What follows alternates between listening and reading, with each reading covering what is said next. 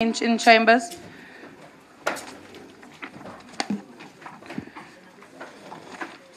The date is the 6th of March, 2023. The time is 10:15. This is a special council meeting of the Mangaung Metropolitan Municipal Council. I move to page 4 of the agenda. I would like to officially open the meeting and call for a moment of silent contemplation for meditation and prayers.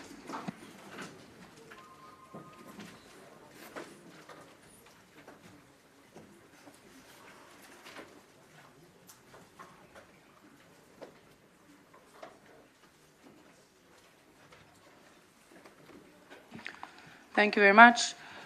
I would like to call for councillors to please observe the rules on page 3 and that all cellular devices and devices be placed on silent to limit distractions. I now want to move to the notice of the meeting. I'm on item 27, page 4. The notice of the council meeting was duly distributed in terms of section 29(1) and rule 5(1) of the council standing rules and orders. And I confirm that all councillors have received their documents and attachments in time. I move to item 28, which is the applications for leave of absence. I've got 2 apologies from my side besides the ones that have been officially received. The NCR fell sick at the airport this morning. She's been treated by the OR Tambo medical team, so she apologizes. She might be late. However, she will send Mr. Nkosi, who is also part of the NCR, to stand in for her. And then the acting city manager had a breakdown last night on his way to Gauteng. As a result, he will be late as he missed the first 6 a.m. flight out of Gauteng this morning. I'm informed that the head of departments are here. So those are the only apologies that I have, or leave of absences that came in this morning. The secretariat has recorded all the others. Thank you very much. And I want to move to item 29, page 4, which is the acceptance of the agenda. Councillor Lotrit, is it a leave of absence? Are you busy with the acceptance of the agenda? You can come in. Thank you. Thank you, Speaker. I just want to ask, why is it not that the microstructure doesn't serve here today, the approval of that? And why is there not a plan serving here today to appoint people in scarce positions? Through you, Speaker, I'd like the acting mayor just to answer that for us, please.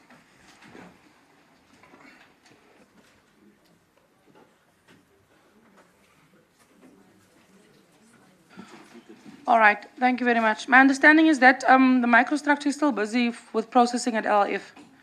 And once it is finalized there, it will come to council. Macrostructure has been approved, and that is the adverts that will go out on this agenda. And that's my last update I have as of last week, Councillor. I've also been on it to ensure that it can come to council. I'm not sure what the holdup is, but I'll be on it with the HOD of Corporate Services, but that's my last update, that it's with the LLF. It's at that level. Once it passes there, it will then make its way to council. I hope we can, even if we have to call a special meeting for that, just to approve that, and every other sort of office issue for employment, it can come. But thank you very much for that inquiry. I'm on the acceptance of the agenda, councillors. The items are reports from the executive mayor under item 31, 4 items, reports from the speaker, 3 items, and then there are no other reports, and then the meeting closes.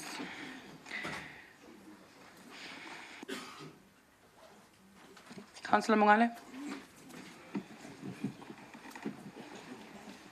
Thank you, Speaker. Speaker, you were on record in the last council meeting where I asked you a question around when are we filling the position of whip of the council. And you said it is this coming Friday. The assumption was that this passing Friday. Now, this meeting of today was supposed to be the one that was supposed to be off Friday. But we don't see it in the agenda. And I don't hear you putting any apology to that effect because you are on record talking about it. All right, thank you very much. Hopefully that issue will be addressed either in the next coming days or as early as next week. there'll be 2 elections happening in the next coming days, either with that one included. Councillor Sobola, are you moving for the acceptance of the agenda? No, Okay. I also want to raise a question regarding the Hansard we requested, the record which we were promised that we will get. I don't hear you saying anything about it, Speaker. We want that record. You promised that you are going to give us a record. We want to hear what the councillor said about Councillor Malebo. Thank you very much. No, thank you very much. I asked that that item be in the agenda. I'm not sure why it's not here, but it is ready. I have the report, I've seen it. So that is ready about that issue. So I'm not sure why the Secretariat is refusing to put it on the agenda, but it's ready, and I've seen it. I'll be on it as well.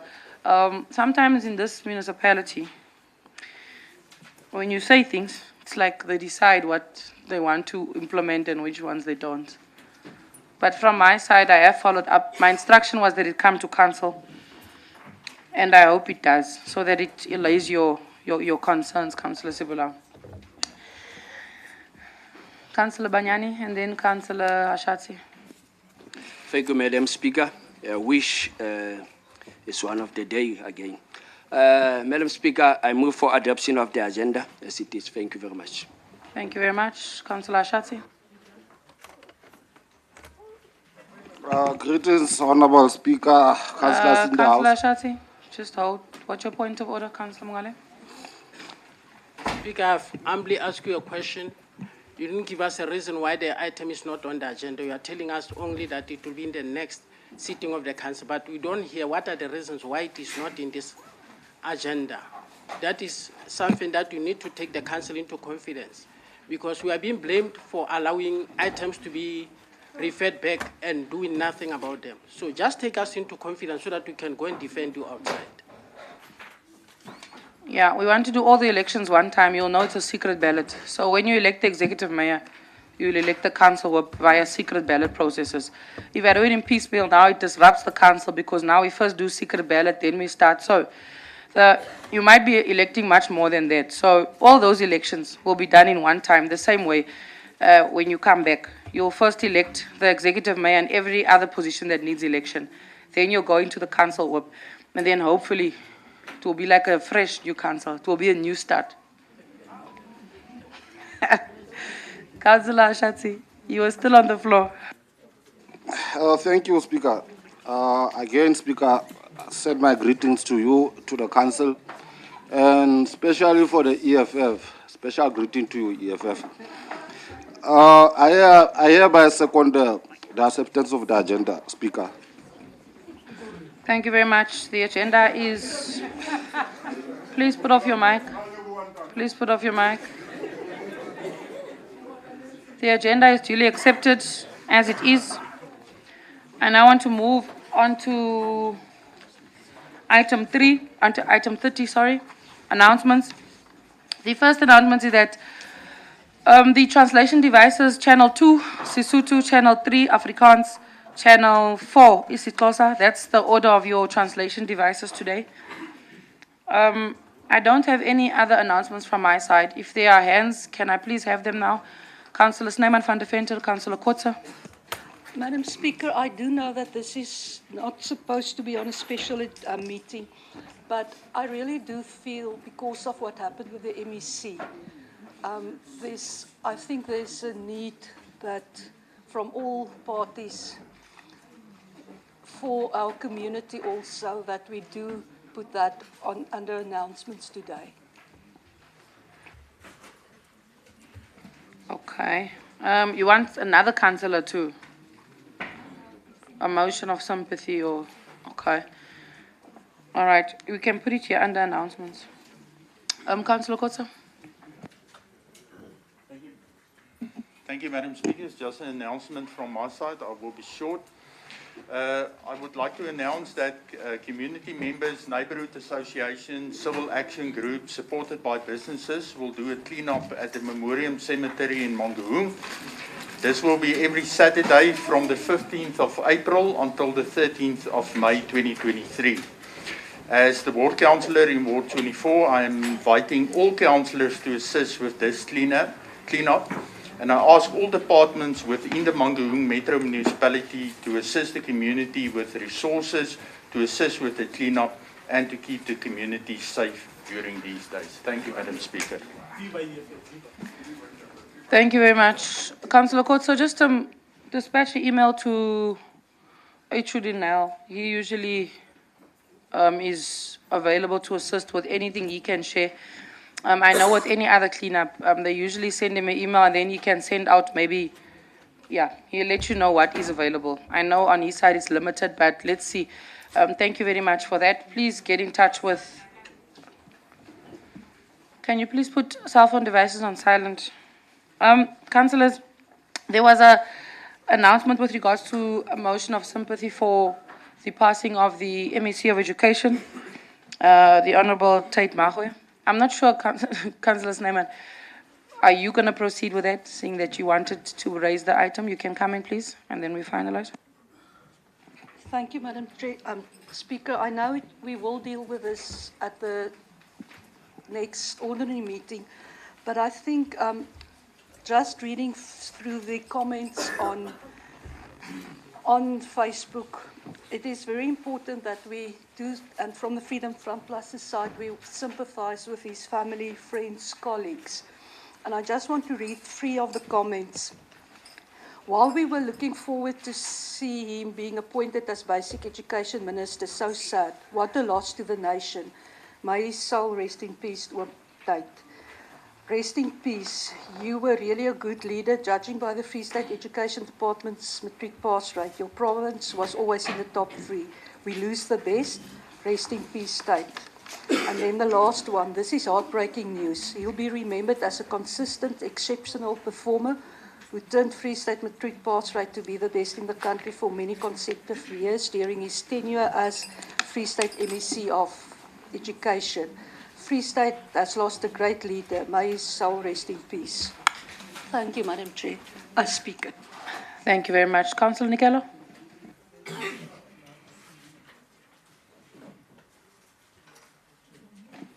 Yeah, thank you very much, Madam Speaker.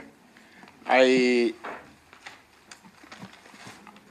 want to thank Professor Snyman first, but also I think, like she indicated and you said, it is important as this August House probably to note with a very deep heart the passing of the MEC for education in the Free State. Indeed, it is a great loss to us, the community of the Free State, to us, the community of South Africa, and Moteo as a district. So to his family, friends, and comrades, we, as the caucus of the ANC, on behalf of Mangaung, are sending our condolences to the family. Thank you very much. Thank you very much, Councillor Nikello. Councillor Rampai, ACDP. Thank you, Honourable Speaker. The ACDP in Free State Province would like to send words of sympathy and condolences to the family of the late Dr. Pule Herbert Mahwe, better known as Tate Mahwe, the Free State MEC of Education. Tate Mahwe was one of the most long-serving members of the Executive Council in the Free State. As a member of the education in the Free State, he helped to make the province one of the best performance province in the executive year. On his watch, the Free State has also, for the longest time, been the leading province every year when the matric results were released.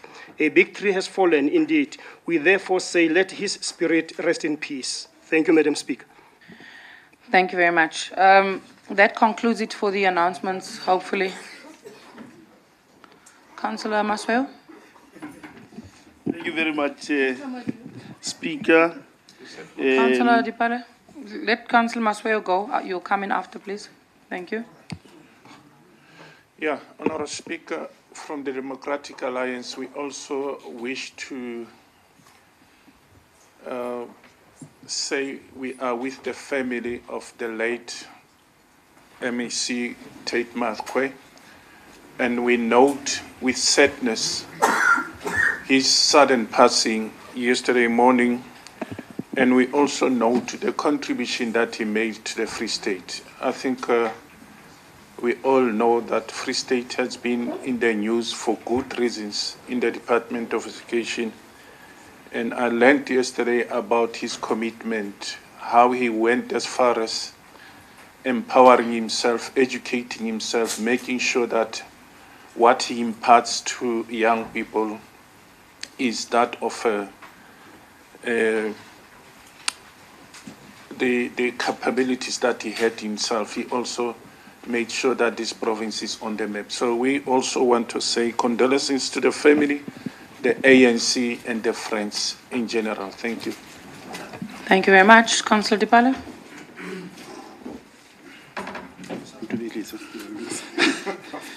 Thank you very much, Speaker. Words of condolences to the family, the wife of a listening leader like Mr. Tate Mathkwe, and to his extended family, which is the ANC. Our deepest condolences from the EFF, Ground Forces, and EFF at large. We are with you on these trying times, and if maybe there's anything that we can be able to assist with, please, our offices are open. Thank you very much. Thank you very much. Councillors, that concludes the announcements part of the agenda. We are going to now move to the reports from the Office of the Executive Mayor. The Deputy Executive Mayor will be presenting them. And then afterwards, after the Deputy Executive Mayor tables the items, I will then go into councillors who drew the item and proceed with the debates on the item. Deputy Executive Mayor, you may come in, please.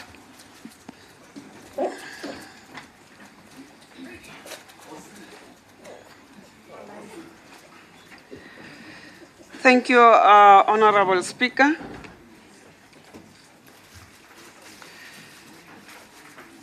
Let me repeat again to you, Honorable Speaker, on this sad day, to the ANC Chief Whip and to all the party whips, Honorable Councillors, to the NCR team, the intervention team led by ACM, ladies and gentlemen, our Mangaung community, and those who are on Facebook platforms, and all protocol observed. Honorable Speaker, allow me to speak about an icon that has shown so much to us in the Free State, which is MEC of Education in the Free State, Ntate Dr. Tate Mathkwe, the husband to one of our employees, Mayor Ivy Mathkwe, who is the General Manager of Mangaung Metro Occupational Health. We are with you, Mama. We know it's not easy to lose a husband when you have children. And we are saying to the children, remain firm, God is with you. MEC Tate Mathkwe is a former chair of chairs in the Free State Legislature, a former MEC of Tourism and Environmental Affairs, a former MEC of Finance, a former MEC of Agriculture, former MEC Public Safety and Security and Liaison. And with those words and all those things that he has done for us, more especially on our children, the legacy that he is leaving, as a municipality was saying, may his revolutionary soul rest in eternal peace. Honorable Speaker, today I address this council in my capacity as the acting executive mayor I have been a councillor and an elected servant of this community in this municipality for 8 years. I am tabling this council item on the heels of Councillor Mkolisi Ashford Sionzana's resignation. I know that you will be speaking about it. And as he resigned as both the executive mayor and the member of this council, it will therefore only be right for me to begin to address by bidding farewell to him. Councillor Sionzana has served this council for well over 15 years in various capacities, notably as a chief whip, a council speaker, deputy executive mayor, and finally, as the executive mayor. And during this period, he has been a loyal servant to both this council and the community at large. He unfortunately rose to the helm of the executive mayorship at a very difficult time when the municipality is placed under different forms of interventions. He could thus not be able to live out of the future he would have hoped for this municipality and his people.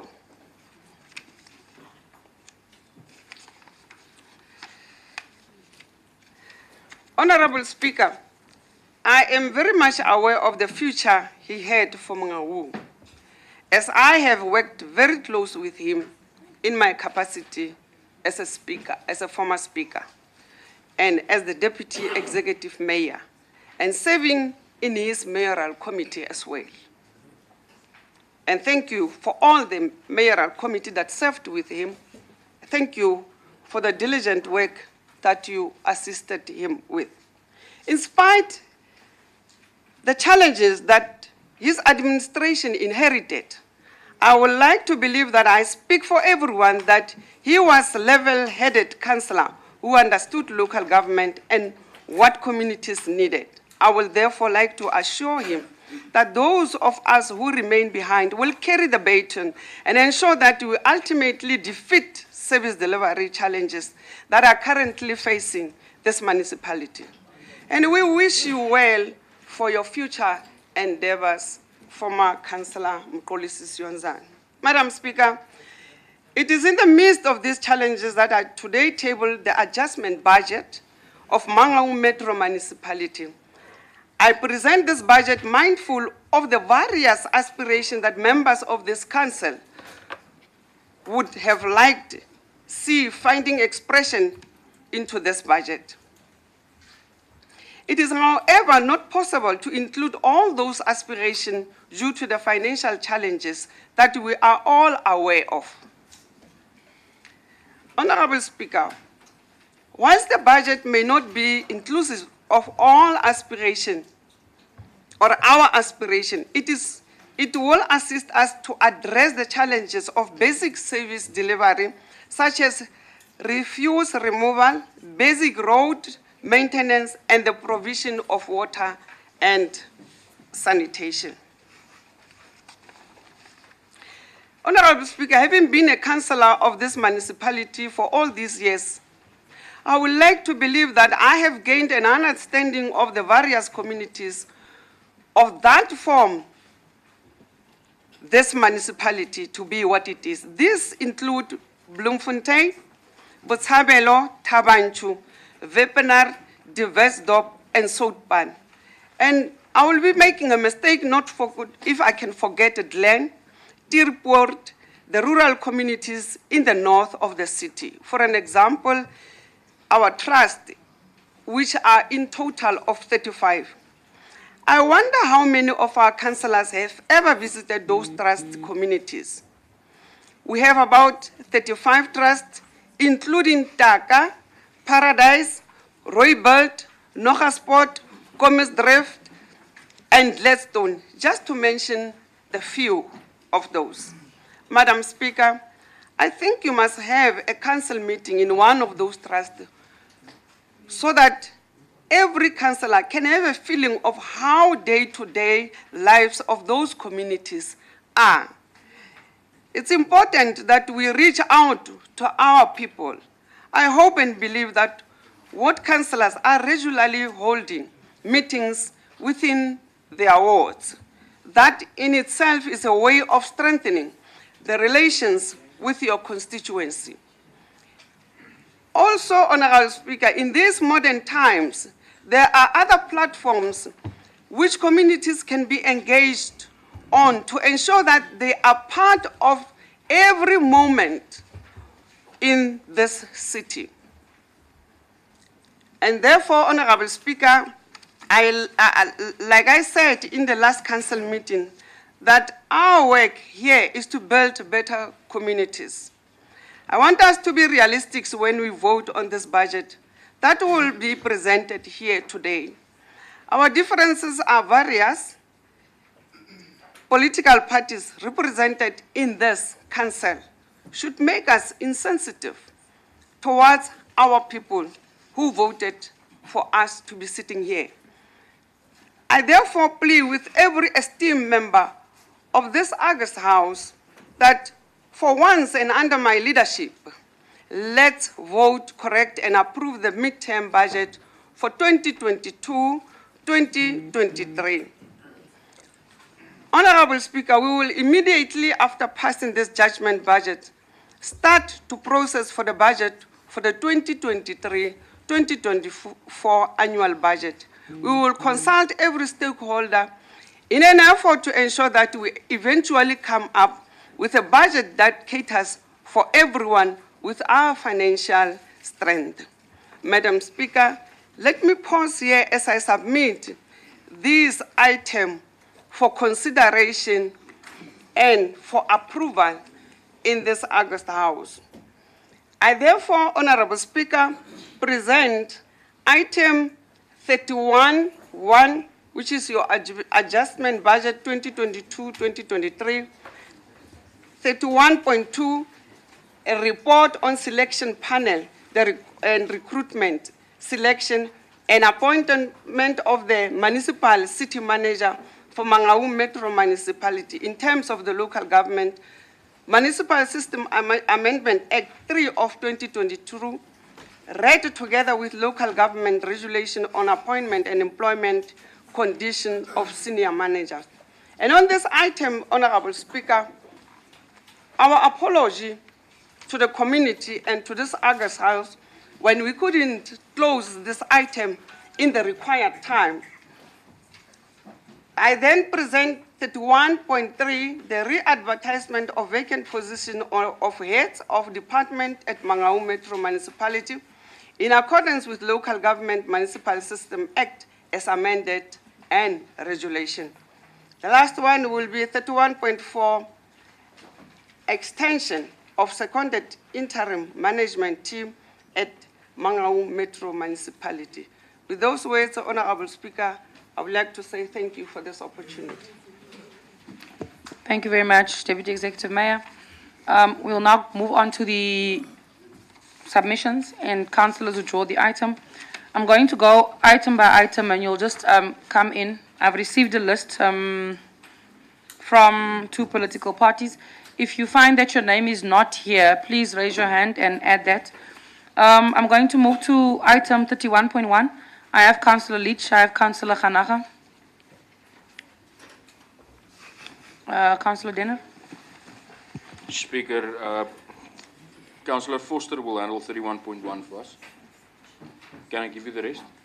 Yes, let's go. Thank you. 31.2, Councillor Snyman van Deventer. 31.3, myself. 31.4, Councillor de Kok. Thank you. Thank you very much.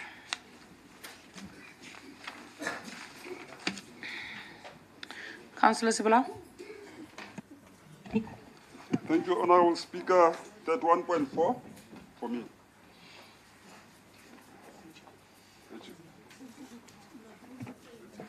Thank you very much. Councillor Shale, Councillor Ramatlama. Thank you. I withdraw 31.3. Thank you very much. Councillor Ramatlama. Thank you very much, Speaker. I draw item 31I, 3.4.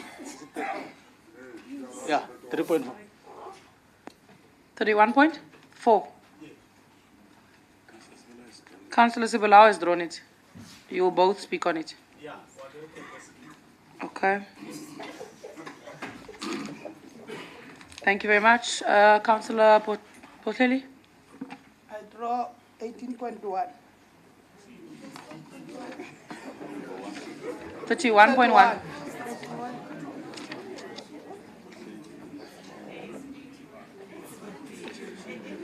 That covers it for the EFF on the executive mayor's items. Please put off your mic, Councillor Potleli. Thank you. Councillor Mongale, Councillor Rampaya, ACDP. Thank you, Speaker. I draw item 31.1 up until 31.4.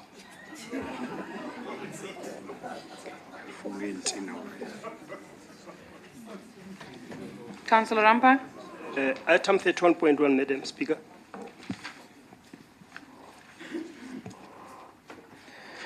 Thank you very much. Councillor Nikelo. Thanks, Madam Speaker. I'm not sure whether you noted this, but item 31.1 for ANC, Councillor Lula Matiti and Councillor Nhlapu. Item 31.2, Councillor Theo Musala and Councillor Shupi. Item 31.3, Councillor Motolo and Councillor Lechuko. Item 31.4, Councillor Peter and Councillor Mabel.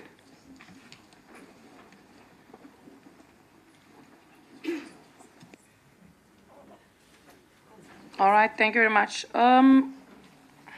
Councillor Denner, you drew 31.3 as right. I put you in accidentally at the. Yes, thank you. Okay. Okay. That covers it for speakers on items. Councillors, Councillor Shale. Thanks, Speaker. Sorry, more item 31.2. Ke kopa we withdraw wa ke di kopantse kaofela mo speeching say 1 le 3. Thank you. All right. That's fine. So I'm going to put you on at item 31.1, Councillor Shale, and you'll then just speak on all the items, right? Or do you wish to speak on, should I bring you in on 31.2? Because you drew 3. So I'm going to move you to 1 or 2. I should move you to 2, ne? And then you'll speak on 2 and 3. All right, perfect. Thank you very much. Councillors, can we start? I've covered all political parties. Thank you very much. I'm going to start in this order, 31.1. Councillor Lulama, and then Councillor Leach, and then Councillor Foster. In that order, please. Thank you. Thank you very much, Honorable Speaker. Honorable Speaker, nama ndiqhwane emswaneni ndithi nxa kuComrade Tate Mahwe hambe kakuhle ndithi nxa kwifamily yakowabo family yakwakhe nkosikazi wakhe uComrade Ivy sithi nxa kuye ngento baveleleyo imbinyani isophule umoya. Thank you very much, Honorable Speaker. Honorable Speaker, I'll repeat again what exactly I said in the last council meeting, that today we are tabling the adjustment budget after we tabled the assessment report to the council, which was really guiding us how should we adjust our budget. The operating revenue, Honorable Speaker, is decreased from 8.81 billion approved by 163.37 million to revised amount of 8.65 billion for 2022-2023 budget financial year. The net decrease is due to the downwards adjustment of electricity revenue and an increase in transfers and subsidies received. Additional income in terms of grants were received by way of discretionary grant from the National Skills Fund, as well as reallocation between operational and capital fund of the USDG and Neighborhood Development Partnership Grant. The amount of 125 discretionary grant that we received from National Treasury, Honorable Speaker, it's one of the grant which is it's really conditionally in our side, because National Treasury indicate what exactly we must use in terms of that discretionary grant: purchasing of fleet, refurbishment of water treatment plant, and resealing of roads. That the amount it needed to be monitored and really do what is conditionally for it. Honorable Speaker, the operational expenditure is decreased by 56.27 million from the 8.16 billion to the reversed amount of 8.10 billion for the 2022-2023 budget financial year. Honorable Speaker, the adjustment to capital expenditure increased from the approved amount of 1.28 billion to the reversed amount of 1.31 billion for the 22-2023 financial year. That is an upwards adjustment of 28.80 million. The capital expenditure funding, expenditure funded from USDG has a net increase of 128.7 million from an approved allocation of 477 million to 60836 million because of the approval of a discretionary rollover approval from National Treasury of amount of 125.90 million, as well as reallocation of USDG and Neighborhood Development Partnership Grant funds from operational to capital of 2.82 million for discretionary grant rollover amount may only be utilized for the following projects. The project that I already indicated, Honorable Speaker. Our own funding, Honorable Speaker, is reduced from 303.27 million to 203.45 million for a total decrease of 99.82 million.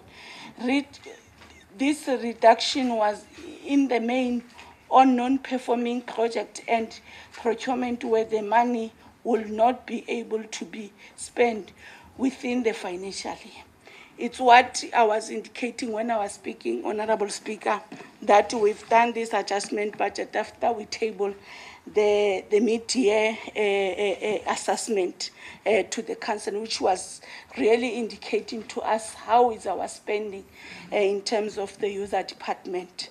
Honorable Speaker, I think in terms of the questions that were asked in the last council, I requested that there must be a note to explain the allowance that the councillors were asking in the council here about the money that they see in terms of the councillors' allowance is explained, is there in the document that we receive. In that, I submit the report and in support of it as the ANC. Thank you very much, Honorable Speaker. Thank you very much. I just would like to note, councillors, there's in the agenda that was submitted, there's a annexure with additional information. The note that the MMC is referring to is in that information. It's A and B, the letter written to the MEC of Treasury to condone the late submission. And then B is the explanatory note on the question of councillors' upper limits. So that is a additional annexure. It's on the agenda that you received when the second note, when this meeting notice was sent. So you were supposed to bring the adjustment budget documents from the previous batch, but on this new agenda today, there's, it's called the Reports of Executive Mayor Additional Information. It was circulated in the last, with the last agenda. So that is the explanatory note that the MMC is referring to. So apologies for not guiding you on that, but it is there. So if councillors need clarity, please refer to those two documents. And then I want to bring in Councillor Leach. You can just move your name tag to in front of you, please, and then Councillor Bottas. Sorry, Madam Speaker. Before I begin with my Okay, speech, thank just you. a point of clarification on the items that you referred to now, A and B. The first one, A, is only to request that we have extension until the 3rd of March. We're already at the 6th of March. Will you be writing another letter? What's going on there? And then in terms of B, yeah, I'm going to talk in Afrikaans because there's no better way to express it. I think it is a groot potstrooi. In all honesty, kom ons werk nou somme en ons praat reguit met mekaar. As jy begin met 'n begroting en jy werk op dit wat die raadslede huidiglik kry, dan werk jy mos dit nou uit vir die volgende 12 maande. Inteendeel, jy weet dat daar 'n moontlikheid is dat daar 'n verhoging gaan wees. So jy werk daai ekstra bietjie geld by. Plus, ons het nie meer 'n chief whip nie, so ons spaar daai geld. Ons het ook nou nie meer 'n burgemeester nie, ons spaar daai geld en tegnies het ons ook nou nie meer MMC's nie, so ons behoort daai geld ook te spaar. So waar in die lewe kom daar 'n addisionele 4.5 miljoen rand vandaan? En dan het julle die audacity om nog te verwys na 'n gazette. Asseblief, reël 'n vergadering en sit dit uiteen. En net so tong in die kies, dit is baie terloops dat die maandelikse bedrag waarmee hierdie verhoog het vir raadslede baie naby is aan die bedrag wat julle wil hê raadslede moet terugbetaal in die raad. So iewerster hierso is 'n slang in die gras en ons gaan nie hierdie begroting goedkeur totdat julle nie hierdie uitsort nie. That's my point of clarification. Now we'll begin with my speech. Madam Speaker, if one would like to see a different outcome, it is common knowledge that one should have a different input. Council didn't approve the adjustment budget, which was tabled before us on the 27th of February, and yet today you present us with exactly the same document. Did the ANC perhaps lodge some deals behind the scenes with other political parties, perhaps giving you the confidence that it will pass today? I suppose the vote will indicate that to us. Back to the document in front of us, the DA would again like to put it on record that according to this budget, an additional 4.5 million was budgeted for councillor salaries and that no gazette was published, nor did the minister give you the mandate to implement such an increase. We would further like to put it on record that this amounts to an increase of approximately 3,800 rand per month per councillor for the said financial year. We can furthermore confirm that councillors are indeed not receiving the money. This leaves us with a question of what this amount is really budgeted for. We will be reporting this to the Auditor General for further investigations, and this brings the validity of this whole document into question. Also supporting the Auditor General's report, which indicated that the financial statements of Mangaung Metro are not credible. Furthermore, it is indicated that there will be a descaling on expenditure and that you will also work on a lower debt collection rate. Yet there's no adjustment on the income projected for property rates, water revenue, sanitation revenue, refuse revenue, or outstanding debtors. It's only the exception of Centlec. Transfers and subsidies was, however, increased by 12.3 million rand, which brings me to the grants and the money lost due to incompetence. Sorry, I mean underspending. Local government equitable share has decreased with 6.7 million rand. Urban settlement development grant, 5.4 million rand. And program and projects by 3 million rand. You furthermore transferred 2.82 million from the operational budget responsible for maintenance and the day-to-day running of the metro to the capital budget. This was sourced from the USDG and the Neighbourhood Development Grant. In terms of own funded capital expenditure, a downwards adjustment was made to the amount of 99.82 million rand. The DA would furthermore like to state that although we welcome the increase on capital expenditure in terms of engineering services with 109 million rand and waste and fleet management by 13.5, it is however alarming that no additional compaction vehicles for refuse removal will be sourced in this financial year. And we would like to emphasize that the day-to-day running and maintenance of a municipality remains its core responsibility. Good financial practices mainly consist of two essential components: the cutting of unnecessary costs and the increasing of your income. The Metro should guard against the wrongful cutting of certain costs directly linked to service delivery and should focus on revenue enhancement through, for example, the mining grant, which could have been used to mine gravel to fix roads, as well as other similar unexploited grants and sources of revenue. In addition, more pressure should be placed on provincial and national government to repay their debt of 1.4 billion rand, as well as private businesses who currently have an outstanding debt amounting to 1.5 billion rand. Thank you. Thank you very much. Councillor Foster, you can come in. Honourable Speaker, all protocols observed. The Freedom Plus will repeat. It is with great concern for the Freedom Plus that the adjustment budget is mainly needed due to the decrease of the operating revenue and not due to additional revenue that have become available over and above those anticipated in the annual budget. The previous executive mayor, during the deliberations for the approval of the annual budget and thereafter, indicated that this budget is his budget and that the adjustment budget would have been presented to this council by the August of last year after the Metro will receive additional funds. Honourable Acting Executive Mayor, where are these additional funds?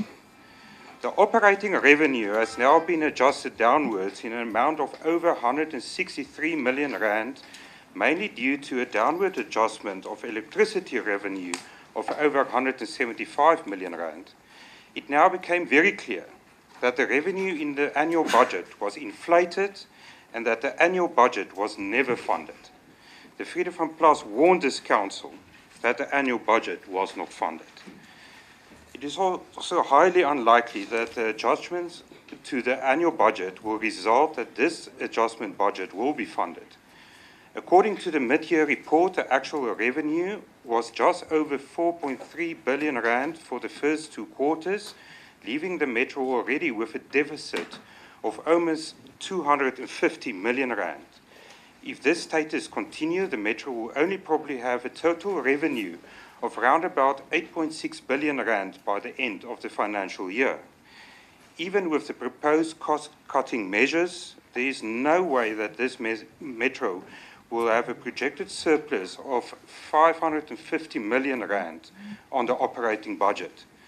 The actual expenditure for the first 2 quarters was already 4.2 billion rand, and if this status continues, the actual expenditure will likely be around 8.5 billion rand and not 8.1 billion rand as projected. That gives the Metro a possible surplus of around about 100 million rand. This is also highly unlikely because it will be highly unlikely that the interest revenue as projected on the outstanding debtors of 300 million rand will be collected. The Freedom Plus welcomes the decrease of expenditure, especially in relation to employee-related costs and bulk purchases. However, the decrease in expenditure should be done correctly so that it does not have a negative impact on good and effective service delivery. The downward adjustment of employer-related costs of over 150 million rand will not have a real effect if there was already overspending on overtime in the first 2 quarters in an amount of over 55 million rand. The upward adjustments in engineering, corporate services, water, waste and fleet management are not there to improve service delivery, Honourable Speaker. It is done to conceal the overspending on the overtime. The upward adjustment for remuneration for councillors by 5.5 million rand and over 890,000 rand for salaries for senior managers are unacceptable for the Freedom Front Plus. It is further unacceptable that there is an upward adjustment for expenditure of a non-functional Metro Police of over 11 million rand. These funds could have been allocated to finance, social services and planning to minimize the downward adjustments in these departments. The Freedom Front Plus welcomes the discretionary rollover grant of 125 million rand by National Treasury. However, will a permanent city manager and CFO be appointed in time, seeing that these appointments are one of the conditions for the rollover? Honourable Speaker, this adjustment budget is a fruitless attempt to rectify the underfunded and unrealistic annual budget. The budget-making process is a continuous process, and this process cannot be successful if it's managed by acting city managers and CFOs. 10 seconds. One acting CFO cannot oversee the process, another drafts a budget, and another implement the budget. And this is happening under the watchful eye of the intervention team. The Freedom Front Plus therefore cannot support this adjustment budget and therefore will not vote for the approval thereof. I thank you, Honourable Speaker. Thank you very much. Councillor Ganaga, you can come in. Morning, Honourable Councillors and Honourable Speaker. I'm going to try to speak from my heart so that my emotion goes through about how I feel about this adjustment budget. En ek kan begin by wat Raadslid Leach gesê het. Hulle gee vir ons 'n addendum en hulle sê vir ons dis 'n forecast. 'n Forecast is 'n voorspelling. 'n Budget is 'n voorspelling van jou uitgawes en jou inkomste. So ek weet nie hoekom gee hulle vir ons 'n stuk papier nie, want dit beteken absoluut niks. It means nothing. All that piece of paper is saying is that that money of the salary is a forecast. A forecast is what a budget is. It's your income and expenditure. So you can actually just take that piece of paper, throw it in the dustbin. I'm not going to approve a budget where it says I'm going to get money that I did not get. It's against the law. So if we approve that budget, month end, not get about 3,000 because I can really budget it. I want it. Because the community out there is saying I'm getting money, but I'm not getting it. The budget is saying I'm getting money, I'm not getting it. So because the budget says I'm getting that money. Otherwise, take it off the budget. The other thing, we had a whole week. Administration could have taken that document. All the suggestions they go home, they go on flights, and they don't shopping they still stuck or tumble. They bring us the same document because we don't have money.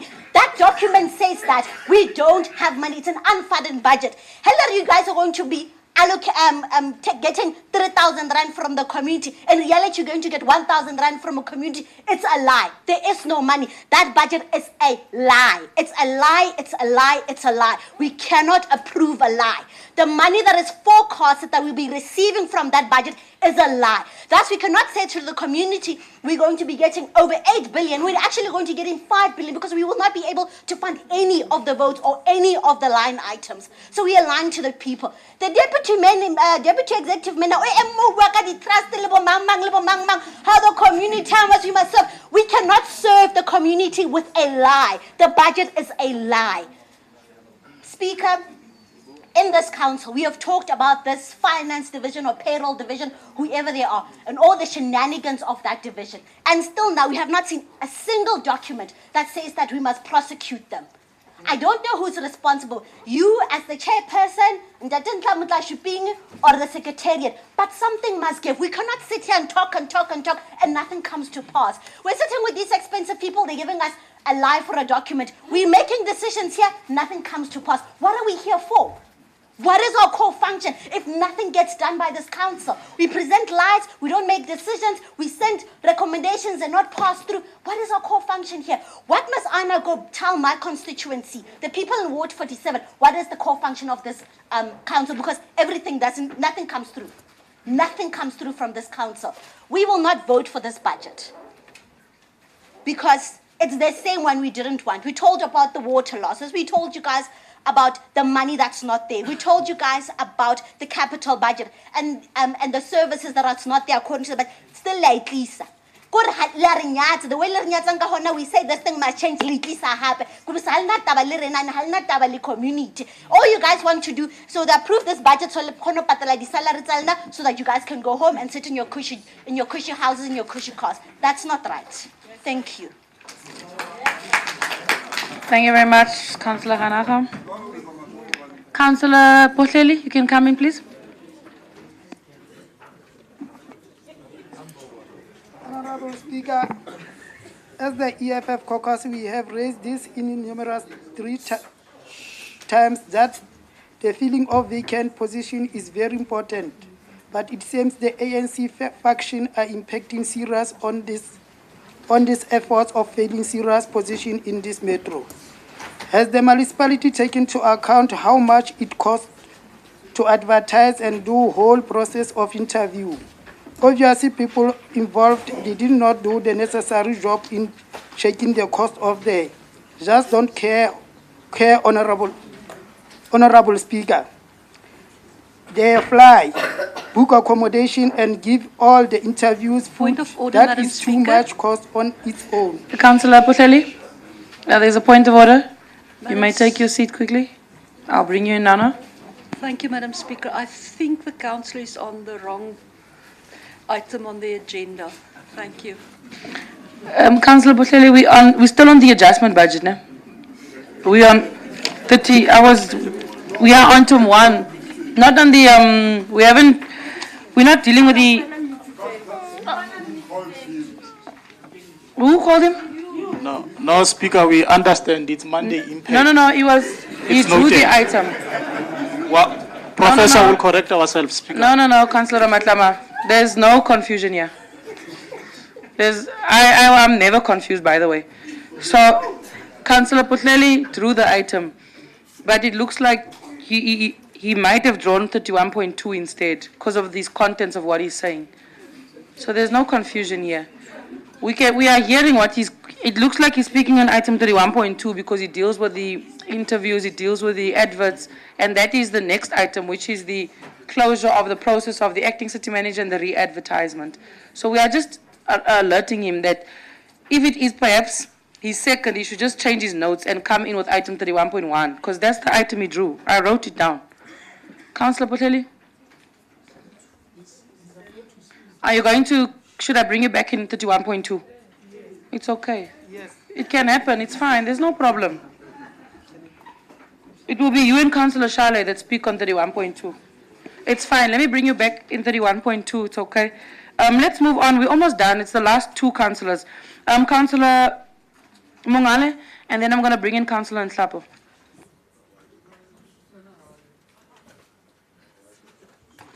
Thank you, Speaker. Speaker, when I look at the capital expenditure of this document, I was tempted that we need to vote for it because I love the fleet part of it. Because municipal workers are suffering and the community is fighting them that they are lazy, while it is not them who messed up. It is us politicians. On the issue of resealing of roads, I was also excited about it because everybody from wherever we come from, we have met potholes along the way. The refurbishment of wastewater treatment plant, it's a matter of, I think it's a matter of yesterday. We can't live without it. We need it as a matter of urgency. But acting executive mayor, you missed an opportunity. I thought you'll correct from the predecessor, your predecessor. Because I've been asking this issue from him to say, let him dedicate this budget to the people of Mangaung, because they're the ones who voted for us here. And we should not be shy about it, should not be intimidated by the presence of people from Gauteng and other provinces. They have their own municipalities. This is ours. If it can be dedicated to the people of Mangaung, maybe we can think about supporting on this particular issue. Because that would mean we would also go to the supply chain policy that will also be dedicated to the people of Mangaung, and will be able to get rid of all elements that are corrupting this municipality. The other issue that we requested, and we were also given the answer similar to the one that Professor Defender raised, even though it is not the same item. We were told that during the adjustment budget of last year, the item of 500,000 discretionary grant for ward councillors, not for me, I'm not a ward councillor, for ward councillors, so that they are able to deal with immediate issues in their wards. And at least, because most of this budget is not talking to their needs, but they are faced with pressure from community. Some of them are newly elected, but they have already been rendered useless. They are being called useless. This one is worse than the previous one, because of the mess we have put them in. Now I'm raising this issue to say the 500,000 that we were promised last year by the then executive mayor, to say, no, don't worry, it will be included on the August adjustment budget. And then during August, he was so dicey, we end up not getting him and catching him on that issue. Now we know you are not dodgy like him. We are raising it with you, with all humility, to say 500,000 discretionary grant for councillors, ward councillors. It's necessary to help them to deal with daily issues in their wards. I'm pleading for councillors because I'm aware that most of them, they are afraid even to go to their homes or their wards because of pressure of being rendered useless by this current budget. I'm raising this issue not because I want to be popular, but we have raised it even in the last budget. We were raising it on the basis that if we don't do it, the councillors are going to suffer. In that meeting, it was rejected by the same ward councillors. After the meeting, we had discussion with them. They said they were not aware of what I was talking about. Now they started to admit that they lost an opportunity. I'm raising it to them now. I'll speak it in Sesotho so that those who could not hear me, they can hear me. Bommele bontate, ena taba ke ya rona. Ke tšhelete di wate ya 500,000, halofo ya million. E fuwang wena wateng ya hao. Hore mona mono o sena ditshebeletso teng, tsena tse tshwana le tsa ho thotha matlakala. Le tsa bo surisena di tlang e fetang ka pela matlo a batho, ebile le ha hao ya feta. Ba ntse ba o botsa no councillor jwang o tloelang le surisi fete ka pela ntlo ya hao.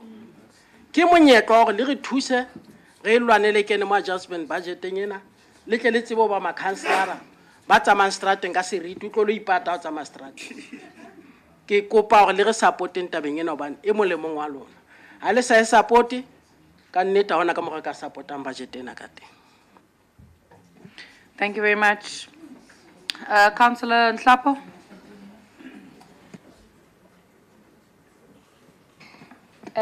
Thank you, Honorable Speaker. Honorable Speaker, one is indeed also charged to speak from the heart in terms of this budget. Before I start, Madam Speaker, I think it is important to register and to also refute this prevailing narrative, especially around the councillors' remuneration. That way it seems as if people are budgeting to do otherwise things except what it is meant for. The Council will recall that we adopted our budget in June 2022. And the Council will also recall that our upper limits served in the specific Council after we had adopted our budget. And although then, which was July 2022, and served before this budget, this Council, yes. Although there were mishaps in terms of the implementation of the upper limits, all of us received our upper limits, although there were different calculations that we saw in the administration. All of us received. So I'll also say it in Afrikaans, almal het gekry, the upper limits.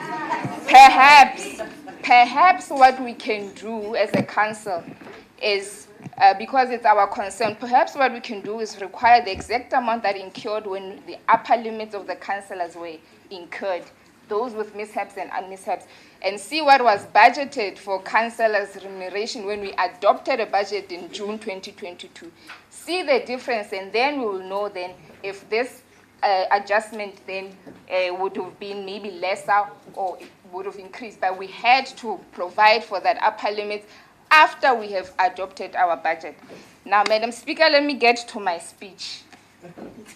Once again, Madam Speaker, today we share with the residents of Mangaung how we seek to adjust the city budget to directly speak to the burning issues of service delivery in our communities. As the Honorable Premier, Datem Kolisi Dukwana, said in the State of the Province address last week, open quote, we must direct our focus to the basic service delivery imperatives, which are reliable and clean water supply, proper and decent sanitation services, regular refuse removal, decent roads, as well as the creation of an enabling environment for job creation.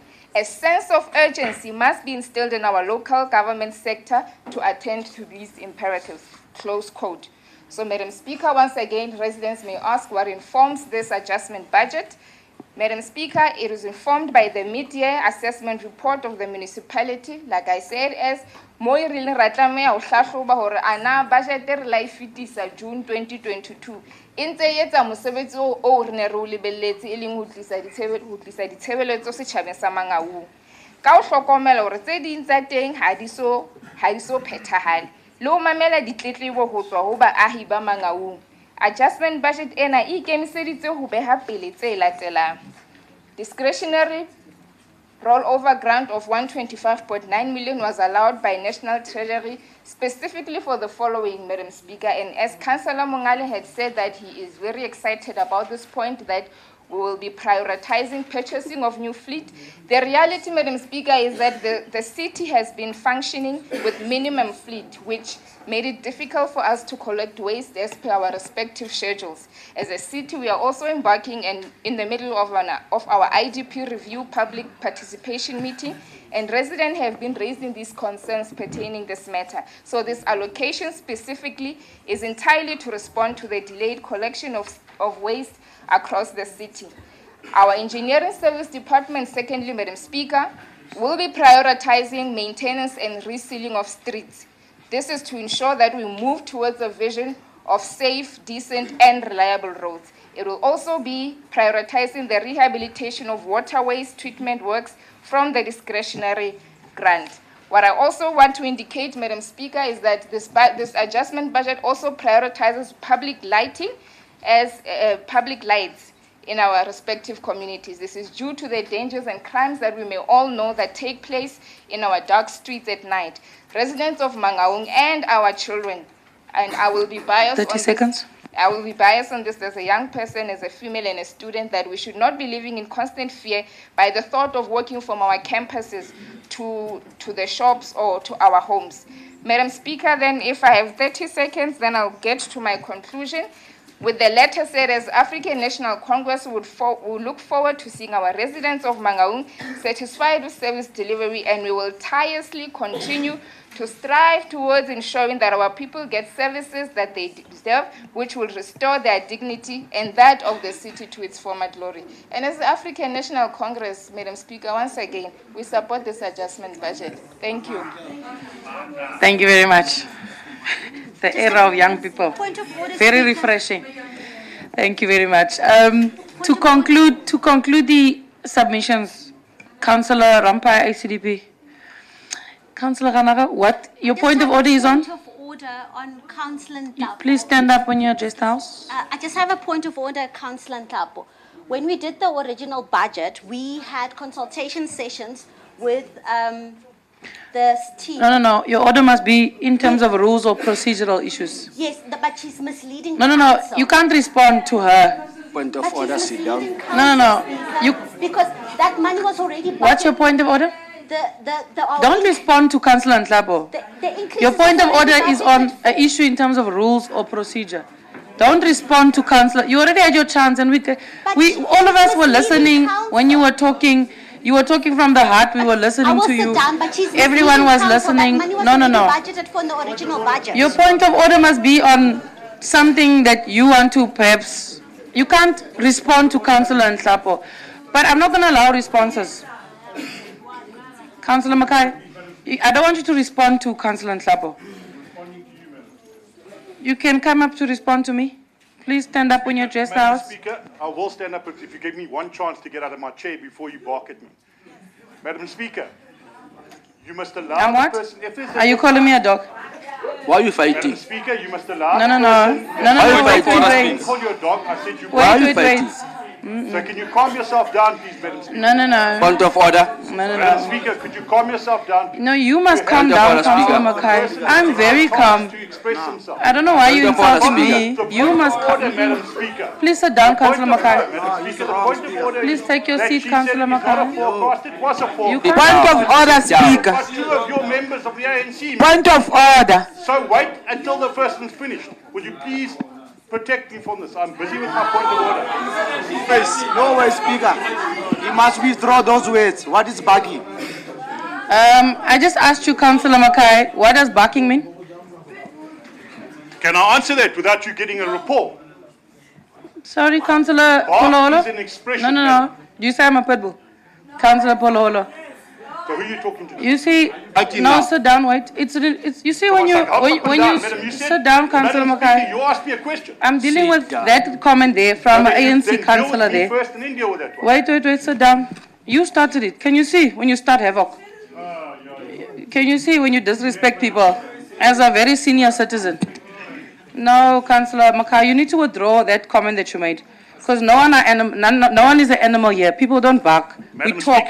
So if you can't address me with respect, then I won't recognize you. Maybe he's barking as he you need to speaks withdraw now. that. It's very offensive. Madam Speaker, let me explain. The No, you Can need you to please withdraw withdraw that. that statement? Madam Speaker, the DA is going for elections. They are very frustrated. That name dropping in. Can you No, please Councillor withdraw? Makai, you are provocative and you are offensive. That's what you are.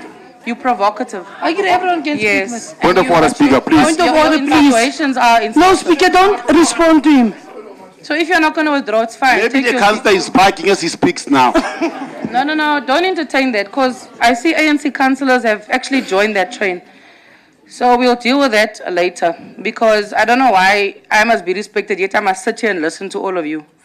So it's okay. If we can't respect one another, it's fine, Councillor Makai. It's okay. You just teach your children out there what it is to treat other people. And what a shame. No, what a he's barking, disappointment. Speaker. Be What a direct, he's disappointment. barking. As an elderly person, you talk to me like that. So I don't know what your issue is. It's fine. Let's continue, councillors. Councillor Rampai, and until you withdraw that, you won't speak in this council, Councillor Makai. Madam Speaker, I withdraw the No. term bark and Until say you shout. withdraw it, you won't speak. Point of order. Listen to me, Mrs. Madam Speaker, I withdraw Point of order. It's okay. I withdraw the Councillor term bark and Mamatle. say shout. And Point of order, Speaker. I'm not elderly. Thank you. Do I look like I walked down with a cane? Thank you very much for withdrawing that. Let's move on, councillors. I'll Thank you, deal with Councillor, for the chief withdrawing whip of the that word. ANC will deal with that other comment from one of his councillors. Councillor Rampai, you can come in. Thank you, Madam Speaker. Let me start by saying the house without a father, Madam Speaker, it will be a disaster.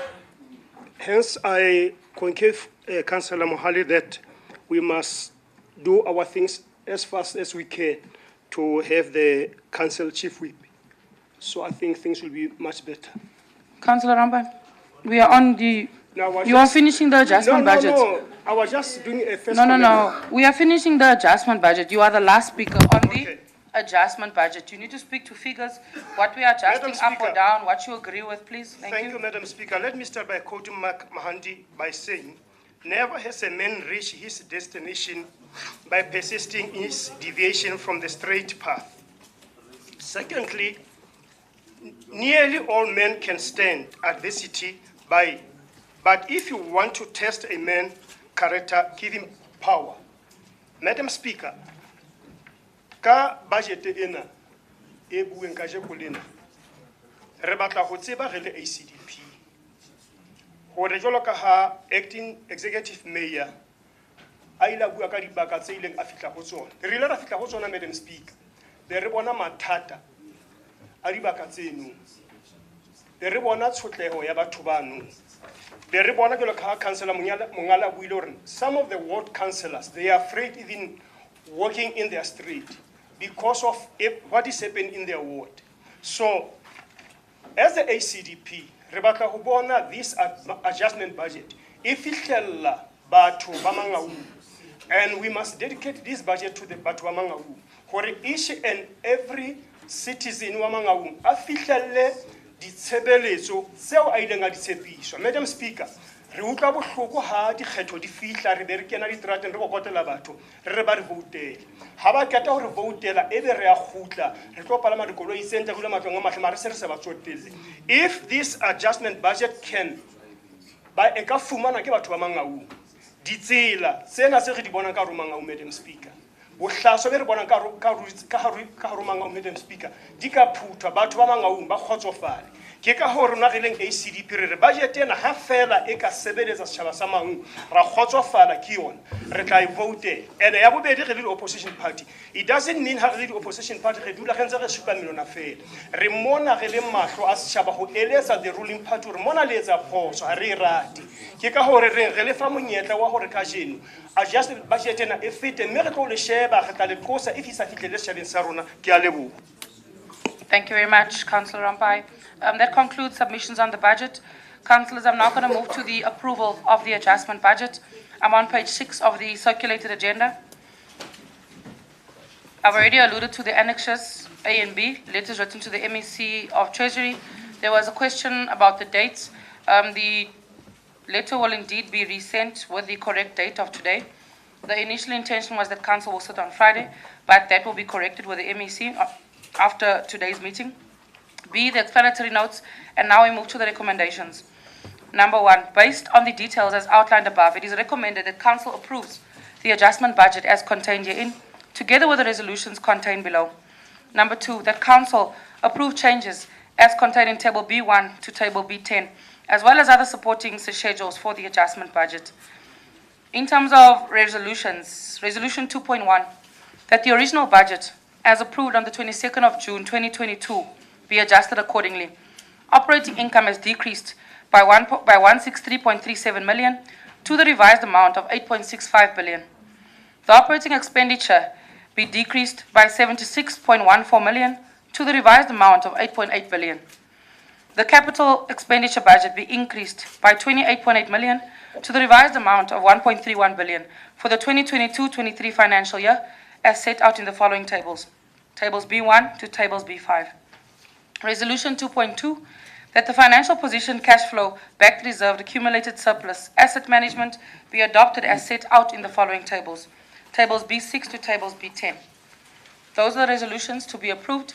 I will now move into the voting process. I want to ask for those in favor of the adjustment budget as tabled. Please raise your hands.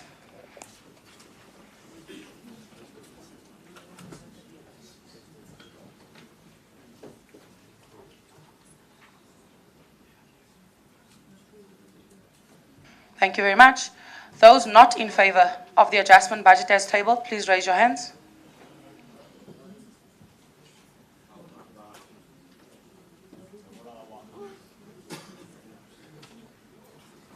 Thank you very much. Those abstaining from the vote, please raise your hands.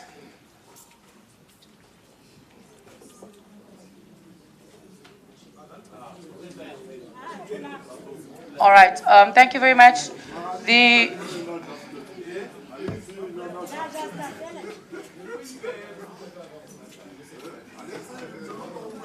Councillor Twane, what are you guys discussing? No, I'm asking because I want to read out the tallying of the votes, and now there's shouting happening across the chamber. My apology. Okay, no, it's fine. Councillors, the tallying of the vote of the approval of the adjustment budget is as follows. Those in favor of the budget, 53. Those against, 29. Those abstaining, 14. The adjustment budget is duly approved. Thank you very much.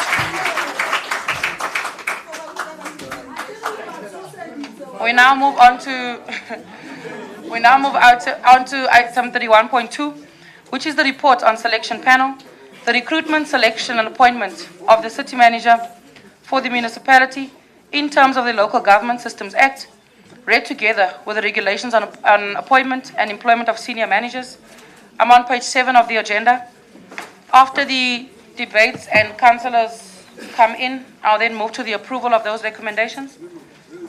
Councillors who are speaking on this item, I've already noted them. I'm now going to start with Councillor Musala to come in, and then followed by Councillor Kotza. In that order, please. Speaker. Councillor Nikelo. Thank you very much, Honorable Speaker. We would like to request a 5 minutes caucus as the ANC before we can deliberate on this matter. All right, thank you very much. The ANC has asked for a 5-minute caucus. We adjourn the council sitting for 10 minutes. Thank you very much. May you please move out to committee room A for your caucus. The rest of the councillors, please stay inside the chambers to prevent disruption. Thank you.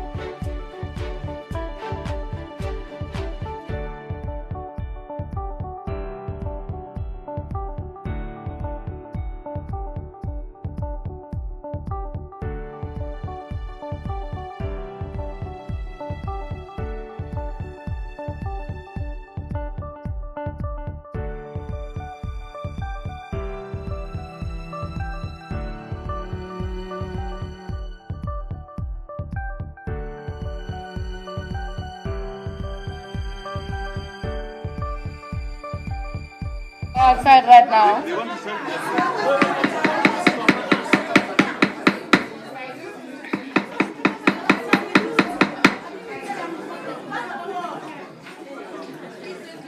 Councillors, thank you very much. Can you please resume the meeting? We have a bit of a issue outside. There's a group of people that want to storm the council. We have come back from the African National Congress has asked for a caucus. They have returned. We'll get the briefing from the party whip now. There's just the acting city manager has informed me that due to the situation outside and the threats that he's been receiving as of right now, he might want to request that him and all his acting HODs vacate the premises immediately for their own safety. It looks like there's targets on certain individuals from his team as well as himself. So for safety purposes, the acting city manager has requested that he vacate the council chamber so that we are able to conclude the business of the day. So if you see them leaving, please don't be concerned for their own safety. Perhaps it is better that security usher them out so that we are able to proceed with the business of the day. Councillor Pretorius. Thank you, Madam Speaker. Yeah, a big concern for us as well is this. We don't see law enforcement. I had to call security that side 10 minutes after the chaos. It's also unacceptable that the law enforcement is not here in council to protect the councillors and the officials. So please make a point that law enforcement must be here to protect us as councillors and the officials.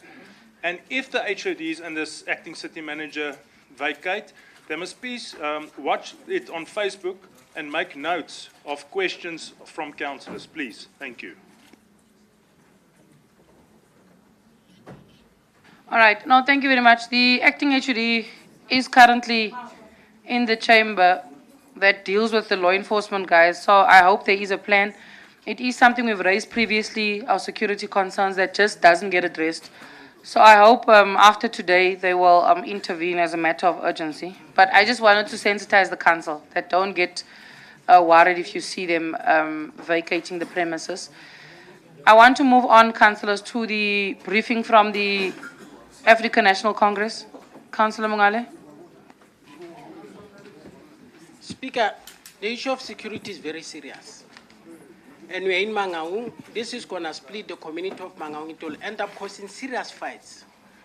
We are saying if there is a group of people that comes here and they are able to reach the door of the chamber, of the council, it means there are people who are conniving with them. Now, the second question is, where is the security that have been paid 11 million per month? Where are they? Where are the police that are always standing there outside every time when there is a council, especially when there is an information that there might be a security threat? One councillor was stabbed. We don't want that incident to happen again where someone loses his life and then we start to act. I'm raising this because all these councillors who are here and officials are also family members. And their family members want them to go home complete as they left home. And our security cannot be threatened by people whom we don't know who are they representing. Especially because we have never had mass meetings in the community where the ideas that they are presenting have been solicited within the masses of our people.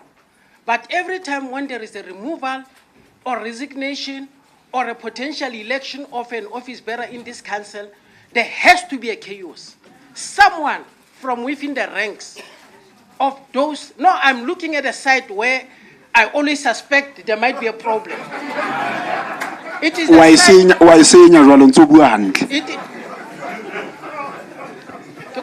chances, Speaker. Conclude, Councillor Mongale. Speaker, I must look at the ruling collision because I need to. Don't even start. Councillor Ngelo, just let Councillor Mongale finish. Okay.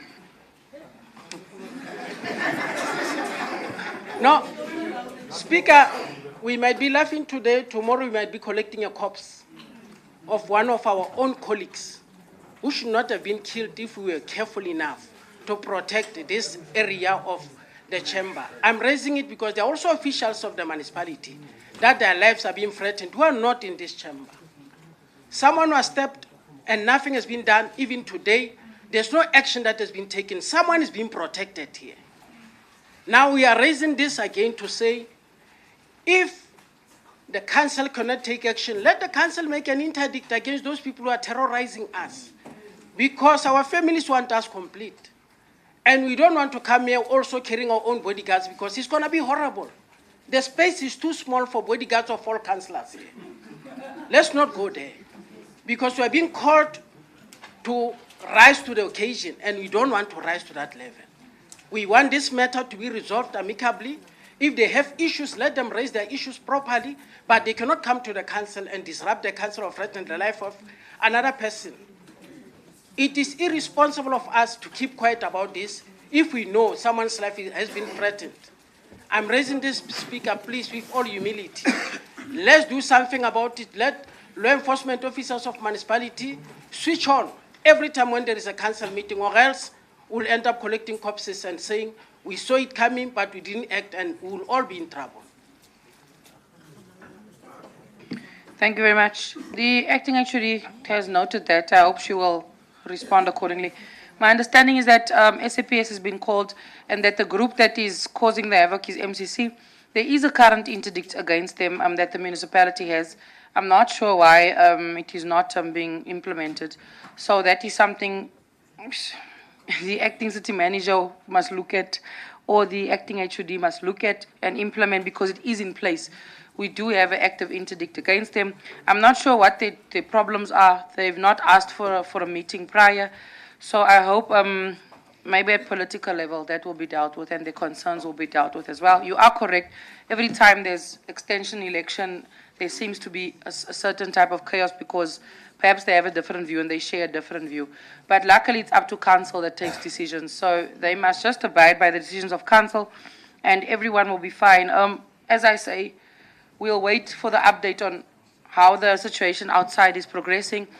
In terms of law enforcement, we are actually the only council that doesn't implement any security measures for council sittings. I know in eThekwini, every councillor has 2 Metro police officials that escorts them and that patrols their houses. All 220 of them have 2 Metro police officials that patrol your house regularly. In fact, they are deployed. Councillor Mongale, you have your 2 Metro police. Councillor Snyman, you have your 2 police. That's how serious they take the safety of their councillors. I'm told in Tshwane as well. In Tshwane, people don't just enter the council chamber. They don't just enter the building. I'm not sure why at Mangaung we take it very light. Perhaps, Councillor Mongale, something must happen to any one of us for people to wake up and understand there's a safety issue in this building. There's always been a safety issue. After a councillor was stabbed in these buildings, nothing happened. Nothing was said. No one said anything, and that's the situation here. So it shows you that this municipality is not serious about keeping any of us safe. Some of our security assessments are still not forthcoming to us. And you see, perhaps they don't want us to be safe. Perhaps the idea is to threaten us so that we subscribe to certain narratives. Because when we raise it, everyone sits here. The national cabinet team sits, they watch us, they look at us. The administration sits, they watch us, they look at us, and it continues. So from my side, I'm not sure what we need to tell people for them to understand what we are saying. I'm not sure what must happen. Perhaps, as you say, they should start attending funerals for them to realize that there's a problem. So I hope the NCR has noted it. The acting HOD of safety has noted it, so that next time in council, there needs to be a proper way of how the chamber is protected. Usually, we used to demarcate the area, acting HOD. There used to actually be law enforcement outside here. They used to close off the entire area. I'm not sure why that stopped and when it stopped, but it used to be there. They used to close the entire area. In fact, the street used to be closed to prevent people from entering. And actually, when there's a council sitting, no one is allowed to enter the building. That used to be standard procedure and protocol. I'm not sure when it changed. I'm thinking when the administration changed, that decision was also done away with. But previously, and this is before both intervention teams arrived, we used to close off the street, we used to close off the building, no meetings and no other things were allowed when council is in process. I'm not sure, Mr. Muteja, when that stopped, but that was always the protocol. So I would ask that it be implemented again, please, and that the acting HOD of social services, who's in charge of law enforcement, act accordingly. I'm told your manager, Mr. Foko, is not here today, which is a concern because if there's a security concern, the manager who deals with that should be here. And he should be able to brief you and respond accordingly and support you. So if that is not done, then I would ask for an investigation on why that has not been done. And you must please use your power and take the appropriate steps you need to take and bring a report to council through the executive mayor, acting city manager. So that's where we are. Can our concerns please be heard this time before an eventuality occurs? Councillor Munyakwani, you can come in and then I want to move on, please. I must bring my own security. I must bring my own security as a councillor. Because always here, councillor. Otherwise, I'll never attend the council. Must be on record. Because if I'm not going to be protected, I'll never attend the council. Because I can see even outside, they are looking for. Why? Why was I as a last studio council? Must be noted, Speaker. Otherwise, before the council, I must get security to not get a council. But so organized like some councillors districts. Yeah, no, thank you very much. As I say, perhaps it needs a bit of a better intervention. Perhaps the acting HOD must direct a letter to SAPS. Perhaps if they have support they can give us, especially for councillors here, they must tell us what they are able to do. As I say, eThekwini deploys Metro Police to every councillor. They don't play with security issues. So perhaps that is something we must look at. How we ensure the safety of our councillors who must come to council meetings and who are under threat. There are councillors whose names are being mentioned in these things. There are people whose names have been mentioned here. So some councillors are exposed to more risk than other councillors, and that is a known fact, acting HOD. It's something that has come on for a very long time. So if those things are not addressed, as I say, I get worried. Even, as I say, security assessments have still not been forthcoming on some councillors that I won't mention. But those things must be concluded if that is an issue. And why is it not concluded? If it's not concluded, we want to know why. So please, I think it's been raised several times, and we need to take it seriously. Councillor Leach, and then I'm going to move on. Thank you, Madam Speaker. Perhaps we should also put it on record that the DA might need extra protection after what I'm going to raise now. And I'd like to refer you to the rules and orders, specifically point 10, general powers and duties of chairpersons. The chairperson at a meeting must reject any motion, proposal, or question which in his or her opinion, and I refer to point 9, may result in unauthorized expenditure. And then I would like to refer to Councillor Hlapu and what she indicated to this House and to the public, and that additional No, money... Councillor Leach. No, I thought you were raising an issue on the security. Madam Speaker, you can't respond to Councillor Hlapu. That item is passed. We approved the budget. This is not with regards to her. I would like to refer you to what she said, and it's your responsibility to note where the expenditure is not correct. So I would like to bring it under your attention, Madam Speaker, at this point in time, that taken into consideration what Councillor Hlapu said, I quickly did the math, and I went back to the upper limits. No, order, Speaker. Order. Point of order, Speaker. I need to bring it under The matter is closed. Point of order, Speaker. And Please total take your amount- seat, Councillor Leach. There's No, a point no, of no. order. Madam You Speaker, can't say no. Take your seat. Okay. There's an Madam order. Speaker, if you But don't there's an allow me order. Now, I will specifically indicate you in my report to the auditor. Point of order. Because according to Please take your Point seat, of Councillor order. Leach. Please take your seats. Let me listen to the order. Let me listen to the point of order. then you You'll allow come me back. again. Thank Yes, you. yes. You're still on the floor. Madam Speaker, I think really we need to call Councillor Leach to order.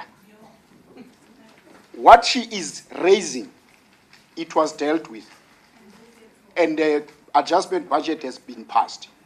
She cannot stand up and bring the matter that has been discussed and then through the window and think, no, that this House will sit down and listen to her. What Councillor Mungale raised and other councillors in relation to what has just happened, it was justified for them to raise those issues, are critical for the safety of the councillors in this House. But what she is raising is totally out of order and totally out of line in what has been discussed. I think she must not just be opportunistic and raise issues that she needed to raise before, that she could not raise when she was supposed to have raised those particular issues. So on that matter, my apology, Speaker, on that issue, I therefore say she must really desist from what she's doing. Thank you very much. Thank you very much. Councillor Leach, the item has passed. Madam Speaker, And perhaps we've then approved it. in terms of Rule 38, I would like to know whether the previous But then council you work can submit it, Rule 38 is still on receiving it. his 1.1 million rand per year instead No, of Councillor the Leach, no. 540,000. You are out of order. And No, Councillor. I would like to We are moved. You can No, take your can we seat. have an order also as well? You can take your seat, Before Councillor. council and before you, No, Madam no, Speaker, Councillor. it's my Order. duty to bring it under your order that You the can missing write to me. amount No, Speaker, you is must not end. You can write to me, 4.5 million, Councillor. it is 8.6 Councillor million. Leach, thank you. Thank you. Councillors, I'm going to close that line. It will not even be entertained because we've passed the item. Can we please move on? I want the briefing from the party whip of the African National Congress from their caucus. And then we are going to move into item number 31.2, please. Madam Speaker, I want to just briefly concur with everything that has been raised by other councillors in relation to the safety issue. Mangaung, it is a national key point when the council is sitting and when everybody is here. So for that matter, it cannot be right that everyone comes and goes as he or she pleases in this institution. And indeed, I want to also share the same sentiment with other councillors to say, it cannot be right that we have to wait for somebody to be killed first before there is something that is being done in terms of making sure that everybody who accesses this building feels safe. And it cannot also be right that our own councillors are being threatened on daily basis when they're supposed to execute their responsibilities. Everyone must feel safe regardless who you are. So for that matter, I also want to say it is really, this matter must be taken very serious in terms of ensuring that our law enforcement do their work and everybody that is here, because we should have known these things will happen if we had the people that are doing their job delicately.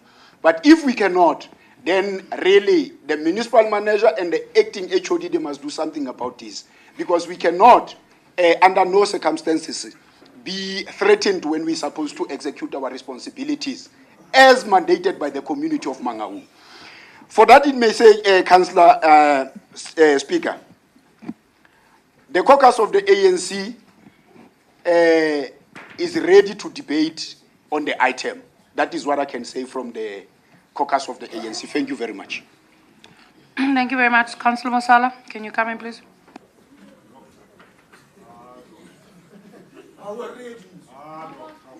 Thank you, Madam Speaker. And honorable councillors, allow me to state that it is upon us to dictate how speedily the selection panel must deliver a report back to council that is lawful. I therefore, Speaker, state that the position of city manager must be re-advertised and the timeframes attached in this report must be adhered to. Before any advertisement, council must appoint the selection panel. The 55 days, if calculated correctly, it is less than 2 months, meaning we may have our city manager by end of May 2023. I therefore submit that the position of city manager be re-advertised after council has appointed a selection panel that is lawful and not illegal. The advert must only run for 2 weeks because we are advertising this position for the 4th time. Speaker, the executive mayor or the acting executive mayor must also inform the minister and the MEC and the MEC the reason for re-advertisement for shorter period. Speaker, last but not least, under recommendation number E, I submit that we add the following panel members. The chairperson, who is the executive mayor or the acting executive mayor, the local government expert, who is Professor Brian Nakedi, the HOD of Provincial Treasury, Messi Singh, the HOD of Kokta, Ntate Sugar Ramakarani, and the Councillor, designated Councillor Theodora Musala. Thank you. As I submit, Honourable Speaker. Thank you very much. I'm going to call Councillor Kotze to come in on the item, please. Thank you, Madam Speaker. I'm just giving time to the EFF. Councillors, please, can we listen to Councillor Kotze, please? Please settle down. Thank you. Thank you, Madam Speaker. This report states that Council need to take note that the selection panel appointed by Council on the 31st of August was not in line with regulations by including 2 councillors as panel members. On the 31st of August 2022, some members of Council approved the item 174.2 proposed recruitment, selection and appointment plan. Madam Speaker, I refer Council to the minutes of the Council meeting held on the 31st of August. I must state that I love minutes because minutes can protect you or bite you on the hindsight. During the meeting, Councillor Lottery provided feedback from a caucus meeting that after much consideration, the DA demanded that the item be referred back, and our request was based on Rule 6.1, the 48-hour notice in the standing rules and orders. Furthermore, that the item be referred to the relevant Section 80 Committee for deliberation, and Councillor Kamfer seconded the proposal to follow proper processes and procedures. Councillor Leach provided clarity. The report had a proposal of a committee to be put together to assist with the selection process, and that should be submitted to the relevant Section 80 Committee. Councillor Davies told that on page 6 of the action plan, it was outlined that the approval of proposed selection panel must only serve before MACO on the 2nd of September 2022 and serve in Council on the 7th of September 2022, which then vindicated what they had been raising. That on page 7 regarding heads of departments, there should have been Section 80 Committee meeting the previous day for the approval of selection panel, and that did not happen. And therefore, the whole process thus far was flawed. Madam Speaker, you responded, and I quote, the Speaker responded that all references to mayoral committee must be removed as Council is the highest decision-making body. Incorrect report, not a MACO but a Council item. The acting city manager must ensure that the report and the action plan align with the decision of Council today. Another due date, 23 December 2022, was surpassed by the Mayor and Acting City Manager. Madam Speaker, today Council need to approve the extension of the intervention team, or better known as the Rescue Rangers, for another 3 months. This metro is being run in the same manner as Eskom because we keep extending contracts for everyone to eat into the finances of Mangaung. Madam Speaker, MPAC needs to investigate who should be held accountable for the fruitless and wasteful expenditure for the amount of 205,418 rand. The DA requests MPAC to investigate who voted for the item to continue, and I quote, Councillors voted as follows on whether to continue with the item or refer it back. 64 voted in favour for continuation with the item, 28 against, and 2 abstained. Madam Speaker, die groot probleem in hierdie raad is nie om inwoners te dien nie, maar is egos wat elke maand gepoleer moet word. To conclude, the DA would like to mention that the EFF, the ANC, and all their alliances in the opposition supported the item on the 31st of August, after the DA tried to assist Council to follow the rules and proper processes. I thank you, Madam Speaker. Thank you very much, Councillor Kotze. Councillor Masala just didn't go into detail. You actually assisted by the reasons why Councillor Masala is saying, let's rather close that process and restart the process due to all those issues. So thank you very much for that. Councillor Ganaga and then Councillor Snyman van der Venter, you can come in. Would like to speak, but it's actually Councillor Comfort. I just want to say, correction to No.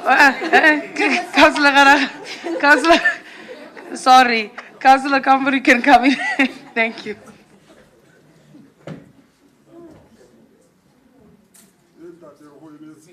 Councillor Comfort, you can come in, please. Thank you, Madam Speaker.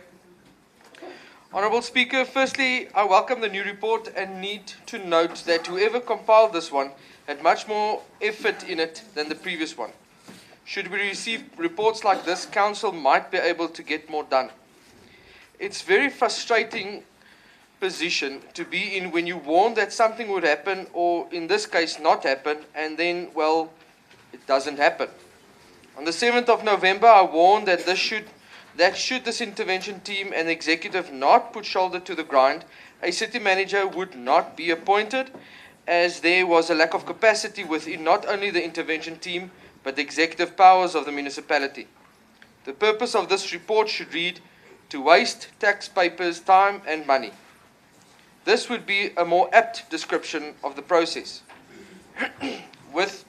Within the report, the current NCR contains that the selection panel appointed by Council was not in line with the regulations, and that the previous NCR, Mr. Paul Maseko, was wrong not to say anything during the said Council meeting where the decision was taken.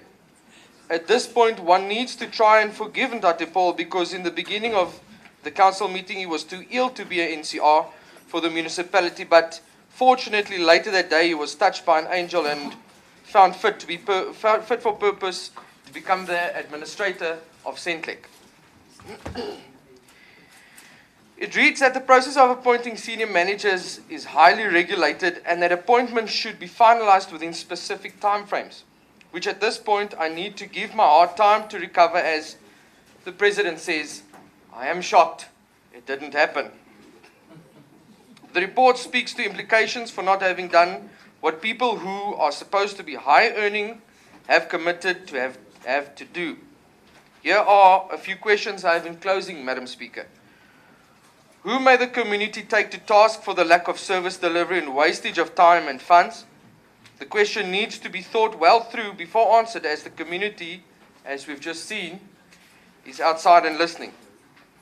The report shows that the first and second process cost about 130,000. Who will be held accountable for these costs? The third process is going to cost the city about 74,000. Since we are not the reason for having to pay these costs, will the people responsible for the fruitless and wasteful expenditure of the first two rounds also be held accountable for these costs?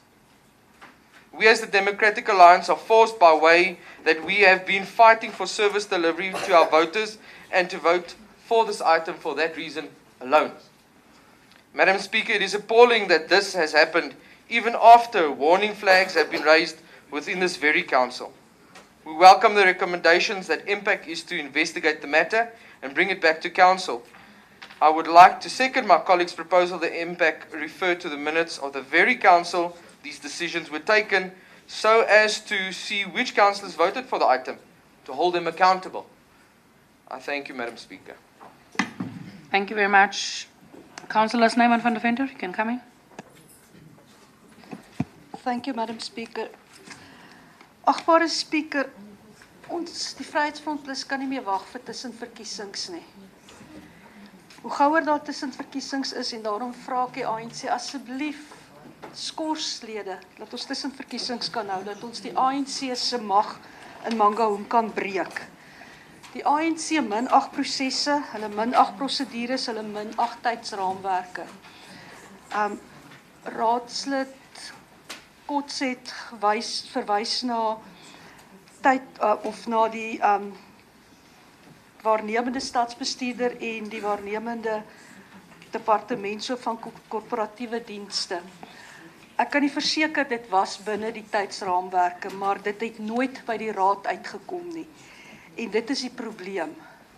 Die ANC, because of their mismanagement, they tend not to bring items to council if the result is not what they want. And the acting executive mayor eloquently referred to financial challenges and service delivery. And I agree with the previous speakers with reference to fruitless and wasteful expenditures, and to the previous meeting where there was reference by the NCR to wasteful and fruitless expenditure. When that is investigated, please also make sure where the instruction, dankie, where the instructions came from. Why did the mayor not let these items serve before council? I can explain to you why not. Because it's kind of the following, en ek gaan dit in Afrikaans sê. As my kandidaat nie die nommer 1 op julle lys is nie, dan bring ons dit nie raad toe nie. Dan hou ons dit terug, totdat ons die proses so kan vertraag, dat ons mense die posisies kan aanstel. And that brings me to another problem. And that is, we now have the mayoral committee member for corporate services nominating herself, I guess on behalf of the ANC, but there's a huge problem with that. There's always also reference to the executive mayor. Hopefully, if we have a real executive mayor, she won't be the mayoral committee member for corporate services anymore. And hopefully then a council decision will be implemented where we ask for an investigation into her involvement in certain issues. And because of that, I also a question, was that now a change in the proposal, in the recommendations? So we need somebody to second that. There was a proposal from the DA and somebody seconded that. I really hope nobody will second that Councillor Musala will be one of the committee members. Councillor Musala, no, don't speak to each other. You speak through the chair. Point of order? Councillor Sneverton, Councillor Musala didn't raise a point of order. You can conclude. Can she withdraw what she said? Councillor Musala, what did you say? I didn't hear it. Councillor Musala, can you clarify what you said to Councillor Snyman van der Ven? And I'm not going to withdraw. Because clearly, Councillor, if it's offensive to another councillor, you must please withdraw it. And if it causes offense, you must please withdraw. Speaker, it's offensive for Councillor to speak ill of my name in my presence when I have never been charged for anything by this council or by anyone. So she must start first by withdrawing what she has been saying about my name. She is the one who's been speaking ill about me, and I've never been charged. Councillor Snyman van der Ven, what charges are you referring to? Can I repeat? I'm asking that the council decision that there will be an investigation be implemented. Thank you very much. I did not say that there was anything more than that. It would also help a lot if ANC councillors listen to what we say. Agbare speaker, om af te sluit. Hierdie is nou die hoeveelste keer dat ons gaan probeer om 'n stadsbestuurder aan te stel. Dienslewering kan nie plaasvind as ons nie 'n permanente stadsbestuurder het, permanente departementshoofde en 'n permanente hooffinansiële beampte nie. Ons kan nie in 'n begrotingsproses gaan as ons nie hierdie mense het nie. En daarom is dit noodsaaklik dat die proses wel voortgaan. Die Vryheidsfront Plus kan egter nie daarvoor stem nie, veral nie as ons kyk na die lysname wat die ANC voorgestel het nie. En dan sal ons graag wil vra, sou dit gebeur dat daar gestem moet word oor die paneel, dan wil ons graag die vorige burgemeester Thabo Majoni voorstel as die een van die paneellede. Dankie, agbare spreker. Okay, thank you very much. So, I must just get the proposals in order. And Councillor Masala has proposed an amendment be made, which is the inclusion of panel members. So, Councillor Snyman van der Venter is proposing that we include Mr. Magnoni in that. Councillor Kamfer? Thank you, Madam Speaker. Just on a point of clarity, I understood that the MMCs aren't the MMCs anymore, and you said she's the Councillor, Honourable Councillor Masala is the spokesperson, and she's the MMC for the Directorate. Is this so? I just want clarity. No, I didn't say She's that. no longer, no. You introduced her as the spokesperson for it as she's the MMC. So No, just no, want no. clarity. No, councillors, I was recognizing councillors who wish to speak on the item. Just because I put her first, it doesn't mean there's an invisible title. Just making So then sure what every you first said. person is then a person here. Then Councillor Leach is then MMC Finance then. No, Councillor, I didn't say that. I didn't. We all know that when the executive mayor resigns, the MACO is dissolved. There are no MMCs currently. All of us are normal councillors. Say for myself and the deputy executive mayor. The rest are in Section 79 chairs because they are directly elected by council. So technically it's just the 7 of us who have our previous titles, but the MACO is dissolved, and that's the item that's part of my items. We are aware of that, it's okay. Councillor Masala was just speaking first on the item and proposing an amendment. So there was there was no implication of anything, councillors. Can we not open issues, please? I want to finish the submissions.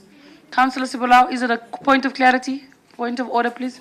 No point can of come in. order, Speaker. I just want to support what Prof. Snyman has just said with regard to the MMC who elect herself to the panel. Former MMC. There's no MMC, Councillor Sibulau. Former MMC Speaker. Point of order, Speaker. Let this council Please decide. take your Let this seat. There's a council point of order on your point of order.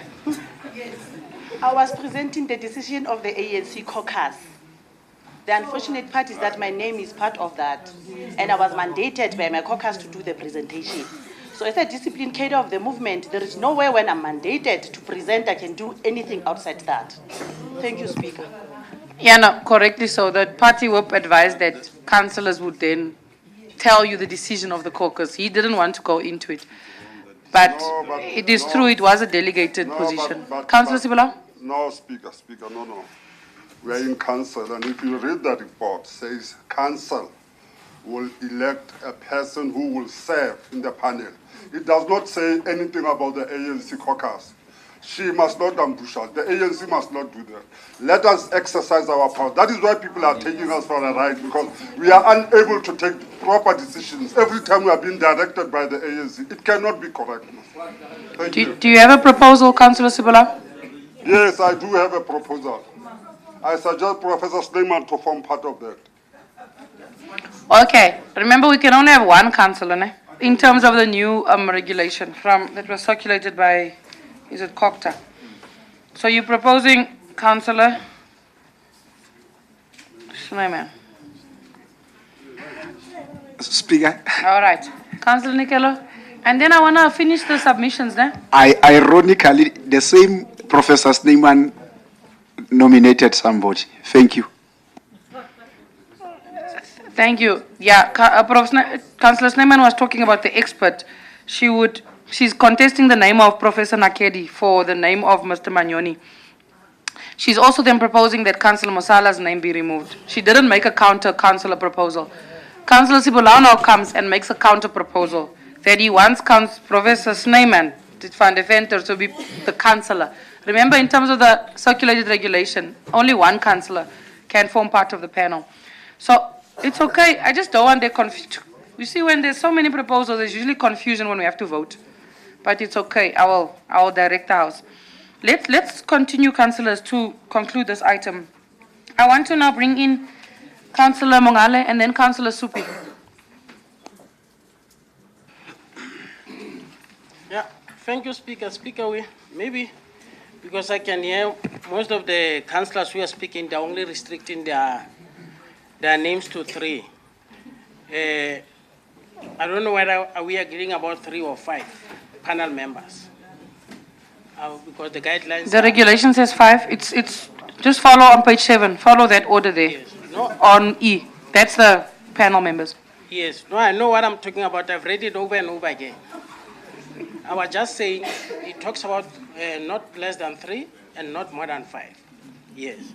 Now, firstly wants to second Professor Snyman on the issue of local government expert, that it should be Mr. Thabo Manyoni, as he's having more years of experience in the local government than the person mentioned as Mr. Brian Nakedi.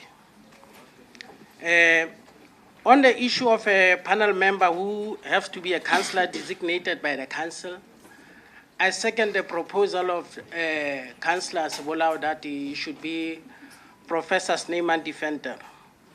We are bringing that. Also, we've cautioned that we need to bring people who are experienced in terms of making sure that we appoint the right people, because we are a metro. If we don't do that, we run the risk of collapsing this metro by maybe dealing with apprentices instead of dealing with seasoned people. And then we'll also deal with the others, because we need also to fill the other 2. The other 2 names that needs to be filled. I think there needs to be also a submission on those. But I also wish to raise the issue that under the same item, that we need Speaker. It is you who will help us in terms of tracking of resolution. We raised it last year to say our resolution needs to be tracked. Because if they were tracked, we couldn't have been having a debate of whether was there a particular councillor who was supposed to be investigated, and that investigation had to reach finality. And maybe so that she can go on with her life, whether she's found guilty or not. But the matter was not yet processed to its finality. And that matter needs to be processed, because we can't take a risk of putting someone in a committee whose name is already in question, because we are under section 1397. National is watching us, and they'll be asking us, councillors, were you not aware that you are appointing someone who is under investigation?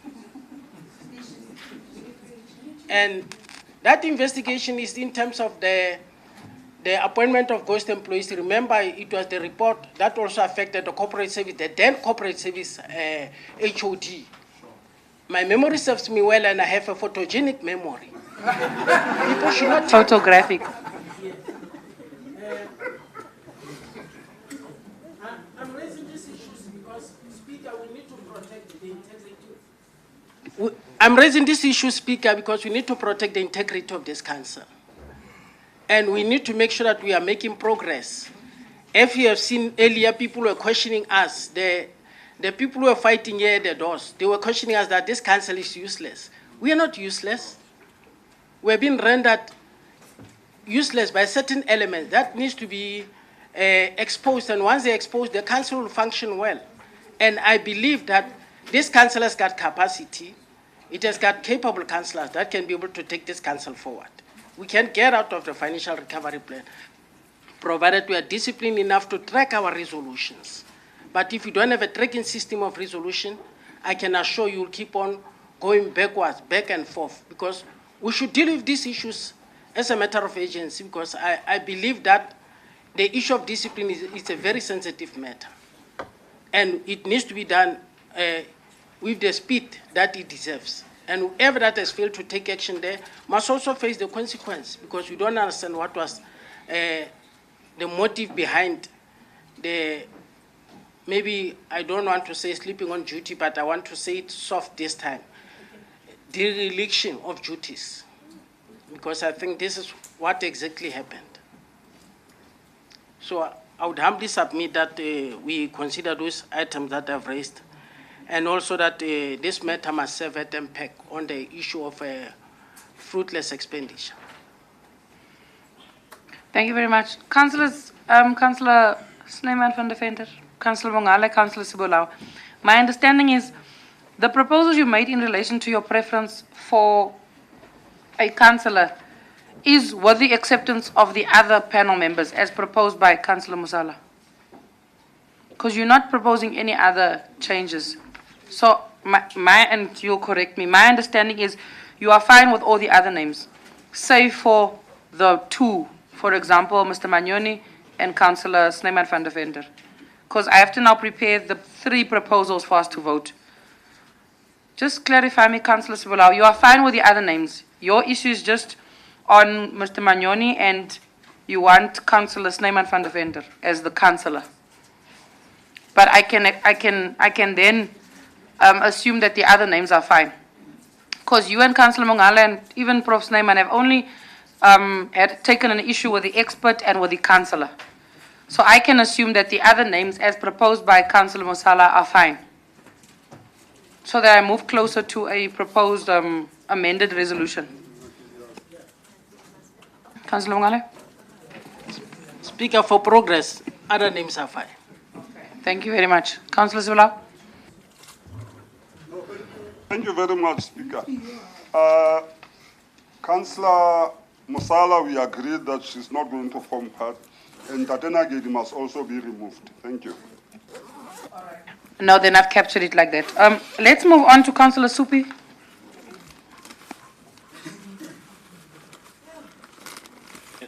Thanks, Honourable Speaker. As a mandatory position of the ANC, I support the amendment made by Councillor Musala. Speaker, it is important for one to can raise this issue. It is not correct for the council to can raise a name of individual sitting with us on numerous occasions without processing if that's the merit of the case is there for him to can be able to can respond.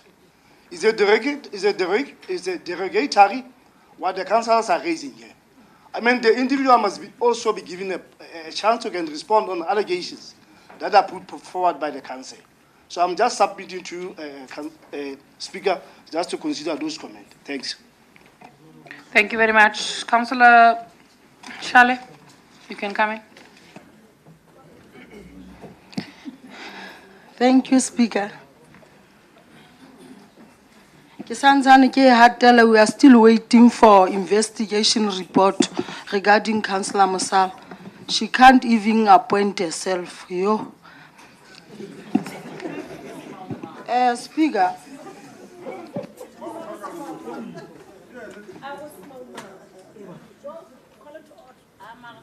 Councillors. I withdraw, Speaker. Councillors. No, councillors. You can proceed, Councillor Shale.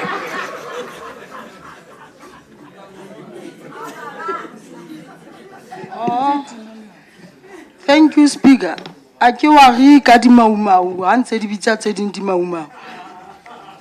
Speaker, we have noted 2 reports of the former executive mayor or mayor of Mangaung on the recruitment and appointment of the city manager and read advertisement of vacant positions of heads of department. The politics of ANC reliance inside and outside of this chamber has caused more harm than good of this city and its citizens. To date, we still do not have ACM, not because we appointed an useless panel, but because Southern Sun Detachment is not happy about preferred candidate. Point of order, Speaker. You can take your seat, Councillor Musala. Can she please explain to us what is Southern Sun Detachment? And please, it's not reliament, it's relier, not rely. Please, man. Realignment. Councillors, no. It's not a language. Councillors, we mustn't refer to other organizations and businesses in council meeting that are not related to the item. We are on the item of the re-advertisement for the city manager. Let's stick to that. Don't go into other areas, because now you then raise points of orders and it derails the discussions. Remember, there are Facebook people watching, so they are following the discussion. So please just stick to the item and let's conclude, Councillor Shale. Thank you. I'm on that item, Speaker, don't worry.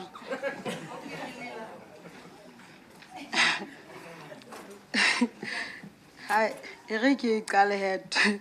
To date, we still not have ACM, not because we appointed a useless panel, but because Southern Sun Detachment is not happy about preferred candidate, Kaiser Sebotelo House, to stall the processes so that... Councillor Shale, but I already called you to order on that. No. It's okay. Your time is anyway finished. Take your seat. Thank you. Councillor Shale, because you refused to abide by what I guided you on. Now you took it even further. You now went further to mention irrelevant things. So what I did call you to order on that. You are refusing to listen to that. Who? You. I refuse to listen to who? To what I'm saying to you about What sticking are to you the saying, item. Speaker? No, Councillor. Sit down, thank you. Councillor Posledi, finish the submissions. You can come in. No, it's okay. Your time is up anyway. You've wasted all your time. It's already 5 minutes. Speaker, Councillor Shale, thank you. Councillor Shale, thank you. Speaker. Councillor Shale, thank you. Allow your colleague to come in, Councillor Posledi. He'll finish what you wanted to say, because your time is up now. Your time is over. You can't say my time. No, councillors. So I just want to continue No, with my councillors. speech. Councillor Shale, take your seat. Thank you. Acting Mayor. Councillor Shale, thank you. Thank you. No, thank you. I didn't recognize you to continue. Please take your seat. Then you can stand, it's okay. Councillor Potleli, come in. Continue to speak. No, Councillor.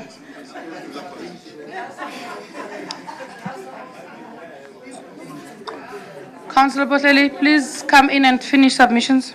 Thank you, Honorable Speaker. Honorable Speaker, as the EFF caucus, we have raised this in numerous times that the filling of what vacant position is very important. But it seems the ANC faction are impacting seriously on these efforts of filling serious position in this metro. Has the municipality taken into account how much it costs to advertise and do the whole process of interview? Obviously, people involved did not do the necessary job checking the cost of the, just don't care. Honorable Speaker, they fly, book accommodation, and give all the interviews food that is too much cost on its own. Today we have serious non-service delivery in Mangaung and this re-advertisement. Also I have negative impact. To that, why are we being played ticket by ANC? We really don't understand why. They think we are idiots. Firstly, where is the report of the initial panel after conducting interviews? We believe that the council has to be given a report from the panel. The panel selection was incorrect and we suddenly have to re-advertisement again. Secondly, we have a sleep city manager who things pass through him without realizing or scrutinizing them, and therefore making us the council aware. Thirdly, the item showed one signature, therefore it is null and avoid to begin with to be presented in the council. We therefore, as the EFF Mangaung caucus, will not be supporting this item, and we reject the name of Councillor Musala as there is a pending case against her. Hence, she not part of the first panel. Thank you. Thank you very much, Councillor Potleli. Councillors, why are you doing that? I've got two proposals, councillors. I'm leading to the conclusion of the item for us to move on. I'm on page 7. Please follow me there. Page 7 of the circulated agenda. I'm going to read the amended two proposals. We are going to vote, close the item and move on. On page 7, the recommendation is that council, and this is now the first recommended amendment. All resolutions remain the same except for resolution E, which is the addition of names. So, on resolution A, that council note the process embarked upon by the selection panel as mandated by council on the recruitment, selection and appointment of the city manager. B, that council note the report on selection, recruitment and appointment of city manager from the National Cabinet representative.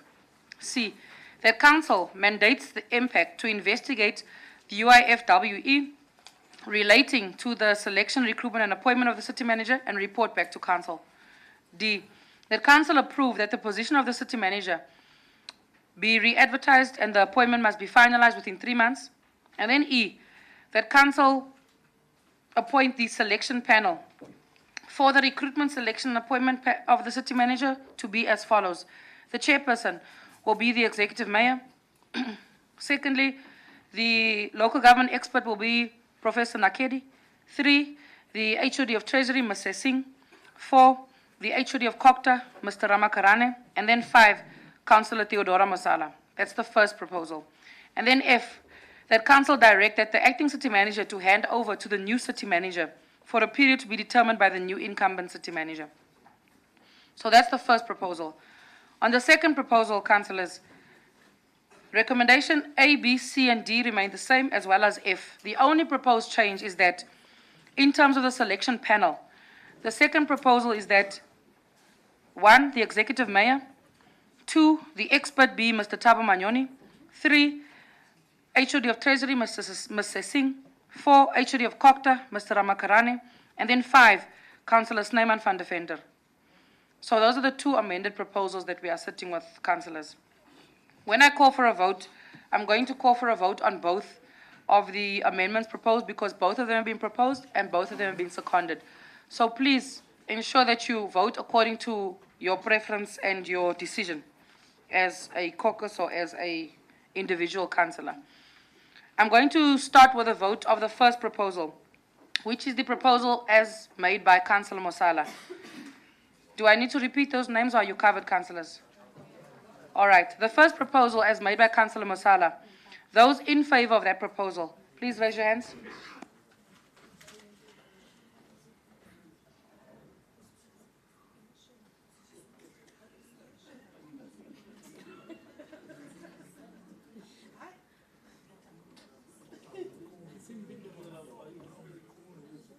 Thank you very much. Those not in favor of the first proposed amendment, please raise your hands.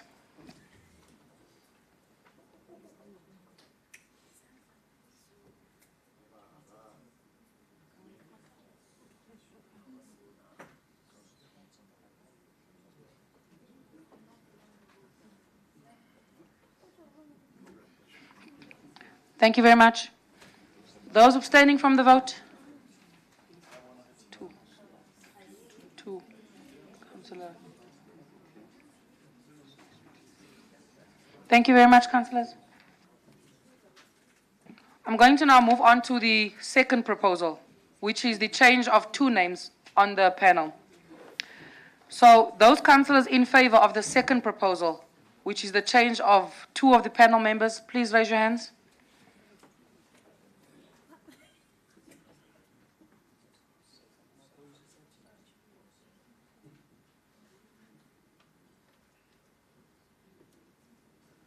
Thank you very much.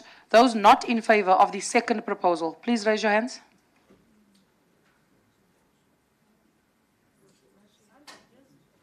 Thank you very much. Those abstaining from the vote, please raise your hands.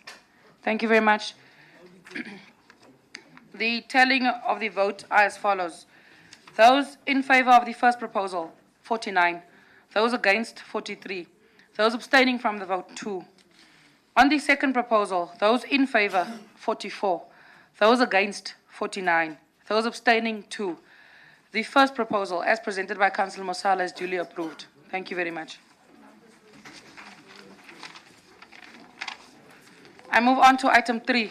I'm on page 8 of the agenda, which is the re-advertisement of the vacant positions of heads of departments at Mangaung Municipality in accordance with Local Government Municipal Systems Act as amended. The recommendations I'm going to read out is on page 8, councillors. I'm there. I've noted councillors who wish to speak on this item. I'll invite Councillor Mutolo first and then Councillor Khanaga after that.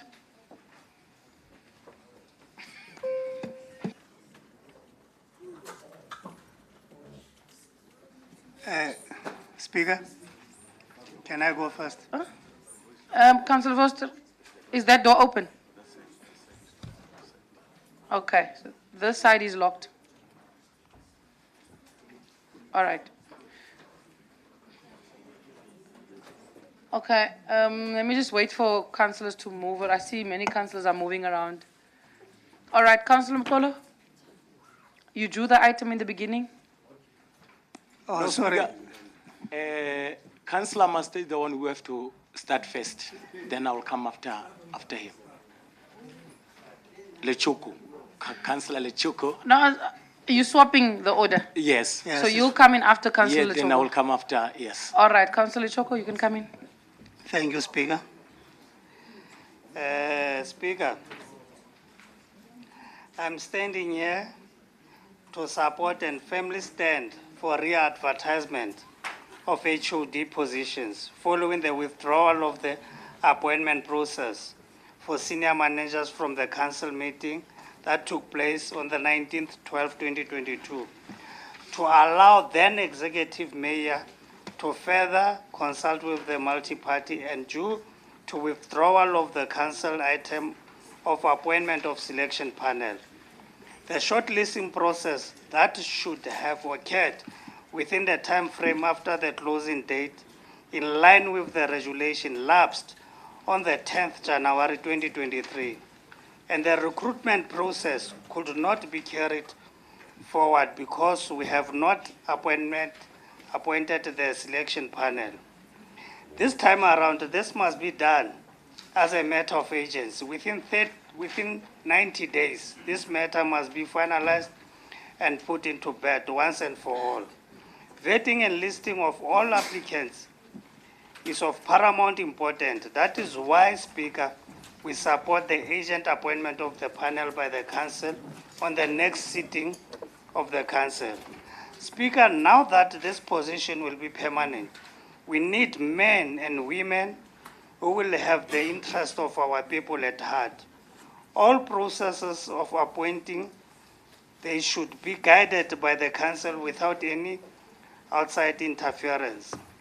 The appointment of HODs, it will be a key on service delivery, and this will also stabilize the city, and accountability, assessment and service delivery obligations will be carried out consistently.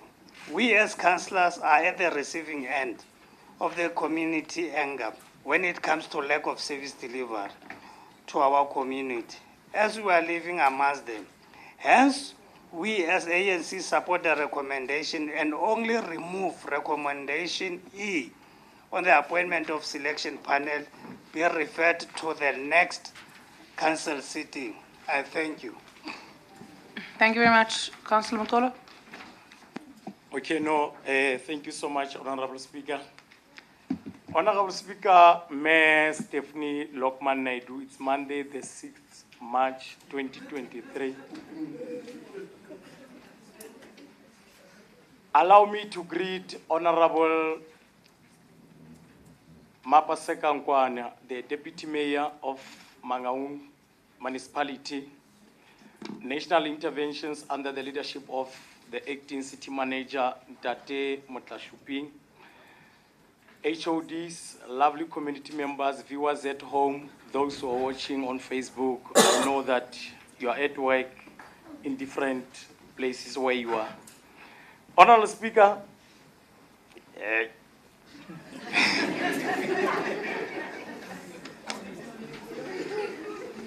Honorable Speaker, indeed, so. Honorable Speaker, Indeed, I think we owe it to our citizens that as the House, we must make apologies to them and make commitment that this situation cannot be left like this any longer.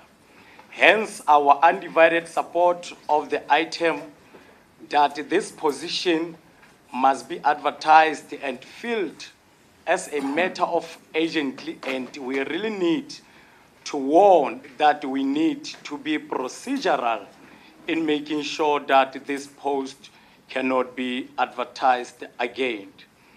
We are indeed mindful that our cost involved in this advertisement of this position, which in our view, Speaker, must be investigated, and those that are found to have contributed to this fruitless and wasteful expenditure are probably dealt with in a lawful manner, and responsible individual will be held accountable. As the ANC, we wish to reiterate our commitment towards responsible and accountable governance. Hence, we support this item that this post need to be filled as soon as possible. Thank you.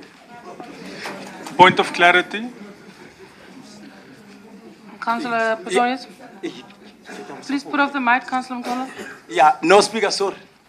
As I was saying, I Councillor support. Pretorius, you Councillor. forgot what? Sorry? What you saying? Yeah, I mean, I second. I second Councillor Lechoko there. Okay. Thank you. Thank you very much. Councillor Pretorius, you can come in. Thank you, Madam Speaker. We just need clarity. The councillor just spoke of one post, but there's 7 on the item. Can you just indicate which one of the 7 he's talking about? He only spoke about one post. Thank you. The item speaks about all of them, Speaker. Thank you. All right. Thank you very much. You was referring to all of them. Thank you. Councillor Khanaka. Thank you so much, Speaker. Honourable Speaker, through you, the follow-up meeting for Council to set up and approve the selection panel to appoint HODs was communicated in this Council. Councillors sat and they waited for the notice for the meeting to sit, and the notice never came. If we are the highest decision-making body in this municipality and we are the unreliable ones, what is to happen to the people that we serve? I also get the feeling that the current placeholders in those vacancies, they don't really want to go home. As the experts they were presented to be, they should have sounded off an alarm to us heading into the irregular and wasteful expenditure. In terms of into the wasteful and irregular expenditure, in terms of these advertisements that were done and have to be done over again, it's taxpayers' money we are wasting. My question now is to who do we hold responsible for the previous failed process? But I want to be honest with everyone in this council. I'm completely miserable with the current placeholders. And their city manager. A further few months with them is more than I can actually bear. And it's a complete punishment. There's nothing one can get out of this team, and absolutely nothing. They don't answer any phone calls, they don't give feedback, they don't give correspondence whatsoever. So as a result, we cannot do the same in our own wards. And the community does not take that from us. If we can't give feedback, they get angry with us. We all know that there is no call, that the call center is not effective, but there's nothing to remedy that because we don't have our own HODs.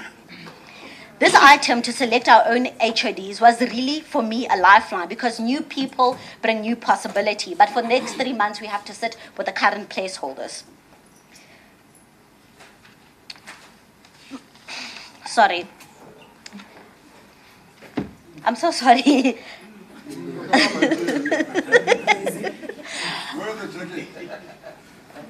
The other thing that we have to clear on this item is that the chairpersons or one of the panel members is all the MMCs. But this council does not have MMCs. So who do we put then in that panel in the absence of MMCs? Thank you. Thank you very much. Councillor Denner. Please put off the mic, Councillor Ganaghan. Thank you. Thank you, Honourable Speaker. This is the third time that we're re-advertising these vacant positions for Mangaung's HODs. The ANC are making sure that Mangaung is once again bearing the brunt of the ANC's self-serving tendencies. The Mayor himself has withdrawn this point from the agenda numerous times, again due to ANC infighting. What is the total amount of fruitless and wasteful expenditure for the previous rounds of interviews and advertising? Will anyone be held accountable for this? If so, what are the relevant details? If not, why not? The previous two advertisements were placed by our previous ACM, and it seems like there's a reluctance from the ANC to take any steps to guide us in previous positions for poor management. We'll probably see it again now with Councillor Sionzano. Die Vryheidsfront Plus kan nie anders as om te dink dat dit doelbewus en aspres gedoen word om die Mangaung Raad ooglopend planloos en rigtingloos te laat lyk nie. Net om tyd te koop dat die ANC die mees geskikte kader kan ontplooi nie. Dankie. Thank you very much. Councillor Mongale, then Councillor Lochit will finish it. Councillor Mongale, then Councillor Lochit. Councillor Lochit, you'll finish it. You'll finish the submissions after Councillor Mongale. Thank you. Thank you, Speaker. Speaker, we are worried about the sluggishness of the council in terms of appointing the HODs, and we are anxious because the people of Mangaung are waiting for an opportunity to become HODs in their own municipality. And we are definitely sure the appointments of all HODs, it will be people from Mangaung because it is 29 years into democracy. We can't say Mangaung has no capacity at this time. And there will be no expert that is coming outside Mangaung to come and occupy those positions. And if there are people who have already submitted their CV with an expectation that they were going to get this position, I think they need to put themselves in the right place to say, this is about Mangaung, nothing about us without us. And we are not going to be used to vote only after voting when it's time to benefit from our votes and then our people are excluded. We have been told that the experts from somewhere who are supposed to be appointed in these particular positions. But Speaker, we also support the proposal that the ANC made where they said that there must be investigations for all those fruitless expenditure that was incurred as a result of the relevant people that didn't do their part.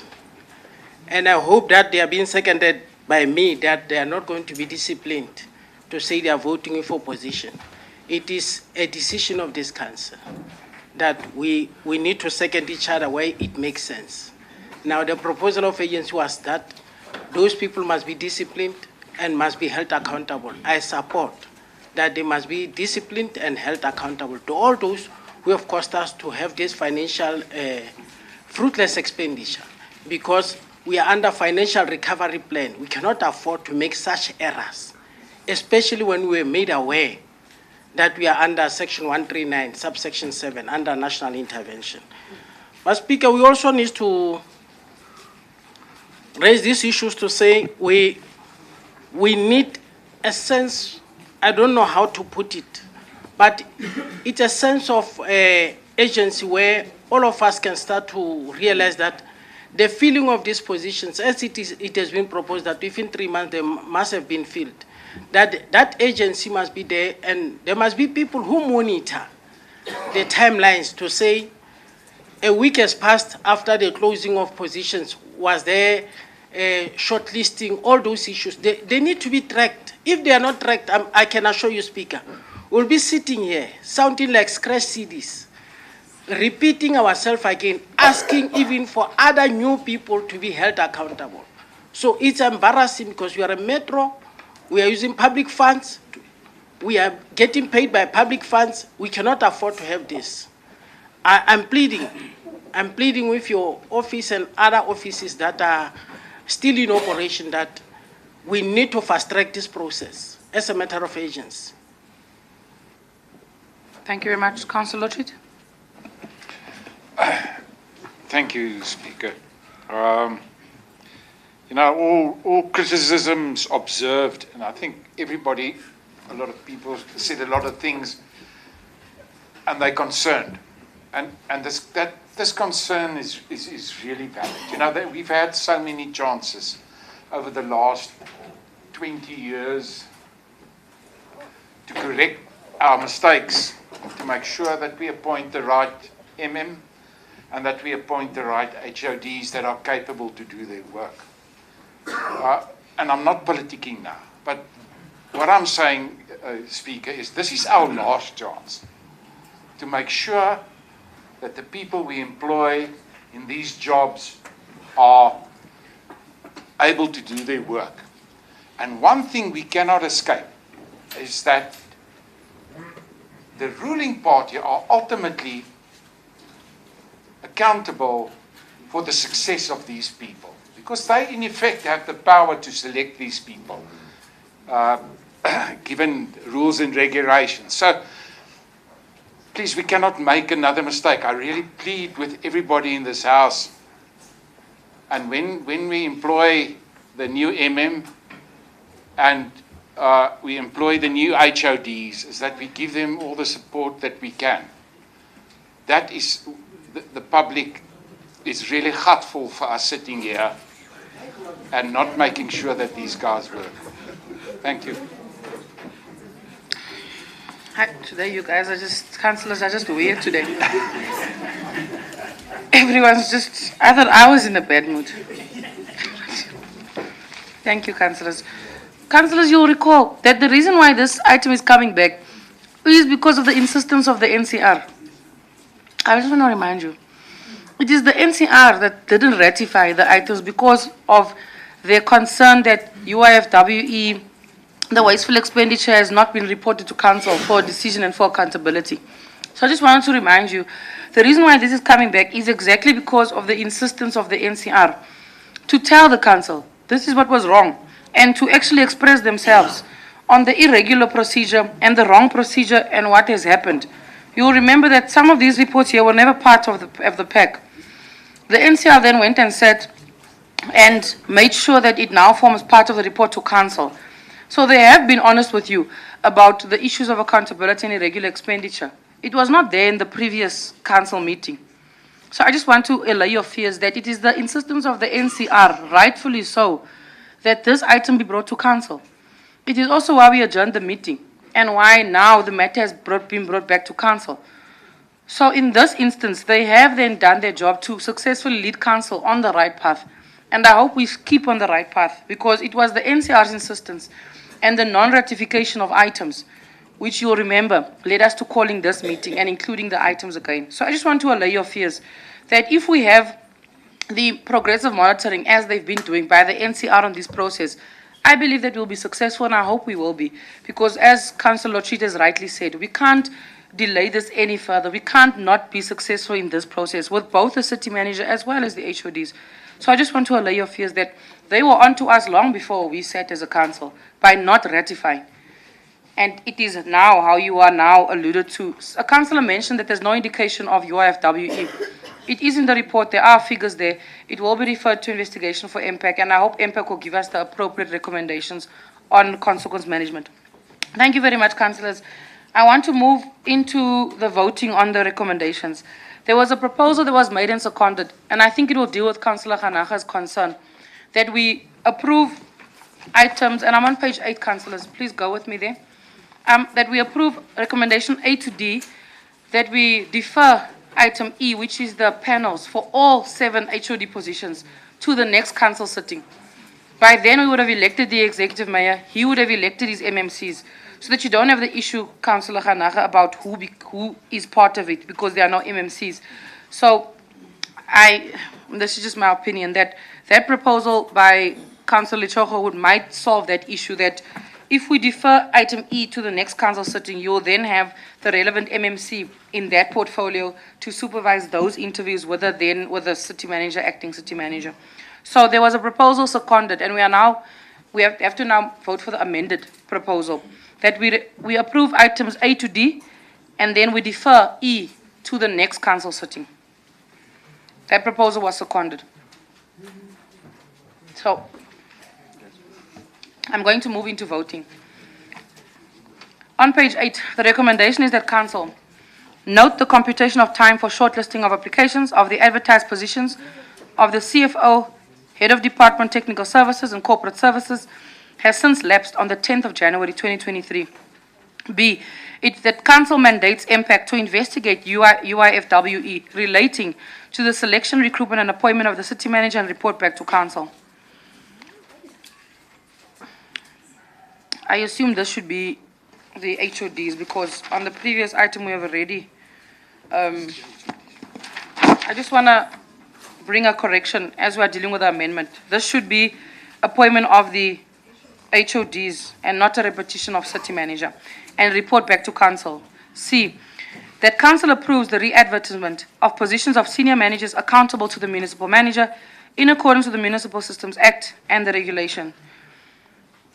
Number 1 to number 7 are the list of all HODs: corporate services, engineering, chief financial officer, planning, economic and rural and human settlements, public safety, community services and waste management.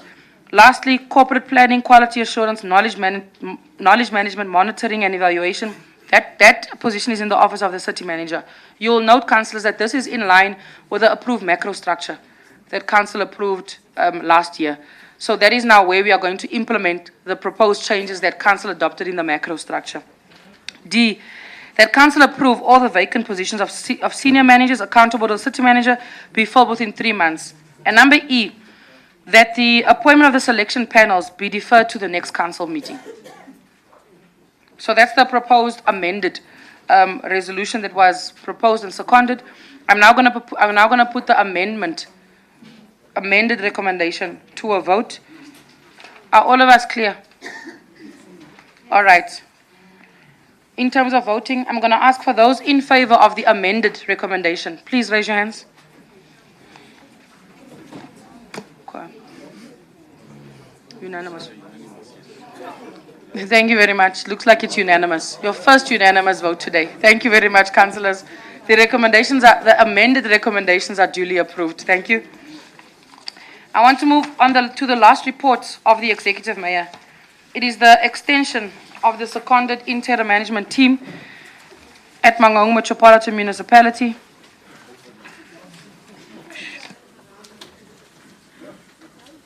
All right. In terms of procedure, I will need to excuse all the acting HODs so that we can discuss all of you.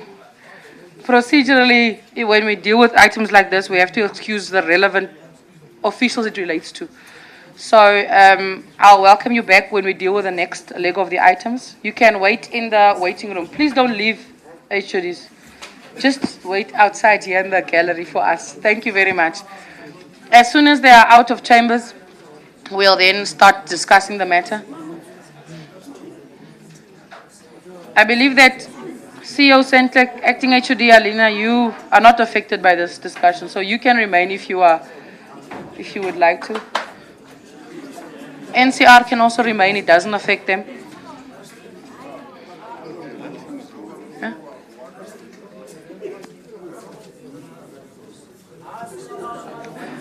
No.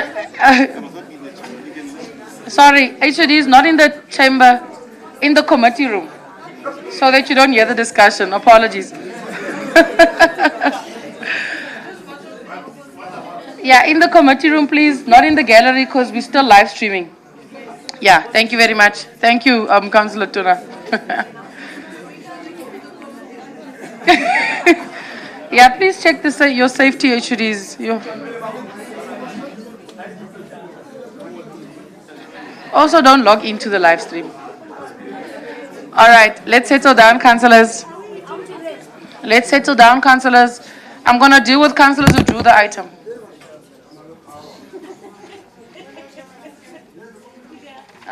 Councillor Sibulau drew this item and Councillor Ramatlama. The two of them.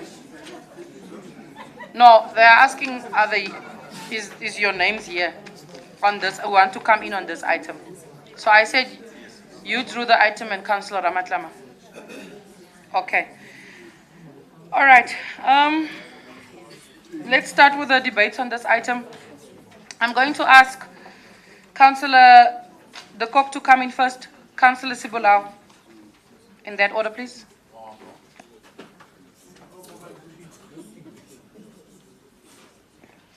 Madam Speaker, we as the Freedom Front Plus cannot condone the fact that we are still working with acting personnel in some positions for more than a year already. The Honourable Minister gave Council an ultimatum to finalise the appointment of the City Manager by the end of November last year and the HODs by February this year. The recruitment processes for the appointment of a City Manager were executed up to the point where Council had to make the appointment, an item that never reached this Council. The shortlisting period for the HODs lapsed the 10th of January this year. On 28 February, the Honourable Minister again said that the acting HODs contracts may be extended for a period of 3 months or less to finalise processes. We want you, Madam Speaker, to please note that these failures were not the failures of Council, as stated in the report. These failures can only be laid at the feet of the ANC majority in this Council. The political issues and ANC infights are causing that the appointment processes are not finalised. For example, the Executive Mayor, ex-Executive Mayor, had to bring a report to Council in order for Council to appoint a panel for the selection of suitable HOD candidates. A report that the ANC to date, except for today, were not able to table and carry through. And now, to top it all, the Mayor resigned before finalising this process. In the 2014 elections, the ANC promised, together we move South Africa forward. One more lie to their constituency, proven by them trying to discipline their own members voting with the opposition on items that will assist in improving matters for this metro and our residents.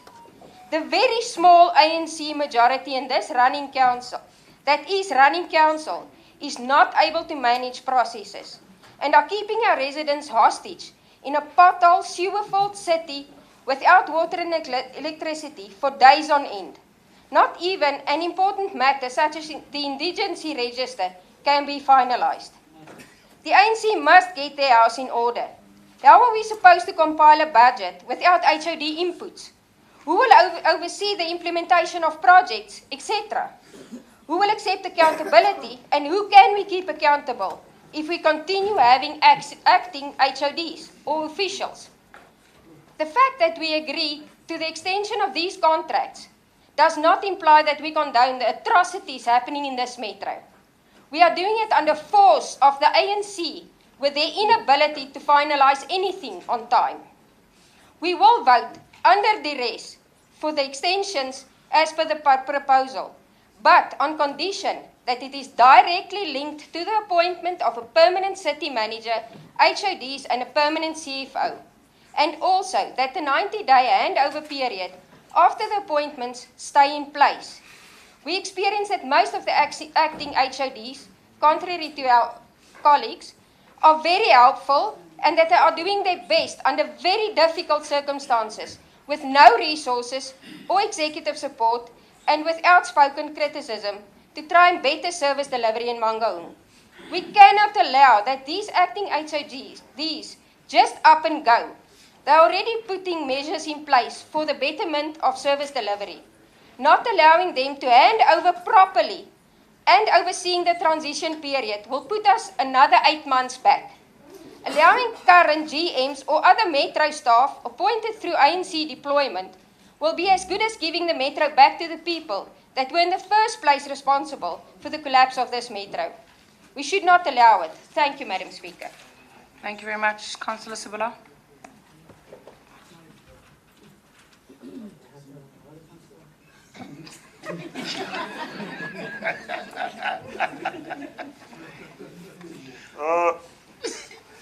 Thank you, Honourable Speaker. On the 20th April 2022, National Minister of Culture Dr. Nkosazana Dlamini Zuma introduced a team of self-acclaimed experts in this chamber and informed the council how the team from national department will change the course of the city to bright and better course. Primarily, this team was focused on 4 key deliverables, namely financial recovery plan, good governance practice, financial sustainability, and improved municipal and service delivery. Madam Speaker, let us look where we were and where we are today. Let us start with the financial recovery plan. In April 2022, the mandatory financial recovery plan was not implemented by the administration. Today, we are exactly where we were, where we started. The council is yet to receive a report from Mr. Motlashuping and his team, which milestones we had achieved on the FRP. The reason for the secondment of staff from National was due to failure of the city to implement FRP. These people had been for 10 months now, and the FRP is not implemented. And what these people are doing here, if they are failing to perform, and what they were brought in Mangaung for. Mr. Motlashuping, where is the report of the FRP? Good governance. The Minister of Copta told and informed the council on the weak governance practice, and further advised the council the team of experts she was seconding in the municipality will serve as executive management of the city. Among the process, the expert will provide technical expertise, so that Mangaung appoint a competent management, and by February 2023, the city should be in the right trajectory. Madam Speaker, today is the 6th March 2023. I can confidently state this council that no progress has been made on this minister's promise. We are worse than where we were. This city is so-called experts. We have failed to do the following: appoint the city manager despite numerous adverts in the media. Failed to appoint our executive management. Only 3 HOD positions were advertised, and process had collapsed due to the incompetence of the corporate acting HOD. This will surely be a wasted financial expenses. We are yet to receive a report on the progress of FRP. USDG grants are not spent, and millions of rands have been returned back to the national fiscus due to the incompetence of the team.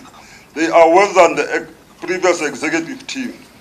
SCM process is not followed, and diesel to the tune of 500,000 disappeared in August 2022. Still, as today, Mr. Motlashuping does not have an answer to why payment was not made prior to the delivery. Mr. Motlashuping is appointing acting HOD outside council process, and yet he does not have the authority to do so. The vacancy rate in the administration is the worst in history, and it is around 69% of the approved staff establishment. Clarity, we are sitting on time bomb here. Committees are not sitting, primarily due to failure of HODs in submitting reports. The legal service, parks and cemetery are dead. What have you done about those who division? The answer is nothing. The council had to be postponed on 2 occasions due to the failure of city manager and his team in failing to submit compliance report. Financial sustainability. The city is far worse than where we were. The national intervention took place. We owe service providers and taking more than 45 days to pay the due cash flow. Overtime work for service delivery units is not regularly.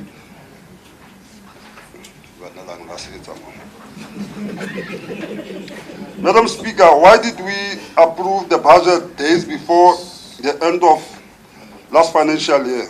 One more than 4 occasions. This council failed to approve the current budget The basis of our concern, which we still hold even today, is the failure of the executive in providing direction to the city.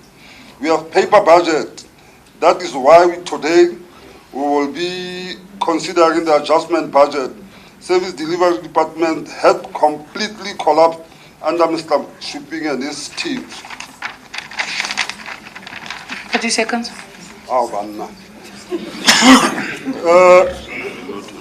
Madam Speaker, we still owe Bloomwood hundreds of millions of rents, and question is why. Okay, let me jump to the budget dilemma of our city's service delivery. Collection has simply collapsed under Mr. Nell. The city looks like a rubbish dump. The city Roses is a city of rubbish. City roads are full of potholes. You only see maintenance in the suburb only. The township is the worst affected. Motorists in the township have almost given up, and you see school children with shovels trying to fill up potholes with gravel and asking motorists for loose coins. Parks and cemeteries also collapsed. Go and visit South Park Cemetery. The other grown grass is an eyesore. Indeed, this administration is an embarrassment to the ANC government. Let us for a moment pause and assess the water sanitation services here in Mangaung. I am speechless. Our community is located in constantly locked, endless sewer outflow. It is becoming norm. Our children cannot even play in streets. They are full of running sewer all over. Thank you very much, Councillor Sibara. Just a second. Thank you. The only shining Thank light you very here much, Councillor in Sibara. Sandleg, but the load shedding also, that good work had been thrown in the Thank you very much, Councillor Sibara. conclusion. Thank you very much. But you are not on. You are not. Yo, I have You gave people spoke here up to you. They start addressing you first before they read their speech, and you never said anything about it. Then Sabo did the same thing. But your time is up. No, but what I'm saying is consistency, Speaker. But your time Before is up, they read Councillor the speech, Sibula. they addressed you, and you never said anything about You have it. 5 minutes, Councillor Sibula. In the interest of time, Councillor Sibula, your time is up. May I conclude? I told you 30 seconds. I did give you a warning. Thank you, Councillor Sibula. Please put off the mic. Councillor Peter, please put off the mic.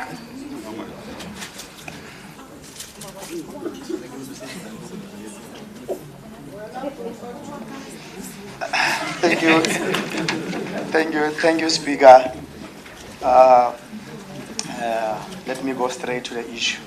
I think, Speaker, the arrival of Cogta team from National almost 10 months ago brought some hope and excitement to the people of Mangaung, with an understanding that the team of experts, or so-called experts, they will do wonders, especially in terms of assisting the city to improve financially, and amongst others to make sure that Section 57 and 56 employees are appointed respectively. But we are very dismayed to tell you that even up to today, none of those things has happened. But instead, we are far worse than where we are. So we as the ANC, we like to say, we have also noted the letter that comes from the National Minister, or the Minister of Cogta, whereby she actually says we were supposed, actually she's requesting that we need to extend the stay of these HODs, including the executive, the city manager. We therefore say we won't be able to do that, but instead we propose that we choose amongst ourselves. We got candidates that can be able to act in the position of the city manager.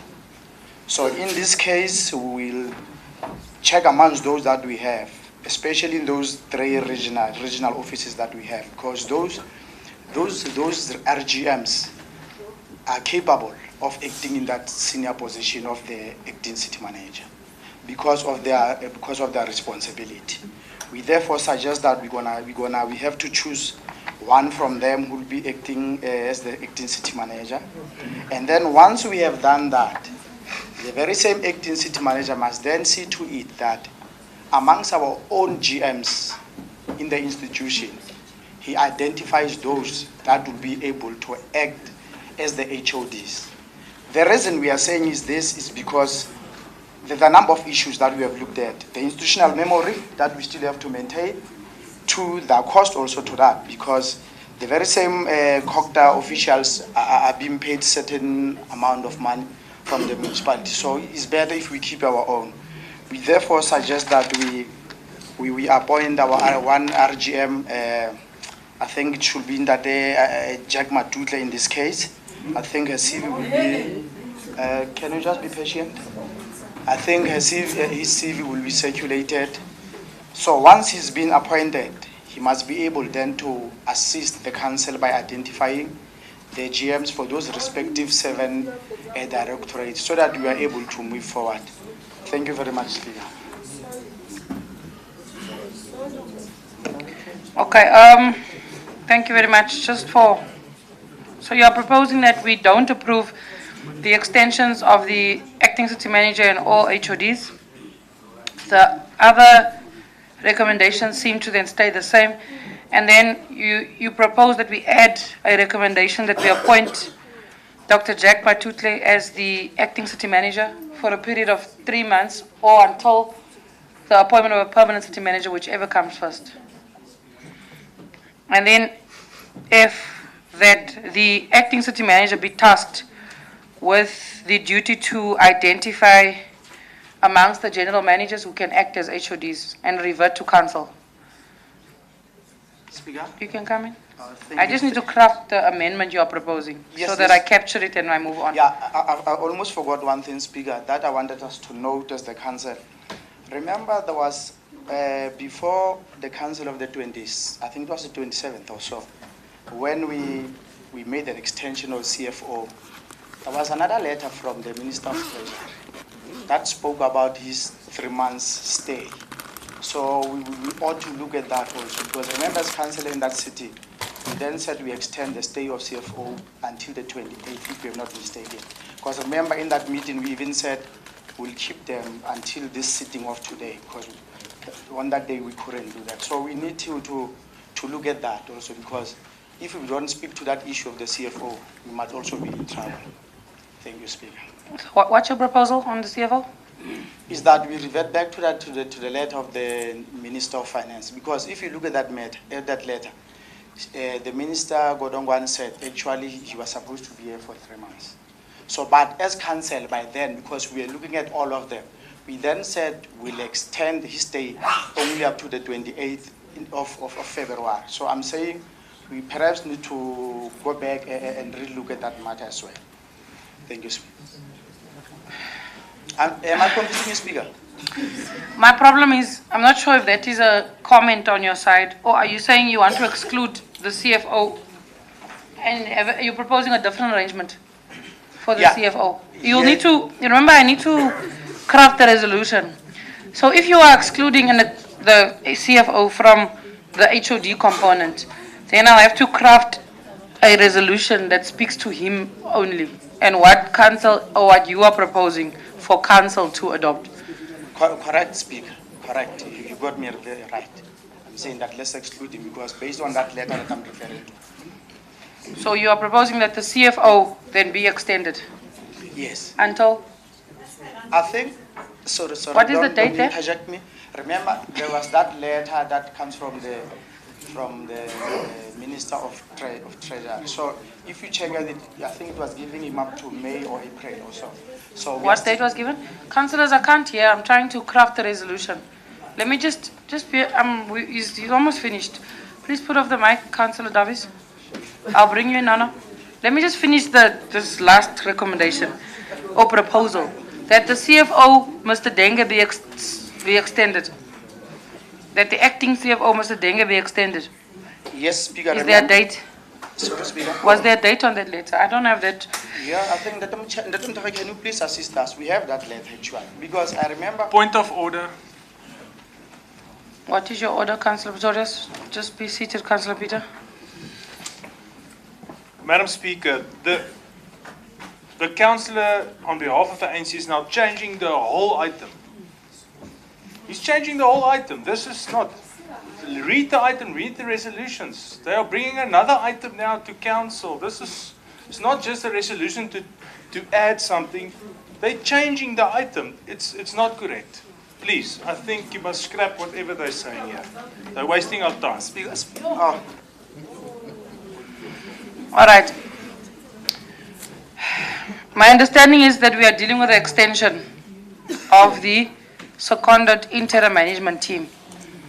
The councillor for the ANC is saying that he, as in his capacity as an ANC councillor, does not support that extension. With that, he's then proposing further additions to that rejection. Now, I'm trying to let him guide me on what I must add to his proposal. If it gets seconded, we vote on it. I've been following that. We've been changing resolutions the whole day. So I'm trying to craft what he's proposing. If council doesn't want it, they just reject it.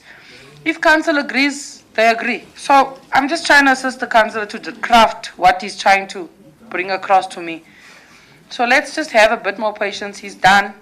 I just need to have the proposal because he's made a proposal, and I have to allow a proposal like I've been doing. Councillor Peter, you are still on the issue of the CFO. Yeah, thank you, Speaker, for protecting me. Yeah. Like I was saying, maybe Ndata Mthefo was supposed to assist us with that letter, because on that letter, I think the extension period was beyond February. But as a You remember that we extended the acting CFO? Yes. Council extended. It was actually only till January.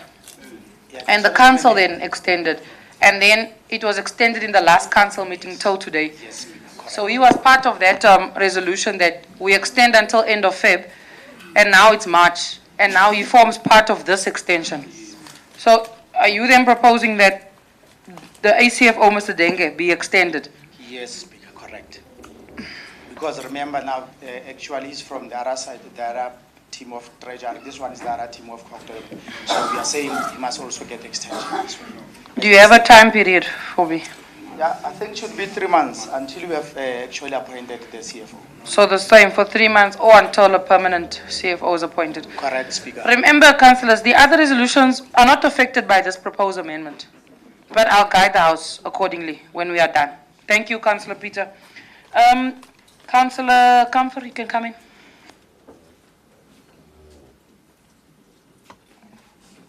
Thank you, Madam Speaker. It's actually a pity that the HODs aren't here, because they don't take phone calls and they don't take WhatsApps and they don't take emails. So maybe then they could hear what I have to say, because they don't on normal communication.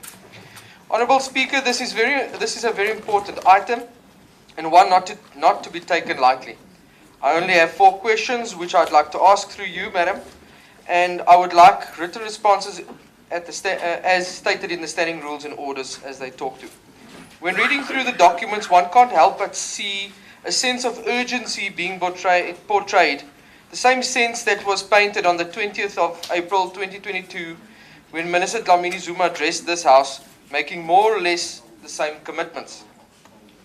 I, for one, remember thinking that should this be pulled off, I should find another job because the ANC would have turned the ship around. My first question through you, Madam Speaker, is on the position of City Manager to the National Cabinet Rep.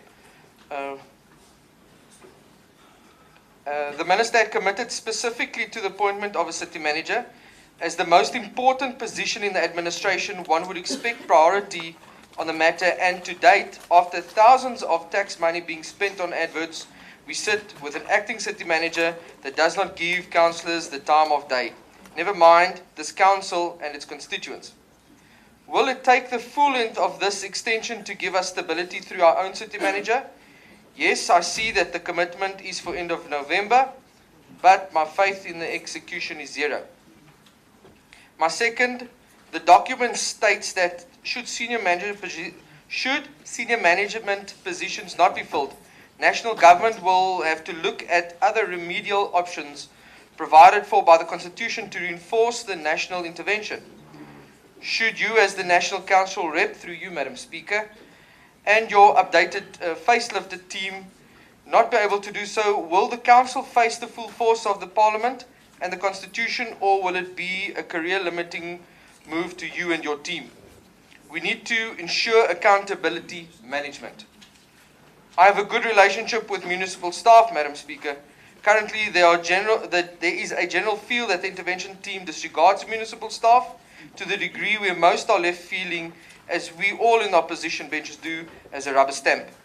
My third question is to ask, how will the facelifted team include current staff in their processes? These are hard-working individuals that earn their keep, deserve to be allowed to do and what they have been employed to do. My last question is that as council, the parliament is aiming to hold us accountable to what happens in our municipality, and rightly so. We, however, can only act on what we know. Rule 38s are poorly answered, if at all. Council meetings are ignored and disregarded by those the very parliament has put to pull things back in line. Through you, Madam Speaker, to what degree will the rep inform this council? Madam Speaker, in closing, this is the speech that I read on the 7th of November. I could just as well have copy-pasted it and delivered it today, and no one would have known anything different. The worst part of this scam is that the executive approached council and asked with a detailed process of what they will be doing to appoint a position in question, so they can't even say it's a time frame which we imposed on them. Now we are stuck working with certain HODs, not all of them, some of them actually do work well. They don't respond to WhatsApps or emails. What kind of oversight are we to do if the city manager does not even have time for councillors of this house? Once again, we have to vote for the item as it is in the documents given to us. As we need to equip the outgoing or incoming executive function to appoint the relevant positions. It is truly disgusting. Please take this as a clear warning. This can and will be the last time we as the DA will support an extension. After that, we will have to take further implicating steps through channels at our disposal. Thank you, Madam Speaker. Thank you, councillors. What you are receiving now is the CV of the proposed new acting city manager as presented by Councillor Peter. Point of order. Point of order. Wait. I was just telling you what you have received now. That's all. I'm not. But that's my Councillor Snyman van der Venter, what's your order? One person's CV is now serving before us. If this CV can now serve before us, why did we not receive it with the rest of the agenda? Did the ANC decide in their caucus this morning that this is the person they're going to nominate? They want me to take an informed decision in the best interest of every single citizen of Mangaung. But this is the way we are doing it. It's unacceptable. Why was this not included in the agenda? Why were it not there? Then maybe there was another candidate that also could be nominated. This is unacceptable. This is the way in which the ANC forces their comrades into positions in the metro. Thank you, Madam Speaker. Thank you very much. Councillor, I want to finish the submissions. There's only two more councillors. Councillor Vivius, Councillor Dipale.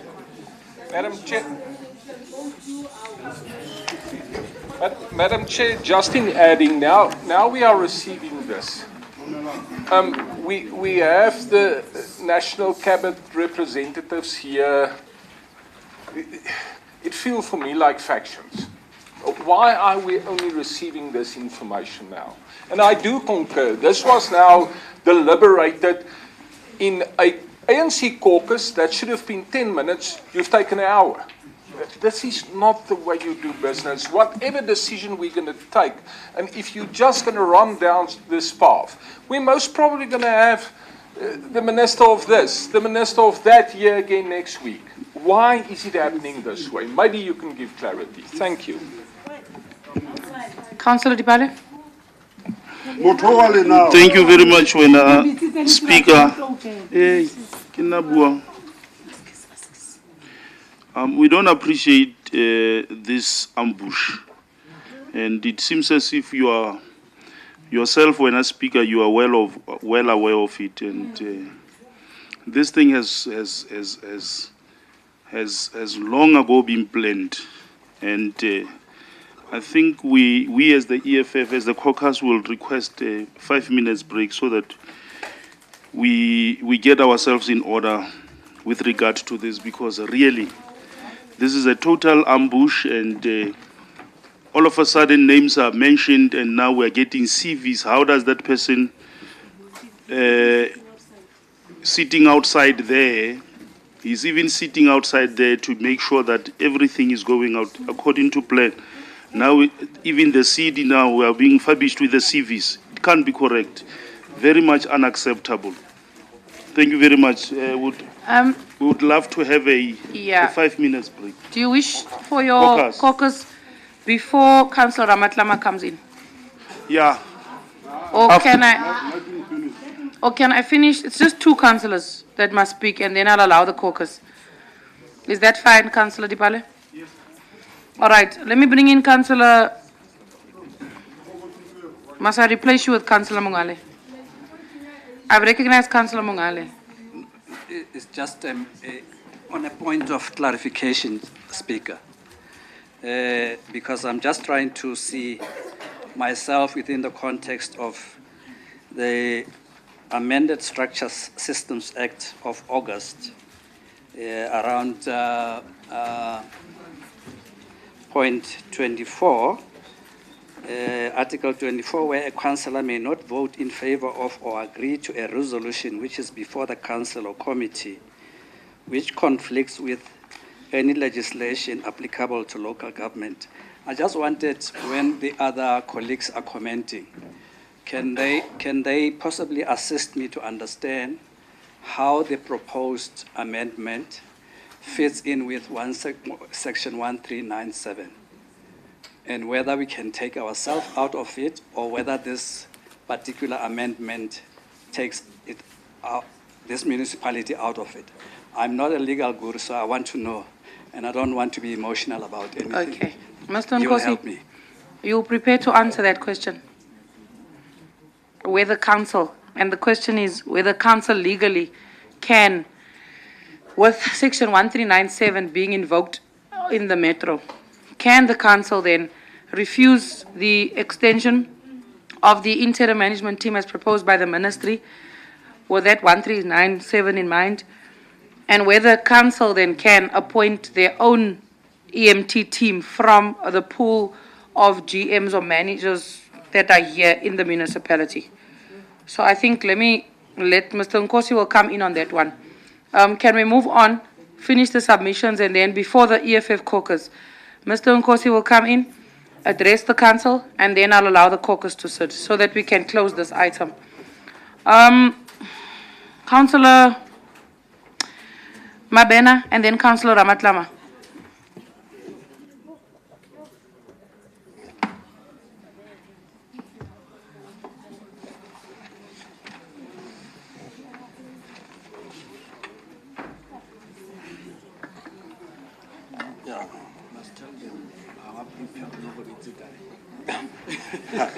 No, thank you very much, Madam Speaker.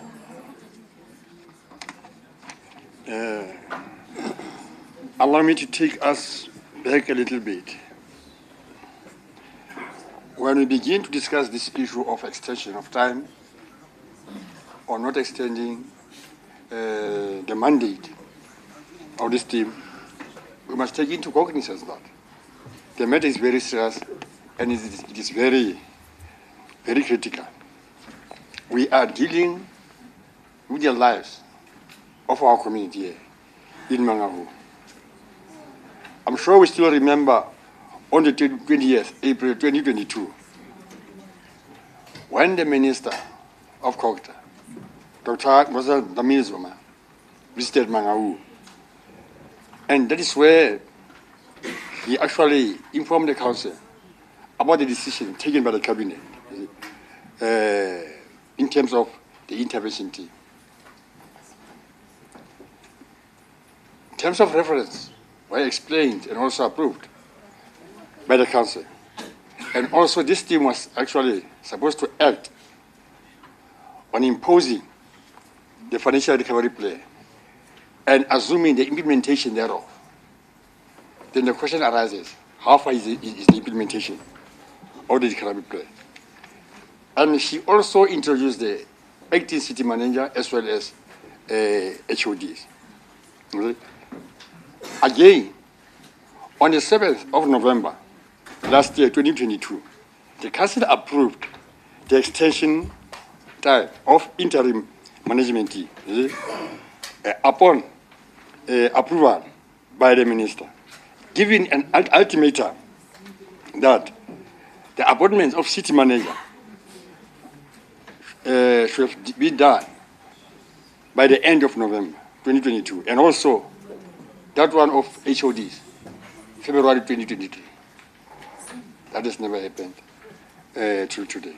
But it must also bear in mind that in the absence of the head of administration, we go nowhere, and that has a very negative impact on the visions and strategies with regard to the implementation of the service delivery in our own municipality. We can do by ourselves as a council. We have in regional managers, those who can do better. Hence I'm saying, as the ANC, and I, as speaking in here, I support the submission made by Councillor Peter Kondi. Thank you. Thank you very much. Councillor Ramatlama.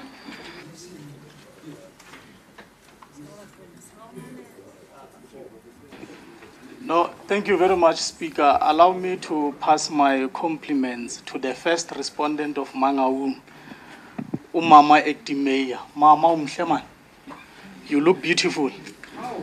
And please, don't forget to submit your motion on pit bulls. People are still waiting. You said Councillor that on Ramatlama, national TV. you are on the item of the extension for EMT. I'm there. And then you are eating into your time.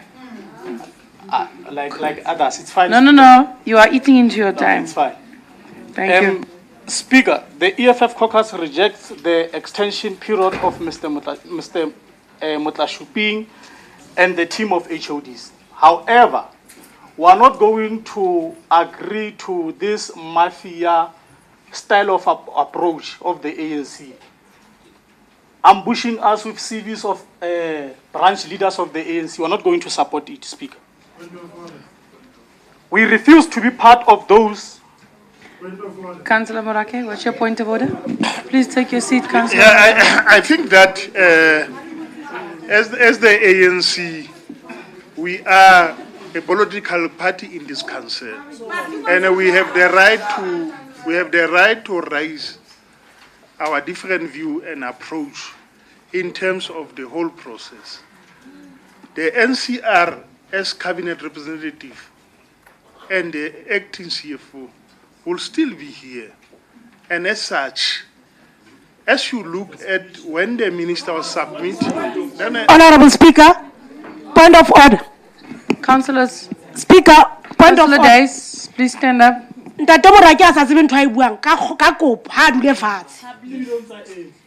now it seems as if he's making a speech. He's disrupting the councillor here. Please sit down, Daddy. If you don't have anything to do, we are also a political party elected by community outside. What's your point? You are not only the political party in this council. Thank you, Councillor. Call yourself to order, man. Thank you, Councillor Days. Put off your mic. Councillor Morake, you can conclude your point of order. Yeah, I was saying that in terms of Section 139(7), we are still under administration. Point of order, Madam Speaker. Under the intervention. Point of order. As per, Councillor Snyman, let Councillor Morake finish. He's done. As per resolution. Wait. No. Councillor Morake, it must be a point of order. My point of order was that we have the right to employ or select a new executive management team that will guide this council until we fully appoint HODs Remelele your No, it's speech. okay. Let's Dula not- fatshe. Sorry, I want to Agere, make a point of order. please put off the mic. Everyone is entitled to their submissions and their opinions, councillors. It's okay. Please raise only points of orders. Yes, It's yes, fine. yes. Councillor Matlama, continue. Madam Speaker. We refuse to be Madam part Speaker. of those who will agree. Madam Speaker, I had a point of order. I had a point of order, direct point of order to the councillor. Please take your seat, Councillor Matlama. Let's listen to the point of order. Yes. Batho ba eme wa 31 kwana ba sa ba kenye mosebetsi wena o tseba. I cannot Councillor Matlama, it's okay. Let's I listen indeed to the cannot point be of order. derailed and frustrate this meeting. Let me go straight to the point of order. Maybe I don't understand a term, mafia. The councillor spoke of mafia. I'm not sure as to whether is it derogative or is it allowed to be said in this council. Then therefore I wanted Point of order. to clarify me there. Thank you very much. No, you can't refer to anyone or any organization. He as didn't mafia. say that. The What mafia did you say? style. The mafia style. But you are not on the platform, Councillor. No. Mafia style. Wait, Councillor Ramatlama can respond for himself. No, but I was talking Listen to to Councillor them. Ramatlama. He can respond for himself. You can continue, Councillor Ramatlama. Just give me clarity on the, what was your context of the mafia? What did you mean? I didn't refer to anyone. I spoke of a mafia style. Wrong. We refuse to be part of those who will agree with the extension period of people who showed no love to the community of Mangaung. When councillors like Rampai questioned on the arrival of this heartless team, we thought he was dancing to the gallery. Little did we know that we are going to house individuals who are in love with flying in and out of the city with taxpayers' money. We find ourselves stuck with individuals who are in love with the comfort of hotels and B&Bs than improving the living conditions of people of Mangaung. We find ourselves stuck with a team which has zero respect for all councillors of this city. They treat us like we are not elected by the people. One will swear that they are the ones who were elected. Very few in here, if there is any, who can boldly stand up in this chamber to testify that the team has been helpful. The state of service delivery keeps on deteriorating right under their watch. I mean, everything has gone to the dogs. The painful thing, Speaker, is that when they arrived here, we were so hopeful. We had high expectations, not only for us, but for the community of Mangaung too. For we saw a betterment of our city in them. Because we're fooled, the title, it's about Mr. and Mrs. Specialist in local government. They found us with potholes. We are now having shallow graves. They found us with non-collection of refuse in our locations. We are now found with tip at each and every street. Sakasi Lisibidi. There's a Soto song, Speaker, which says, Bontatele bangata fela empa halena thuso. Bongata baluna. We are makats. Because one, we are still experiencing sewer spillages. Two, we are still experiencing clean running water in each and every street in Mangaung. The people of Botshabelo are still using VIP toilets given to them by apartheid government. Informal settlements like Monna Halatwi, Mukokotlong, Soutpani, Baipehi Murojaneng, Matharantleng, and many others are still the same, even though the National Treasury increased the informal settlement grant. Happy. To them, I'm speaking a foreign language by naming few of this informal settlement, while one of them is acting HOD of informal settlement, of human settlement. We would like to agree with the advice that the former mayor, Udedi, got from the audit committee. Councillor Ramatlama, what was that? No, I'm saying Speaker. After you said the former executive mayor? No, I'm saying, Daddy means Who's that? Daddy. Oh, I guess Soto. Mtate, former executive mayor. Daddy, Soto, Daddy. You want to refer to him as Daddy, Mayor? Tim Daddy, I'm respecting. That's better. Sure, Thank you. Daddy. Yeah. Councillor Ramatlama, stop it. Don't do that. And you have 1 minute. Well, it's fine.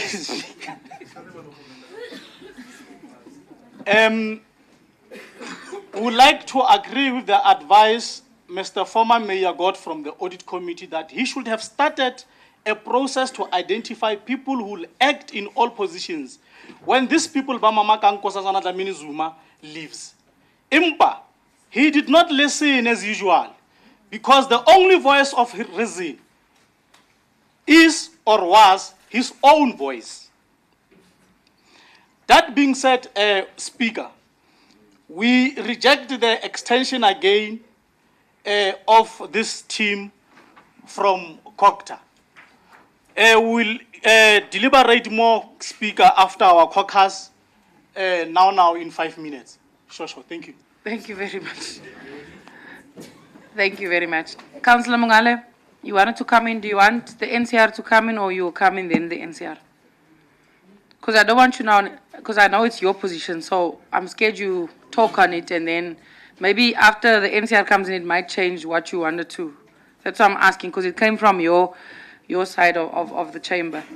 Okay, NCR, Mr. Nkosi, you can come in, please, on that question. Thank you very much, and greetings to you, Speaker. I had to consult, and the advice that was given to me, Madam Speaker, is that Section 139(7) does not dissolve the council. And that is why even the HODs that are seconded by ministers, they still need to be appointed by this council in terms of Section 54 of the Municipal Systems Act.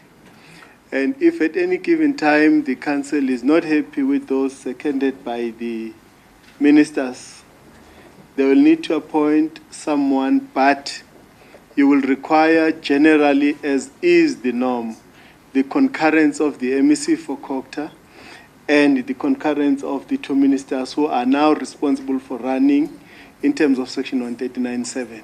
So the council can go ahead and appoint, but you will need to submit that CV to those ministers for checking that the person has got the relevant qualifications, the experience to fulfill that responsibility. Thank you, Madam Speaker. Thank you. I just want to ask, is that with the ACM, including all the proposed acting HODs as well? It's all of them, Madam Speaker. Okay. So you're saying the proposal from the councillor should be that the proposed name is Professor Jack Matutle. However, the council must then delegate the acting executive mayor to submit those names and that name to the MEC of COCTA and the ministers of finance and COCTA for concurrence. Only then can they then start acting. I just need to craft the resolution. No, thanks, Madam Speaker. I think the one that is before the council is the city manager.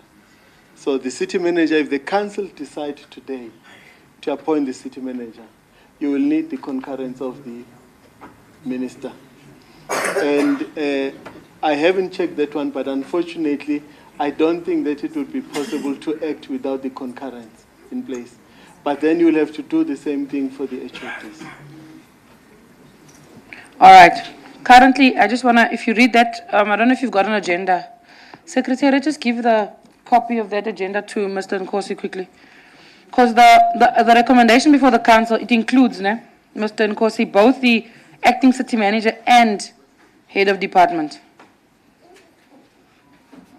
So that's why I was asking. If it's saying that council rejects the extension and would like to perhaps propose in-house individuals, it will then mean you'll first need the concurrence of the MEC and both ministers before those people assume the acting roles. That is correct, Madam Speaker, but perhaps my response was crafted by the following. Today, the council has resolved to consider the city manager only. And then they've said the city manager must then, working with the executive mayor, bring back all the HODs. And therefore, the advice is that if the HODs are presented to the council will have to appoint them the same way they're appointing the city manager today and subject that to concurrence. Okay, and then the appointments become effective after the concurrence is received. Councillor Peter, with that in mind, you'll decide how you want to craft your story or if it needs a caucus or something.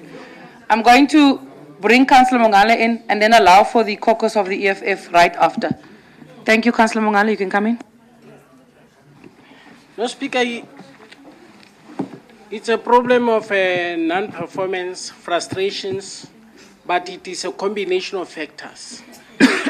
There is also the political arm of the council in the form of the former executive mayor and the entire team that didn't do their duties or didn't perform their fiduciary duties. That led to us to this frustration. Hence, I was talking about the tracking of resolutions. And I was also mindful of the fact that Section 139, subsection 7, does not give us the power to make such determination without approval of the two ministers. In this particular case, I will not even make mention of the MEC in the province because I would focus on the two ministers that made an intervention. That also brought about the terms of reference. Now, in this particular case, we are being ambushed by my friend that we need to submit the name of a person that I personally know, that we grew up with in the municipality. But the dilemma here is that it's only them who knows that they were going to make that proposal. Now, they didn't give us a chance even to maybe even lobby us to try and sell the idea to us so that we can understand the agency, because we are not even aware that the two ministers are starting to relax the national intervention. Our assumption was that national intervention stays with its terms up until they lift it. We are aware of the frustrations. All of us are frustrated. All of us are struggling to get the HODs that have been sent by the minister. Even in the committees, they don't attend. All of us, we have that problem. But I'm saying, where the center is not holding, we'll always have this problem, because they should have at least have a meeting between the executive mayor or the meeting between the troika of Mangaung and the two ministers, where they say, look, you have given us people. You have given us your best of the best, creme de la creme. But your creme de la creme have just expired. It has just become something tasteless, so that we can try to deal with it. All I'm trying to say is that we should not be ambushed into a disaster that will lead to the dissolution of council, that will benefit certain individuals that wanted to put administrator of their choice for purposes of looting this municipality without intervention. Remember, there will be no opposition parties at that time. It will only be one person deployed by a particular party. Hence, I'm saying no emotions on this issue. At least every time when I speak under the record, and I always meet people after 3 months, and I always say to them, I told you so. You never listened. I'm raising it again to say, let's not be trapped into emotions. All of us are angry and frustrated. All of us are angry and frustrated, but let's comply with the determination of the minister and move with the entire process and not fall into a trap of being given people on a piecemeal basis, because it will lead to a catastrophe at the end of the day, where we'll be sitting for a situation whereby there will be no financial recovery plan, but we would have removed the entire national intervention, and we'll also be coming with new problems that will also frustrating the entire council. Let's allow the council to follow the mandatory financial recovery plan, and when it is removed, it will be removed. I'm not happy about it, I'm not excited about it, but I'm also careful not to undermine a a legislative requirement, because once it has been an intervention of Section 139, subsection 7, it will be a crisis if we come with a new plan, because if we could have been told earlier from the beginning, from the date, the first day when the ministers were here, that we are allowed to submit our own names where we are not talking about people, we could have submitted those names. Maybe all the national HODs or acting seconded HODs would have all left the institution. But at the moment, we are running a risk of doing things in a hush-hush way, but we'll end up sitting here again, complaining to say, we have shot ourselves in the foot. So I'm not saying the name of a person that has been nominated is not good. I like the person, personally. I've met him. I've lived with him in the municipality. But the issue is a principled issue.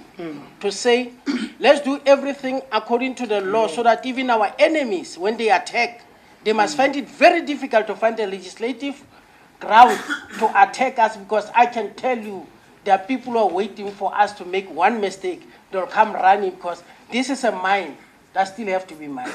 Mangaung.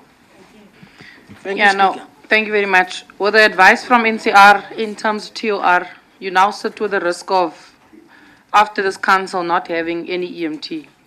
Currently, there are 2 applications for dissolution of council in court. You are all 7th respondent, I'm 6th respondent. So the risk is quite big, and we are fragile at the moment. So, as I say, if the NCR has given advice, I would then appeal to councillors to heed the call and make the decision, but I can't dictate. I'll put it to a vote, and whatever happens will happen. I'm just saying we have to depose affidavits by tonight. So we are there. I'm going to allow the caucus of the EFF, then we'll come back. Councillor Rambai, is it urgent before I adjourn? Just clarity, Speaker. You see, I didn't want to talk, but which section of the law are we now following? I'm scared now. Section 54 is saying something, and then that other is saying another thing. If the president decides today to change the cabinet today, the 2 new ministers which are coming, do you think they will agree? I just want us to think beyond those lines. We must do things legally. Thanks, Speaker. Yeah, no, that also.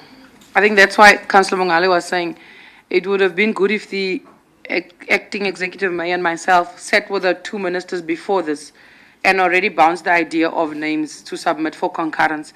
My concern would be, if it is the position of council, and I've heard it from both the ANC and the EFF, to reject the extension, while we are waiting for concurrence, between today and waiting for concurrence from MEC and whoever becomes the ministers, I'm not sure when the president will make his announcement.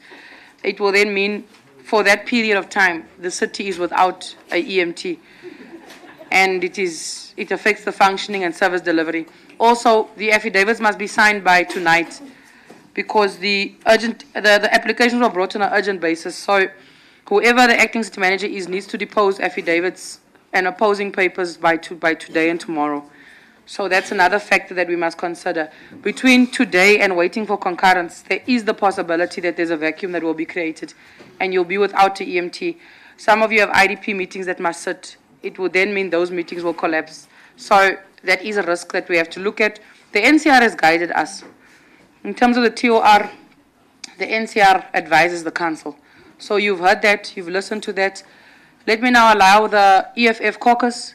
They can then vacate the chamber and go to committee room A. The rest of us, please remain seated. We are almost done. We just have 3 additional items. Then we can conclude. Please adjourn the live stream so that the EFF can go out. Yes, there is lunch. It was prepared at 2 already. ANC councillors will go to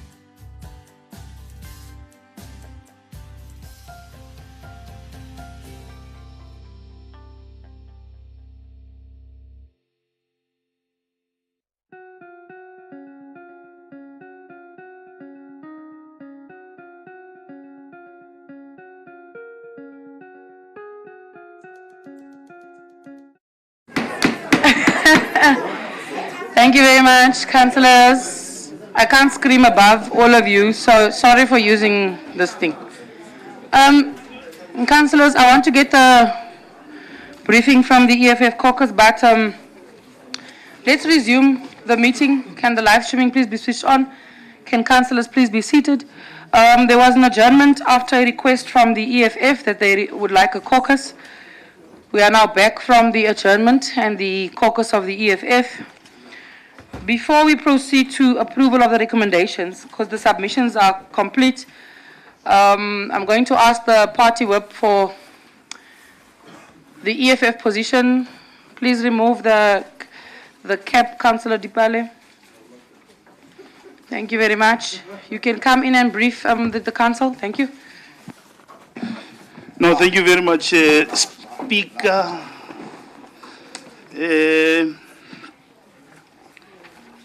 We at the caucus of the EFF has decided that at least you must go and engage. First, you must go and engage both ministers regarding the appointment of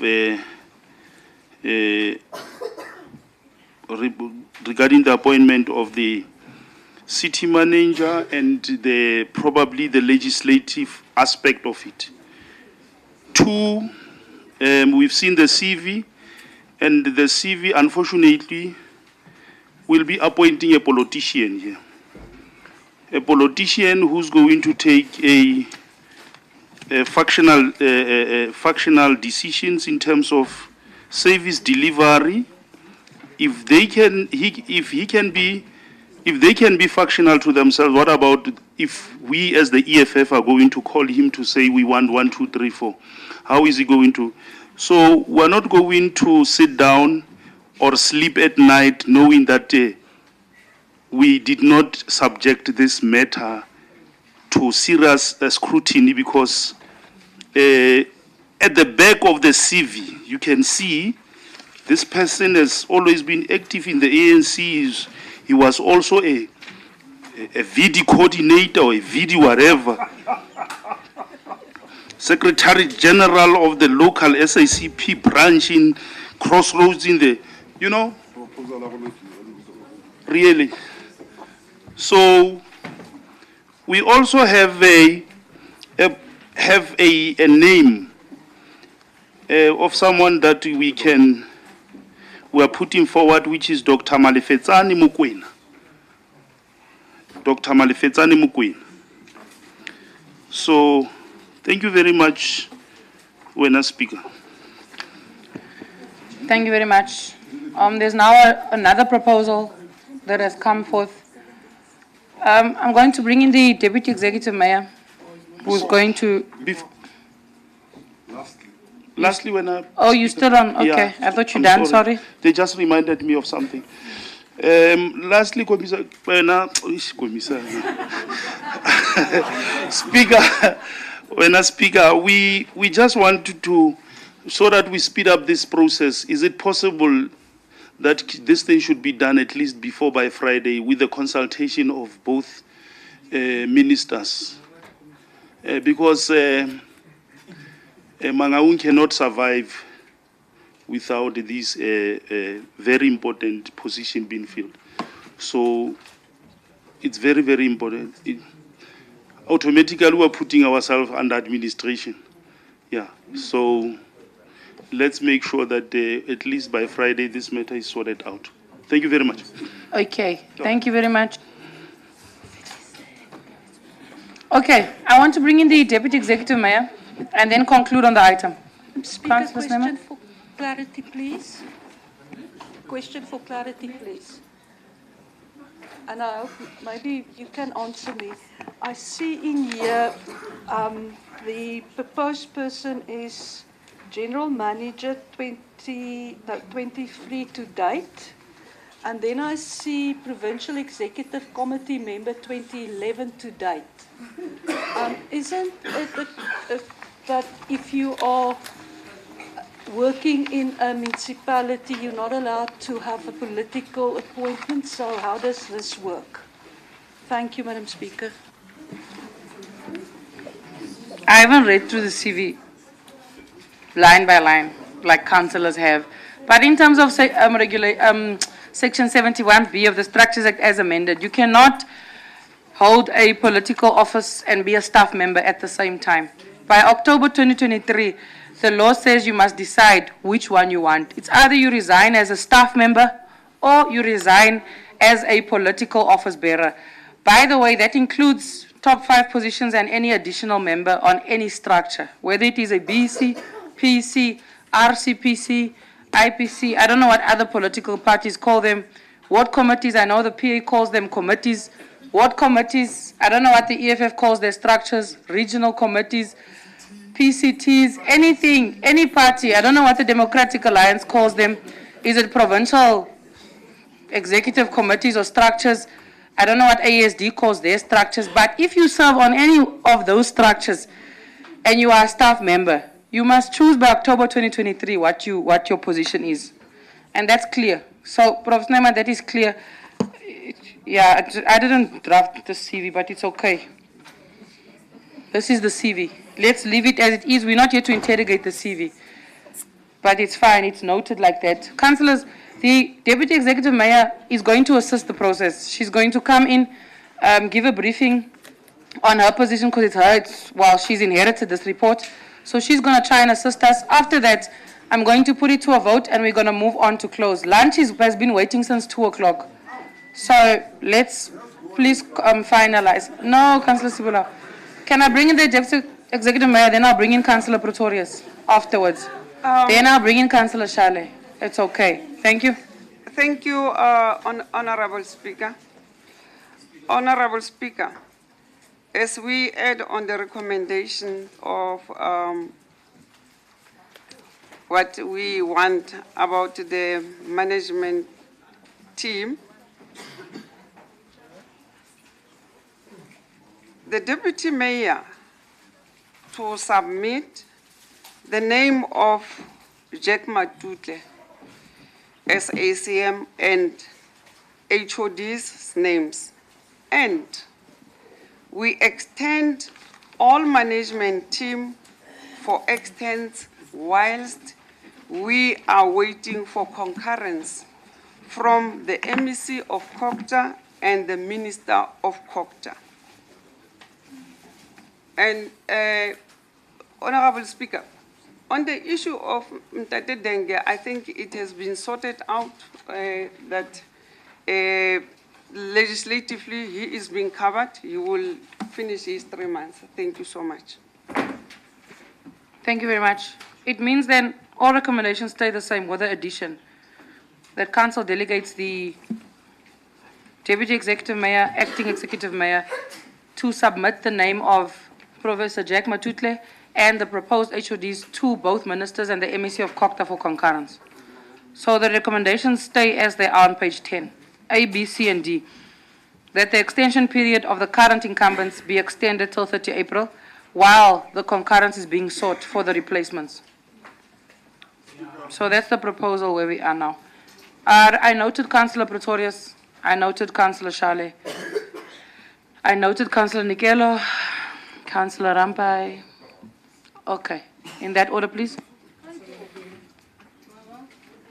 Thank you, Speaker. Yes, I'm very disturbed how things are going with this item now. Firstly, the Deputy Mayor don't have the powers to elect HODs. It's Council that elect HODs. Secondly, for the last year, we had an intervention here. They brought a team. They said, we can't say anything. They said, these are your HODs. These are your acting city manager. We did this now for a year. Today, we approved that the HODs and the city managers' positions must be advertised. Luckily, now we're going into the right direction. Now,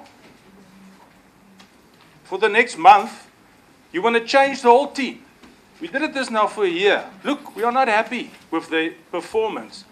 But now, what about, if you don't approve this extension today, what's going to happen? There's going to be no give over. There's going to be no HOD telling the other HOD, this is what happened in the last year. They're going to pack their bags and they're going to leave. Is that what you want? And now you want to put in people that are not qualified into positions. I'm telling you now, we're going to make a huge mistake today. Please, everybody must just keep calm now. Let's approve this extension while we do the advertisements. Get the interviews as quick as possible. Let's get the city manager and the HOGs in their positions. Let's do that. Doesn't have to take 3 months. We can do it in 2 weeks. And then they can give it over. This team that's been working here for a year can then give everything over and there can be inclusion. But now, you want to kick them out and then we start all over again. I'm telling you now, it's going to be chaos in this municipality for the next month if you do what you want to do now. Deputy Mayor, please think twice. You can have serious legal complications if you do this today. Thank you very much, Councillor Shale. Okay, thank you, Speaker. Ke nana Councillor Sabuile Mantsweni ke tla bua ma. E nngwe hape ne ke re Ntate Matutle o tshwanetse a resign 3 months before she is already out. Thank you. Okay, thank you, Councillor Nikela. Yeah, Speaker, I really want to concur with what the Deputy Executive Mayor has indicated.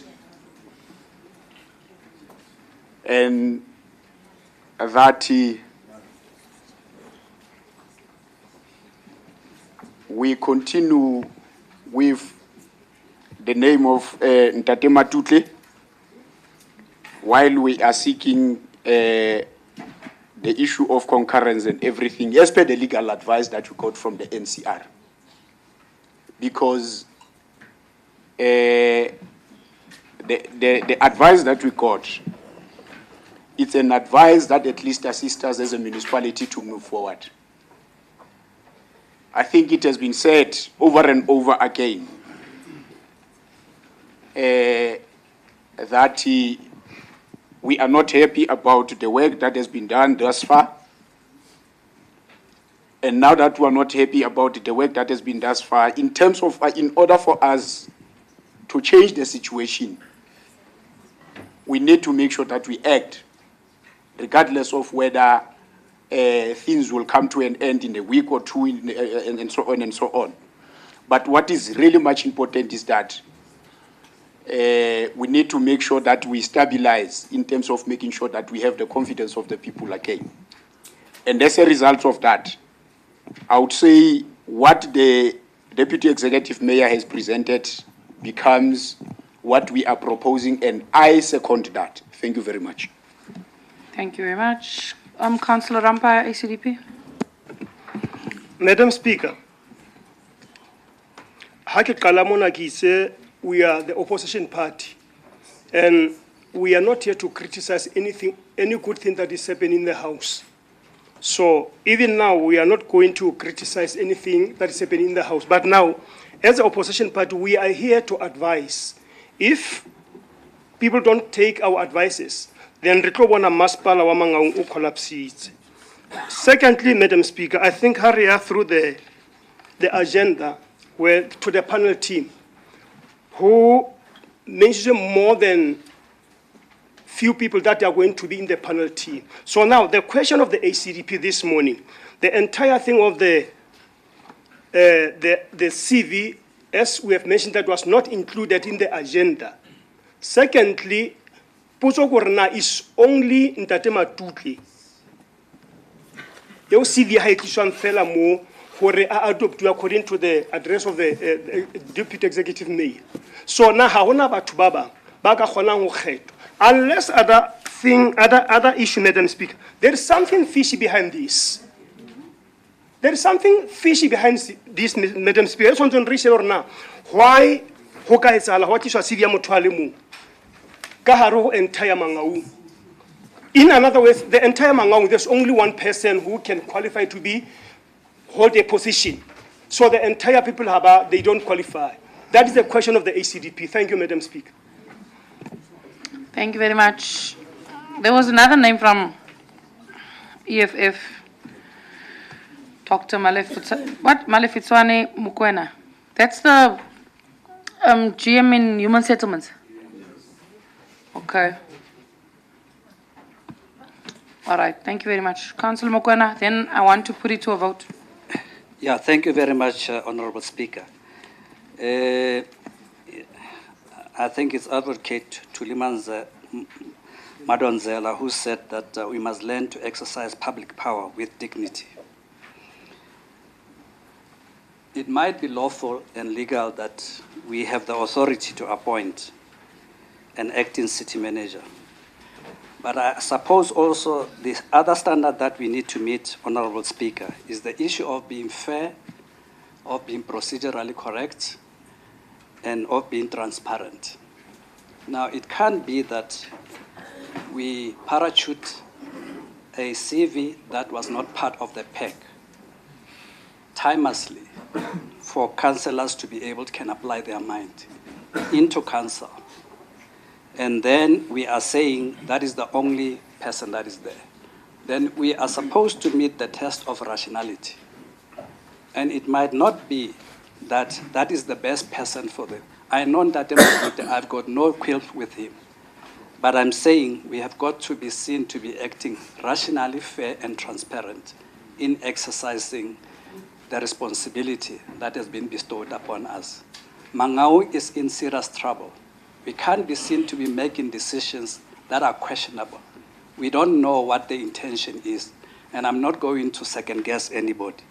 And I can say, Honorable Speaker, that we must extend the remaining period for a month or two of the EMT, and we must set a process where the executive mayor can properly look at names that she can recommend to be brought to council. But it must be more than just one, so that we don't get to be second-guessing people.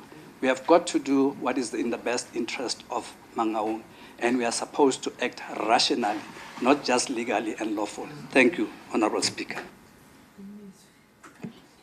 Thank you very much.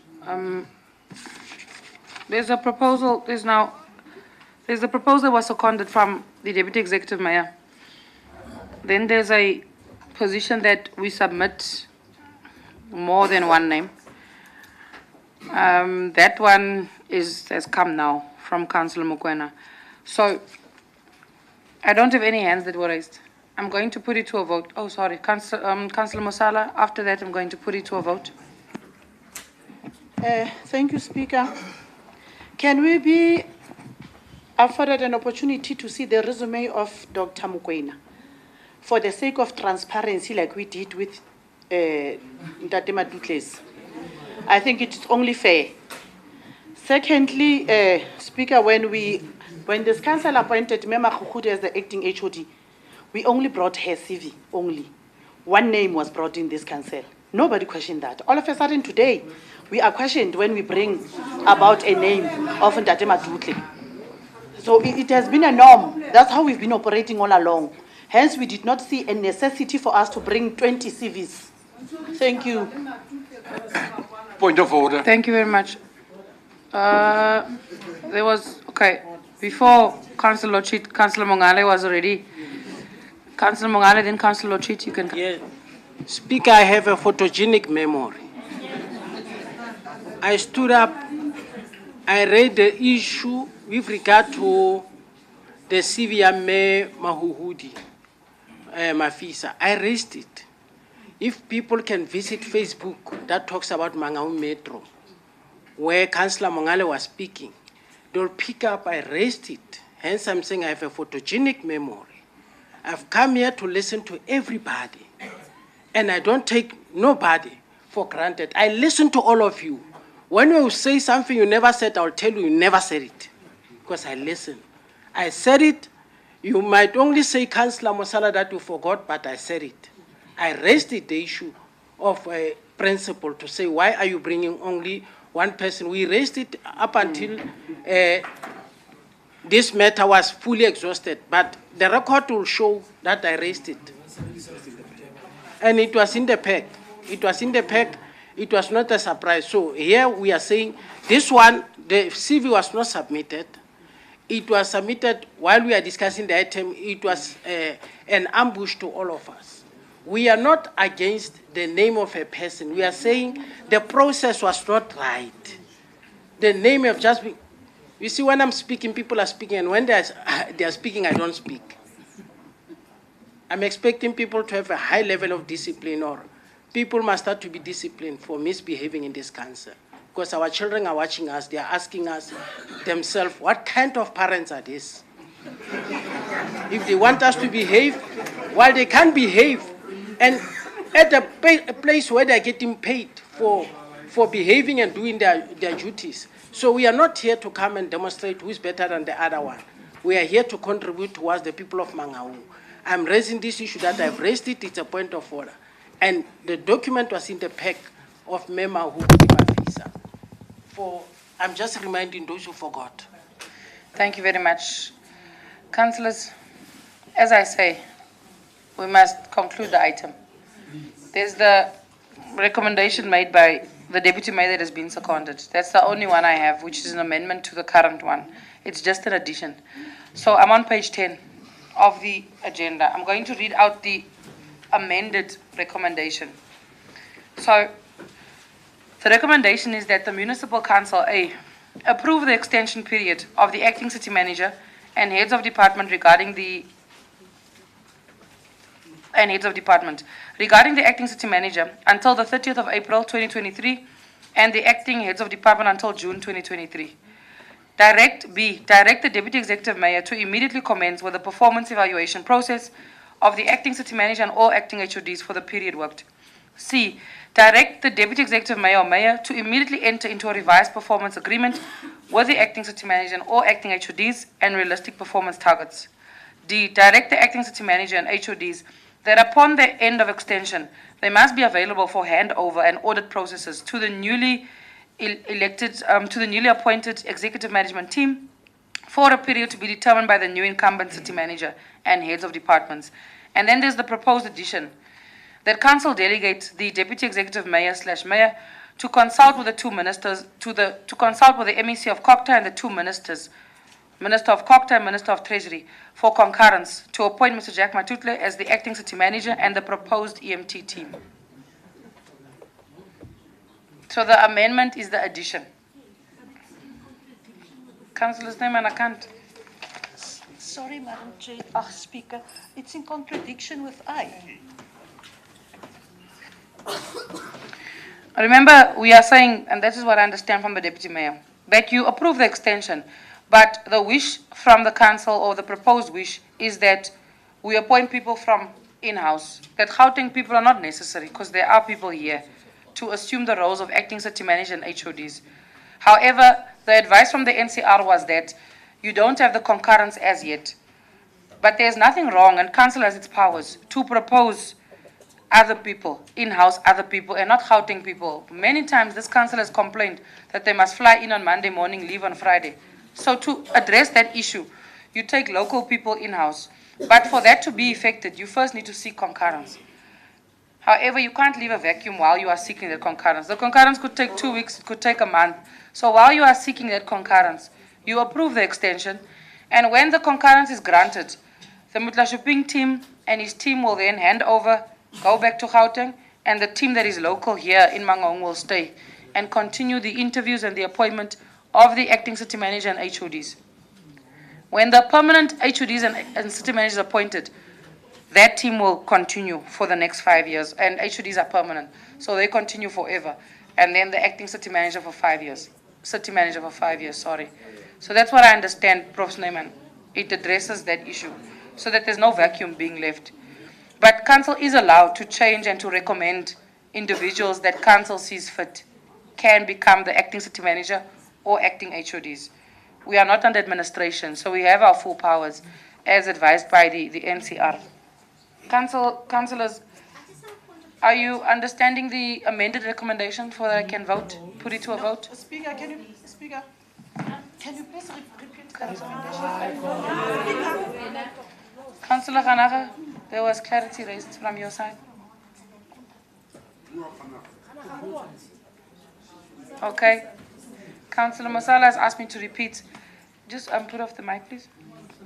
So I'm saying, councillors, the only amendment is the addition of the last recommendation. The A, B, C, D recommendations stay exactly the same as on page 10. Please follow me on page 10 of the Point of clarity. circulated agenda. Everything stays the same on page 10. What we are adding is that the mayor / deputy executive mayor be delegated to go and seek the necessary concurrences and the discussions like Councillor Mongale has said. Just that process be done. And we don't know, we can't preempt whether concurrence will be granted or not. But that council is delegating the political head of the institution, which is the deputy executive mayor / mayor, to go and have that discussion. Whether it's granted or not, we can't say.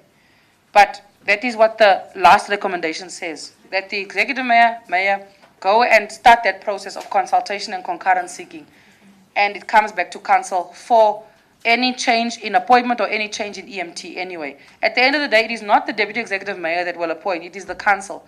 So that matter will still come back to council. Any further clarity before I put it to a vote? Councillor Khanaga, Councillor Mokoena, Councillor Sibulao. Speaker, so I am a little bit confused. If we as council are saying that they must stay, the people from Johannesburg, they must stay here for an additional month, and the concurrence happens within a week, are we now going to be paying for the people in Johannesburg's extras and then the acting allowance for the people that are going to be acting as city manager, because they will be there at the same time? Councillors know the process, we know what happens. I call a special council meeting and you then fix that issue by then removing the Mtlashuping team, allowing the handover and moving on. We only pay the acting allowance. So it would be correct, Councillor Khanaga, you would then pay acting allowances for both the team that is leaving and the new team that is coming in. That is what will happen, because you'll be double parking them. Say, for example, if, and this is what I was trying to explain, if next week the ministers grant the concurrence and you now wish to bring in a new EMT team, you will then double park them with the current team so that the current team hands over, the new team comes in, is able to take over and leave, and the Gauteng team leaves, and then the local team stays. So actually you would then be double parking them for the handover process, because we only pay acting allowances. The other costs are covered by the departments. I recognized Councillor Mokoena, then Councillor Sibulao. Yeah, thank you, Honorable Speaker. I was just trying to get clarity. There was a proposal about a Dr. Mokoena that was talked about. In seconding that proposal, I talked just about the number of people without specifying names, because I don't know who in the municipality could be capable. So in seconding that, I talked about that the acting mayor could then bring to council a recommendation having added other people other than just one name. That in trying to second the EFF's position around the second name that they put. Okay, for the sake of unity on this item, can we then say 3 names must be identified? Because now we are now limiting it to 2 names only, because the EFF was specific. They didn't talk general. They were specific about the candidate they would want to recommend. So now I'm saying a fair number is always 3 individuals from inside the municipality. There are other people that can be recommended. So a fair number would be then 3 individuals. Thank you, Speaker. I concur with that. I'm just proposing. I'll ask the Deputy Mayor now what she wishes to do. Councillor Sibulao. Thank you, Honorable Speaker. I was of the view that while we're still trying to sort out this mess, can we ask you to come back again in 7 days so that you get an opportunity to speak to the ministers while these comrades are still here. But when you come, obviously give us the correct information. So I propose, instead of appointing them now, let's extend with 7 days. We're coming back again on Monday, and then we are done with this thing, with this process. Thank you. Councillor Sibalao, that 7-day thing is, it's a tough ask. Remember, the president is announcing new ministers tonight. You would need them to acclimatize. So it's going to be, it might not be possible for 7 days to come back. We now extend for 7 days. In 7 days, we're having the exact same discussion here. I'm just guiding you. I'm not saying you can't propose that. But the proposal that I have now is that, Deputy Executive Mayor, you submit 3 names for consideration. So you'll advise me on that. I want to put it to a vote, councillors, because us now perpetually debating it doesn't necessarily get us to finalization. Councillor Snyman, if you want to defend it. Thank you, Madam Speaker. I really do not understand, after the question of the previous councillor. So at the moment, we are paying an acting allowance for the people from Gauteng. Then we are keeping them while we are appointing interim Mangaung people in those positions. Then they must be there to hand over to this temporary people. Then we appoint permanent people. In the meantime, we are paying these people from Mangaung an acting allowance. Then we will still keep paying them an acting allowance while they hand over to the permanent people. Can you hear the double payment? Isn't that fruitless and wasteful expenditure? Thank you, Madam Speaker. I'm just interpreting what's coming through in the discussions. I can't say any councillor is wrong, but the truth is the truth. What will happen is what you are saying, that currently the team is here, we pay acting allowance, right? The deputy mayor, the acting mayor will then go and seek concurrence. Those current people who've been here from Gauteng must still hand over to any new acting people we put. Because remember, we are still busy with the appointment process, right? So they will, here, it says here that there must be a handover. The handover can be a week or 2 weeks. So then, you'll then be paying the acting allowances of the current Gauteng acting HODs, EMT. You'll then also then have to activate the payment of acting allowances for the, whoever it's Mr. Jack Matutle, his team, right? So you'll now be paying 2 city managers acting allowances, 2 HODs of each directorate. So, wait, you're asking me, I'm giving you clarity. So at one point, when the minister does give concurrence, you'll have 14 people as an EMT. You'll have 14 people part of the EMT. When the Gauteng people leave, the new people remain. When we appoint the permanent city manager and the permanent HODs, that acting team hands over to the permanent people. And it finishes the whole acting drama. Speaker. I'm just interpreting as what we are saying as council. Councillor, I know. Councillor Nikelo, Councillor Lotchit. Speaker, I thought my understanding on this, as presented by the Executive Mayor, and as proposed by the African National Congress, to say we continue with the issue of we continue with the name that we presented. And any other names that will come from the council, and we vote on that. And after we have voted on that, the executive mayor will then start seeking the concurrence on the appointment of the preferred person that we have agreed on as the council. And that concurrence, that while we are still waiting for it, it means the person cannot execute the responsibilities, and therefore you cannot pay somebody for the responsibilities that he had not performed.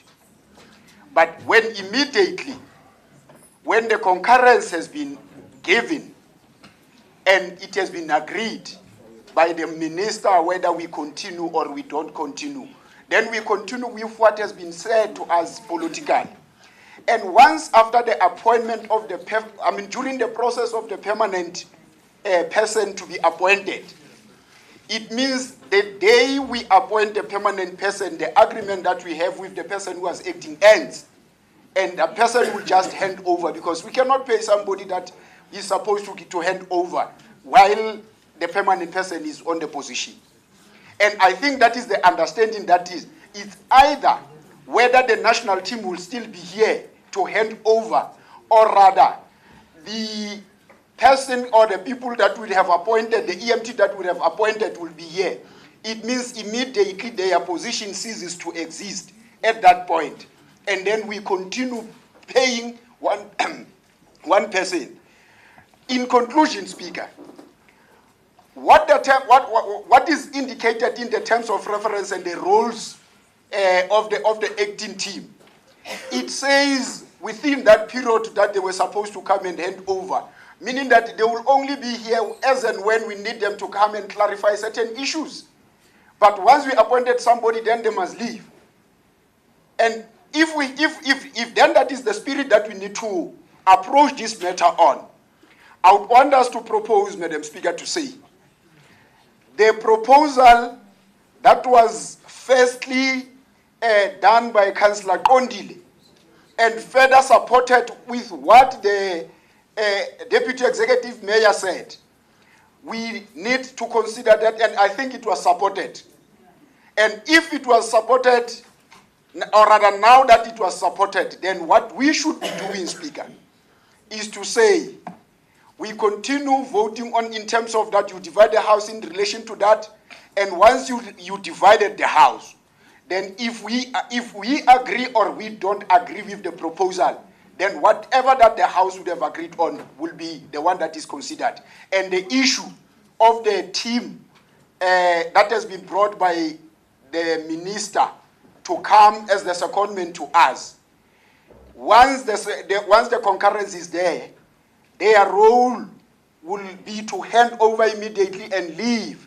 And while they are leaving, then it doesn't mean when they have left, we'll never have to call them and come and give us the certain issues that we need. We'll still call them and come and tell us what we need. Thank you. Yeah, no, thank you very much. Council can always direct that the handover is done via report. That's why I said a handover doesn't need to take 3 months. It can be a report, and that's a handover. And then you make yourself available whenever the new acting or permanent need you. Thank you very much. I want to put it to a vote, and then we're going to clarify. Point of order. When you. Point of order. You recognize me to speak. You're coming. And then you don't. You're coming up. There's no crisis here. Everyone will speak.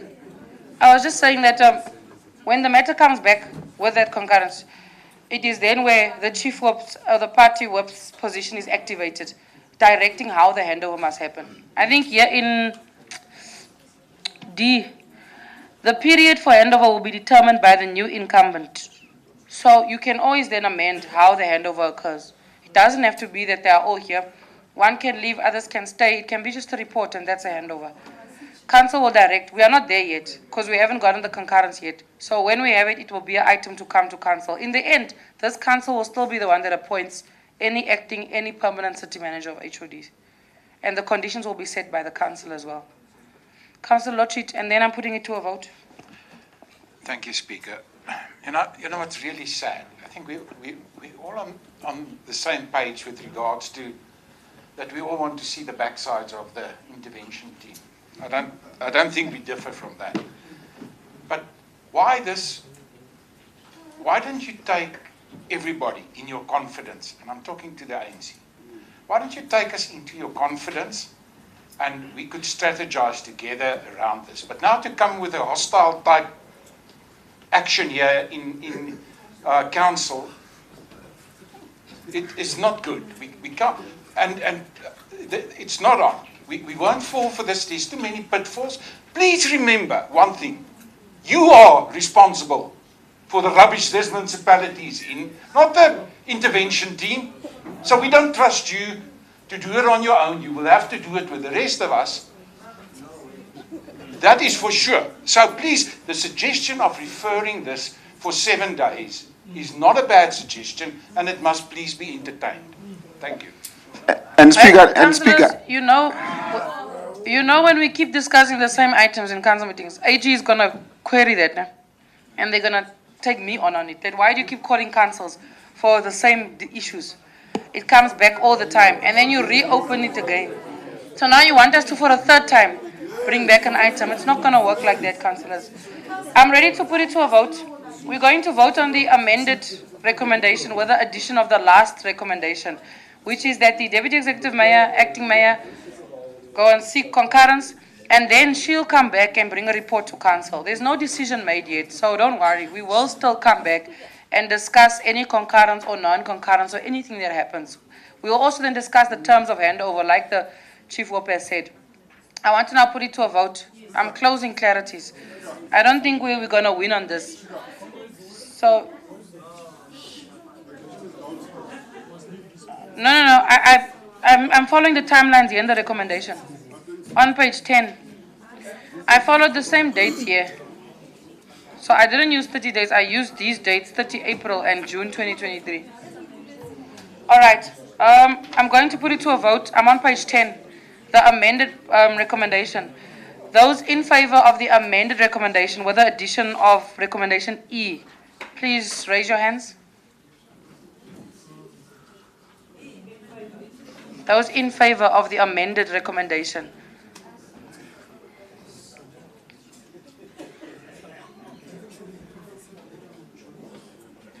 Thank you very much. Those against the amended recommendation as presented, please raise your hands.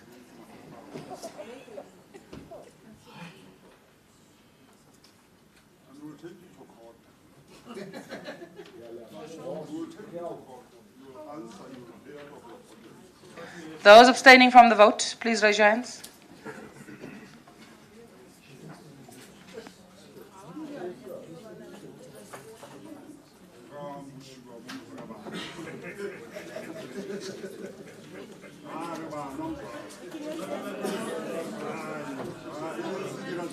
All right, thank you very much. The tallying of the vote is as follows.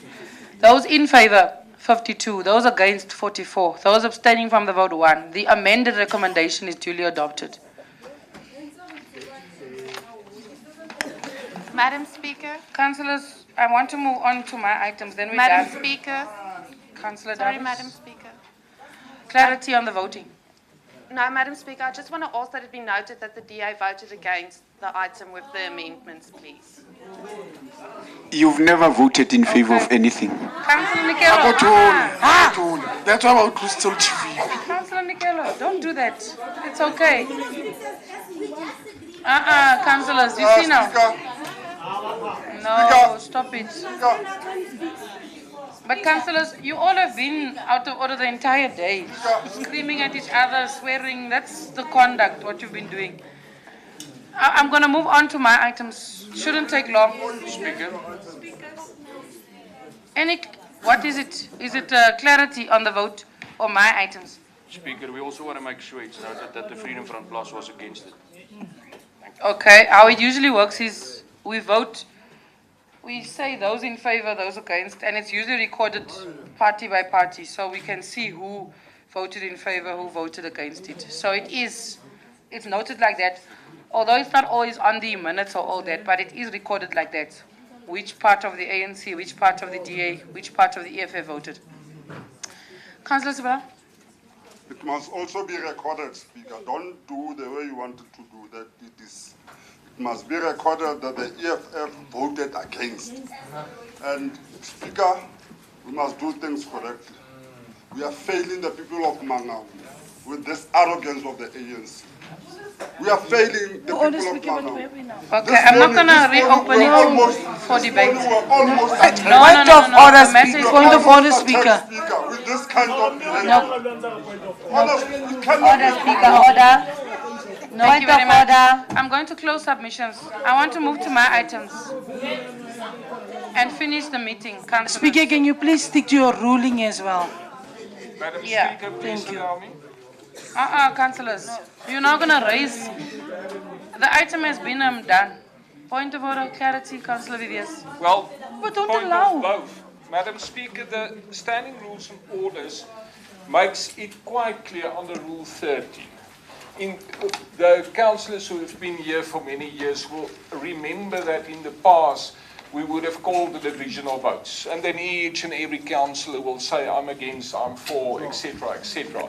Now the rules clearly make notice that we can note it, and the purpose of that, Madam Speaker, is that if, for example, we are now getting sued by NCR or the minister or whatever, because the contracts of these previous people are still standing, we as the DA, because we've let you note it now, can not be held liable for that cost.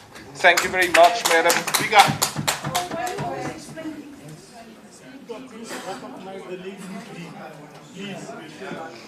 It's okay, councillors. I just clarified that we will record it correctly. Who was in favor and who was against the recommendation? I've read section 13. It's fine. Because you've asked, we will note it like that. ANC, DA, Freedom Front, EFF. Only because you've asked. Usually we would club it together and say in favor and against. So on this one, we will allocate it like that so that if anyone takes us to court, I can then just present the resolution and the voting. So for this one, I will make sure that the Secretariat notes it in terms of parties who voted and how they voted. It's okay. We even tallied it. Show that thing. Give me that other where you put the numbers there of every party. We even noted it like that as we are counting. Councillors, I'm going to move on to item 32. It shouldn't be long. We're almost done. I only have 3 items. Today, I'm going to present the resignation of the Executive Mayor, Councillor M.A. Sionzana, the resignation and replacement of certain councillors, and then 3, all I have is an update on taking of oath by ward committee members. So those are my 3 items. The reports are quite straightforward. I have attached them in the annexure. When we move into item 32.1, the resignation of the Executive Mayor, it is to report to Council that on the 27th of February, the Executive Mayor tendered his resignation as the Executive Mayor and a PR Councillor. The position has now become vacant. It now means that the process will then be followed where you declare a vacancy, and then the Municipal Council is asked to take note of the reports regarding the resignation. That Council notes that the members of the Mayoral Committee have ceased to hold office and being MMCs, and they thus become part-time councillors effective from the date of resignation, and that the Deputy Executive Mayor, Councillor Mapaseka Mutibi Nkoane, assumes full responsibilities of the functions performed by the Executive Mayor until the Municipal Council fills the vacancy. That's the first report. The councillors who drew the item: Councillor Johan Pretorius, Councillor Sefaki, Councillor Motupi. Any other additions? I don't have them. Councillor Davis, you wish to add your name? Yes, my name is actually added, Speaker. With Councillor Pretorius. Okay. All right, that's fine. Let me bring in Councillor Sefaki, then Councillor Johan Pretorius.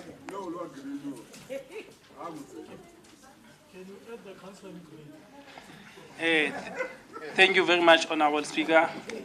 Ke dumedise ma-councillora, NCR, HODs, baagi ba Mangaung, ba shebile mo Facebook. The ANC, having noted the resignation of Mr. Mxolisi Sionzana as Executive Mayor and PR Councillor of Mangaung Metro Municipality, we wish him well in his future. Thank you very much, Speaker. Thank you very much. Councillor Pretorius.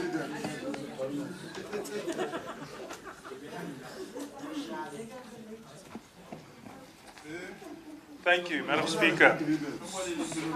Mxolisi Sionzana is a South African politician who has been the Executive Mayor of the Mangaung Metropolitan Municipality in the Free State Province since 16 August 2021.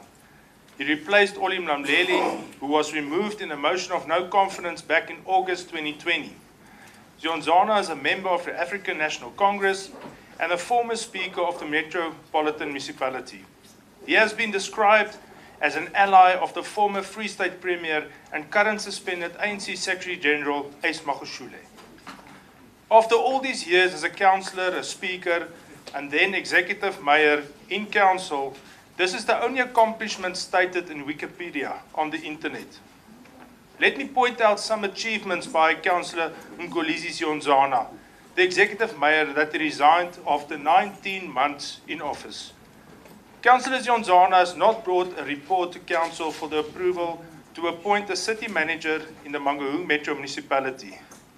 Councillor Sionzana was responsible in appointing 120 ghost workers that are still getting salaries from this metro as we speak today.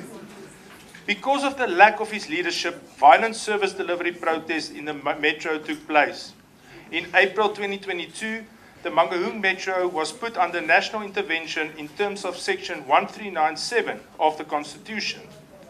Councillor Sionzana has not brought a report to council for the approval to appoint the head of department vacant positions in Mangaung Metro Municipality. Workers are on constant strike and closing the Bram Fisher building and assaulting officials. And because of Councillor Sionzana, in short, the following. This metro had financial and political instability, road infrastructure collapse, waste collection collapse, pollution, corruption, corporate governance failure, high unemployment, illegal building activities and illegal land use, damage to Mangaung brand, failure to appoint the ombudsman, and the ongoing water and power failure disaster. As you all are aware, the Democratic Alliance handed in a motion of no confidence against the Executive Mayor, Mkholeisi Sionzana, in September last year to the office of the Speaker. The last 6 months of destruction, chaos and instability in this metro is on you, Speaker, for not allowing this motion to be tabled in Council. Also the councillors that did not support the motion of no confidence in the Executive Mayor in March 2022. If there is any wrongdoing or corruption from this previous mayor that could come out in the near future, in this time frame, you as the Speaker and the councillors might be liable in your personal capacities for financial loss incurred by this metro municipality. It is abundantly clear why the ANC has ordered the Executive Mayor, Councillor Sionzana, to step down, because he was never fit for purpose. The Democratic Alliance would like to add recommendation D that reads that Municipal Council approved that the item to elect the new Executive Mayor of Mangaung Metro Municipality must be tabled by the Speaker of Council not later than 14 days from this date. This metro cannot afford to sit without Executive Mayor for a year, like in the previous term when Oli Mlamleli was removed as Mayor. So let me conclude and leave you all with these words from the Proverbs 14 verse 31. He who oppresses the poor taunts his maker, but he who is gracious to the needy honors him. Thank you.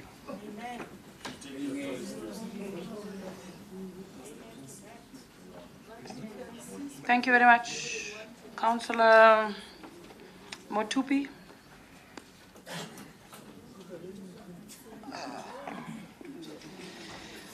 Thank you, Madam Speaker.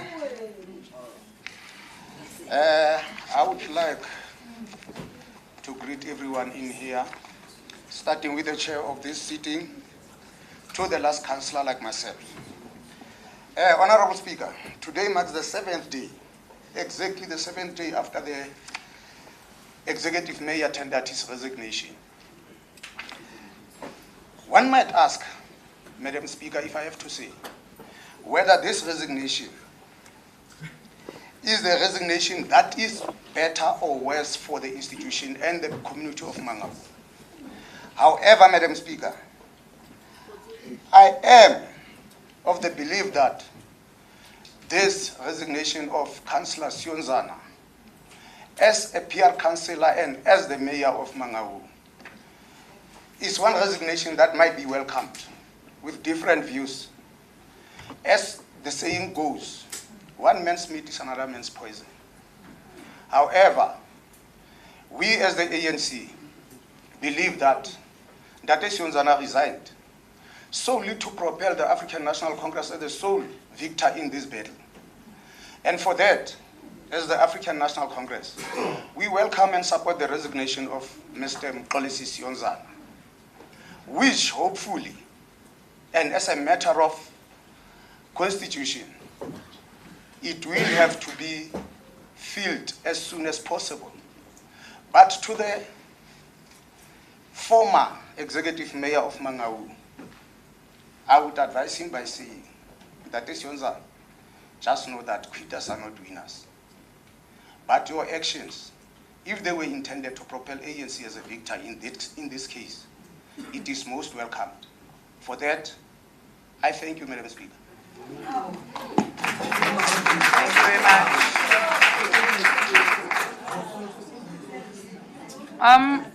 The issue of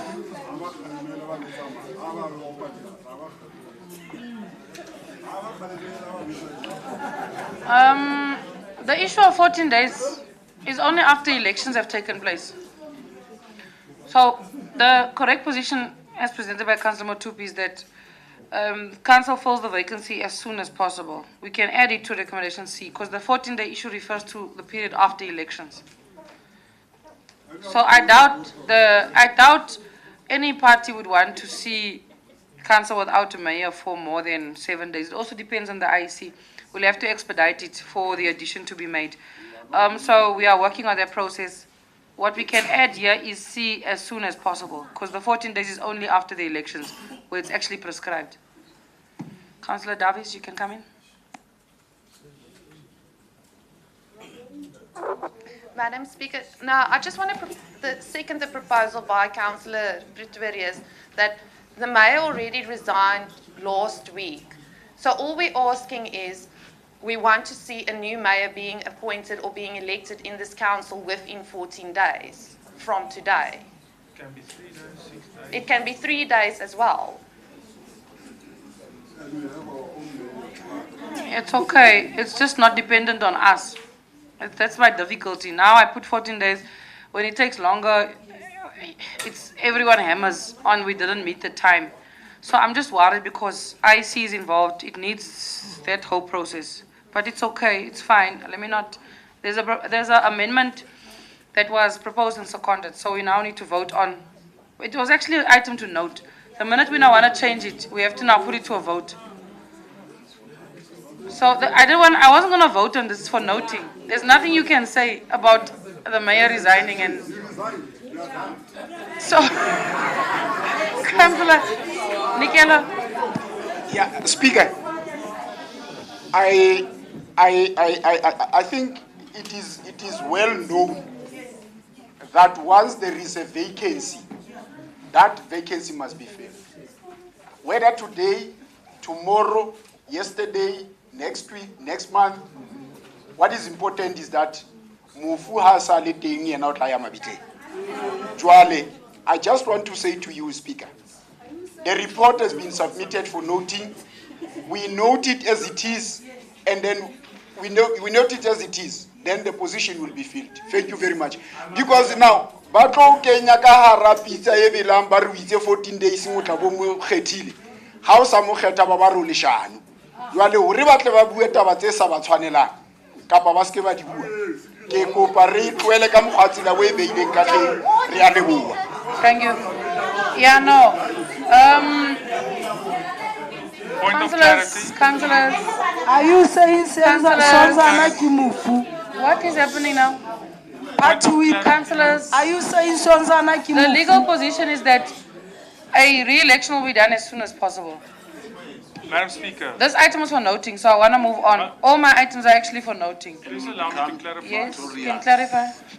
Madam Speaker, we are up to date, still sitting without the Chief Whip. It was the same thing. We will elect the Chief Whip as soon as possible for Council. We are still sitting without a Chief Whip.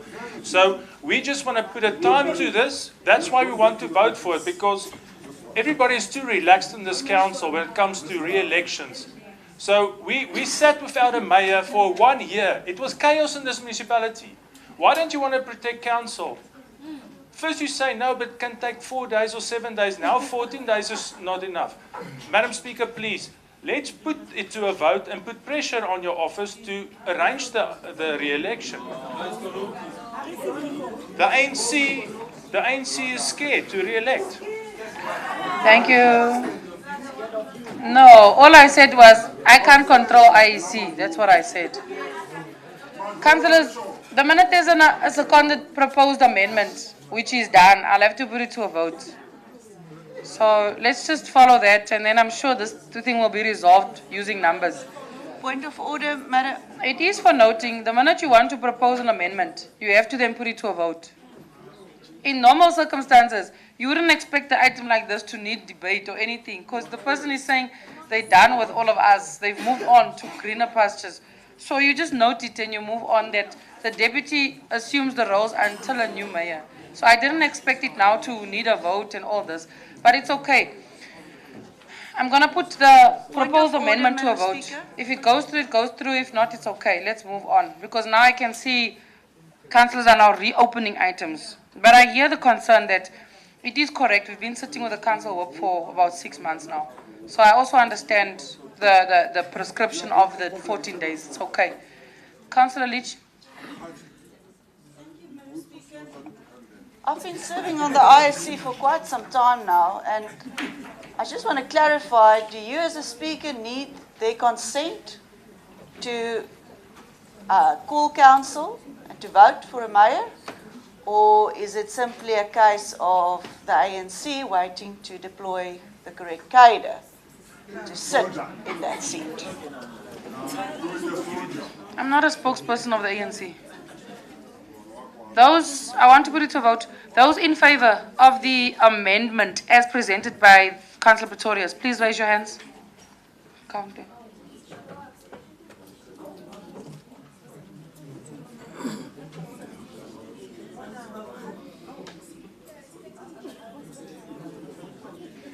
Thank you very much. Those not in favour of the amendment as presented, please raise your hands.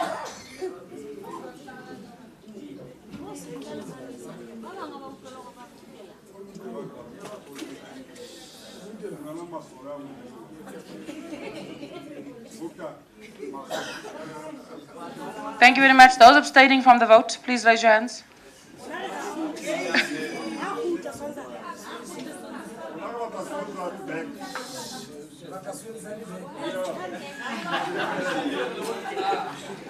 Thank you very much. Those in favour of the amendment, 30. Those against, 52. Those abstaining from the vote, 12. The amendment is not approved and the recommendation proceeds as is on the agenda, which is items of noting. I want to move on to item 32.2, the resignation and replacement of councillors. On this item, it's also just straightforward. What has happened is that we are informing the council that Councillor van der Merwe has resigned as council member on 31 December 2022. He is then replaced by Councillor Coriza van Rensburg. And we are literally just informing the council of the replacement and that she has become a councillor from the 20th of January 2023. The councillor who drew the item was only Councillor Johan Pretorius, and then we'll move on to the last item for the day. Thank you, Madam Speaker. The Democratic Alliance Caucus of Mangaung would like to thank Prof. van der Merwe for his 34 years of service in the Mangaung Municipality. We will all be missed, his guidance and mentorship over the years, and Prof. van der Merwe had a way to bring some humour into council when debate got heated and neutralised a lot of tension. His love for the city and the residents of Mangaung was very visible in his day-to-day activities. We wish him all the best for his retirement and hope he can enjoy life to the fullest.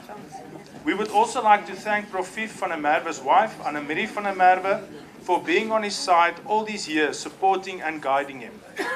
We would also like to take this opportunity to welcome our newly elected Councillor Coriza van Rensburg in council, and we are looking forward to see what unfolds in your political career.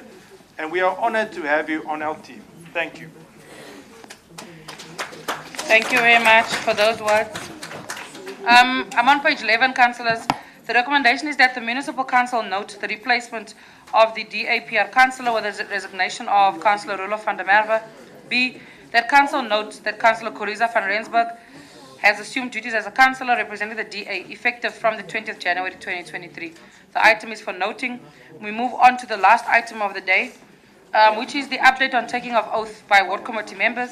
The report is attached. I would not repeat it verbatim, but I would like to encourage those those councillors. If you see that on the list that I've prepared, your ward committee members have not taken the oath, please encourage them to do so. We'll need to arrange a separate session for them because not all ward committee members have taken the oath, so it is quite important. And then lastly, the recommendation on page 11 is that the Municipal Council note a total of 430 ward committee members took an oath of office and that members promised to uphold and fulfill certain requirements and obligations of the position they were elected to. Lastly, that it be noted that the outstanding complement of ward committee members will be encouraged to take the oath during the next 3 months starting April 2023. So please, ward councillors, check the list. 2 announcements. There's lunch in the Floriat Hall.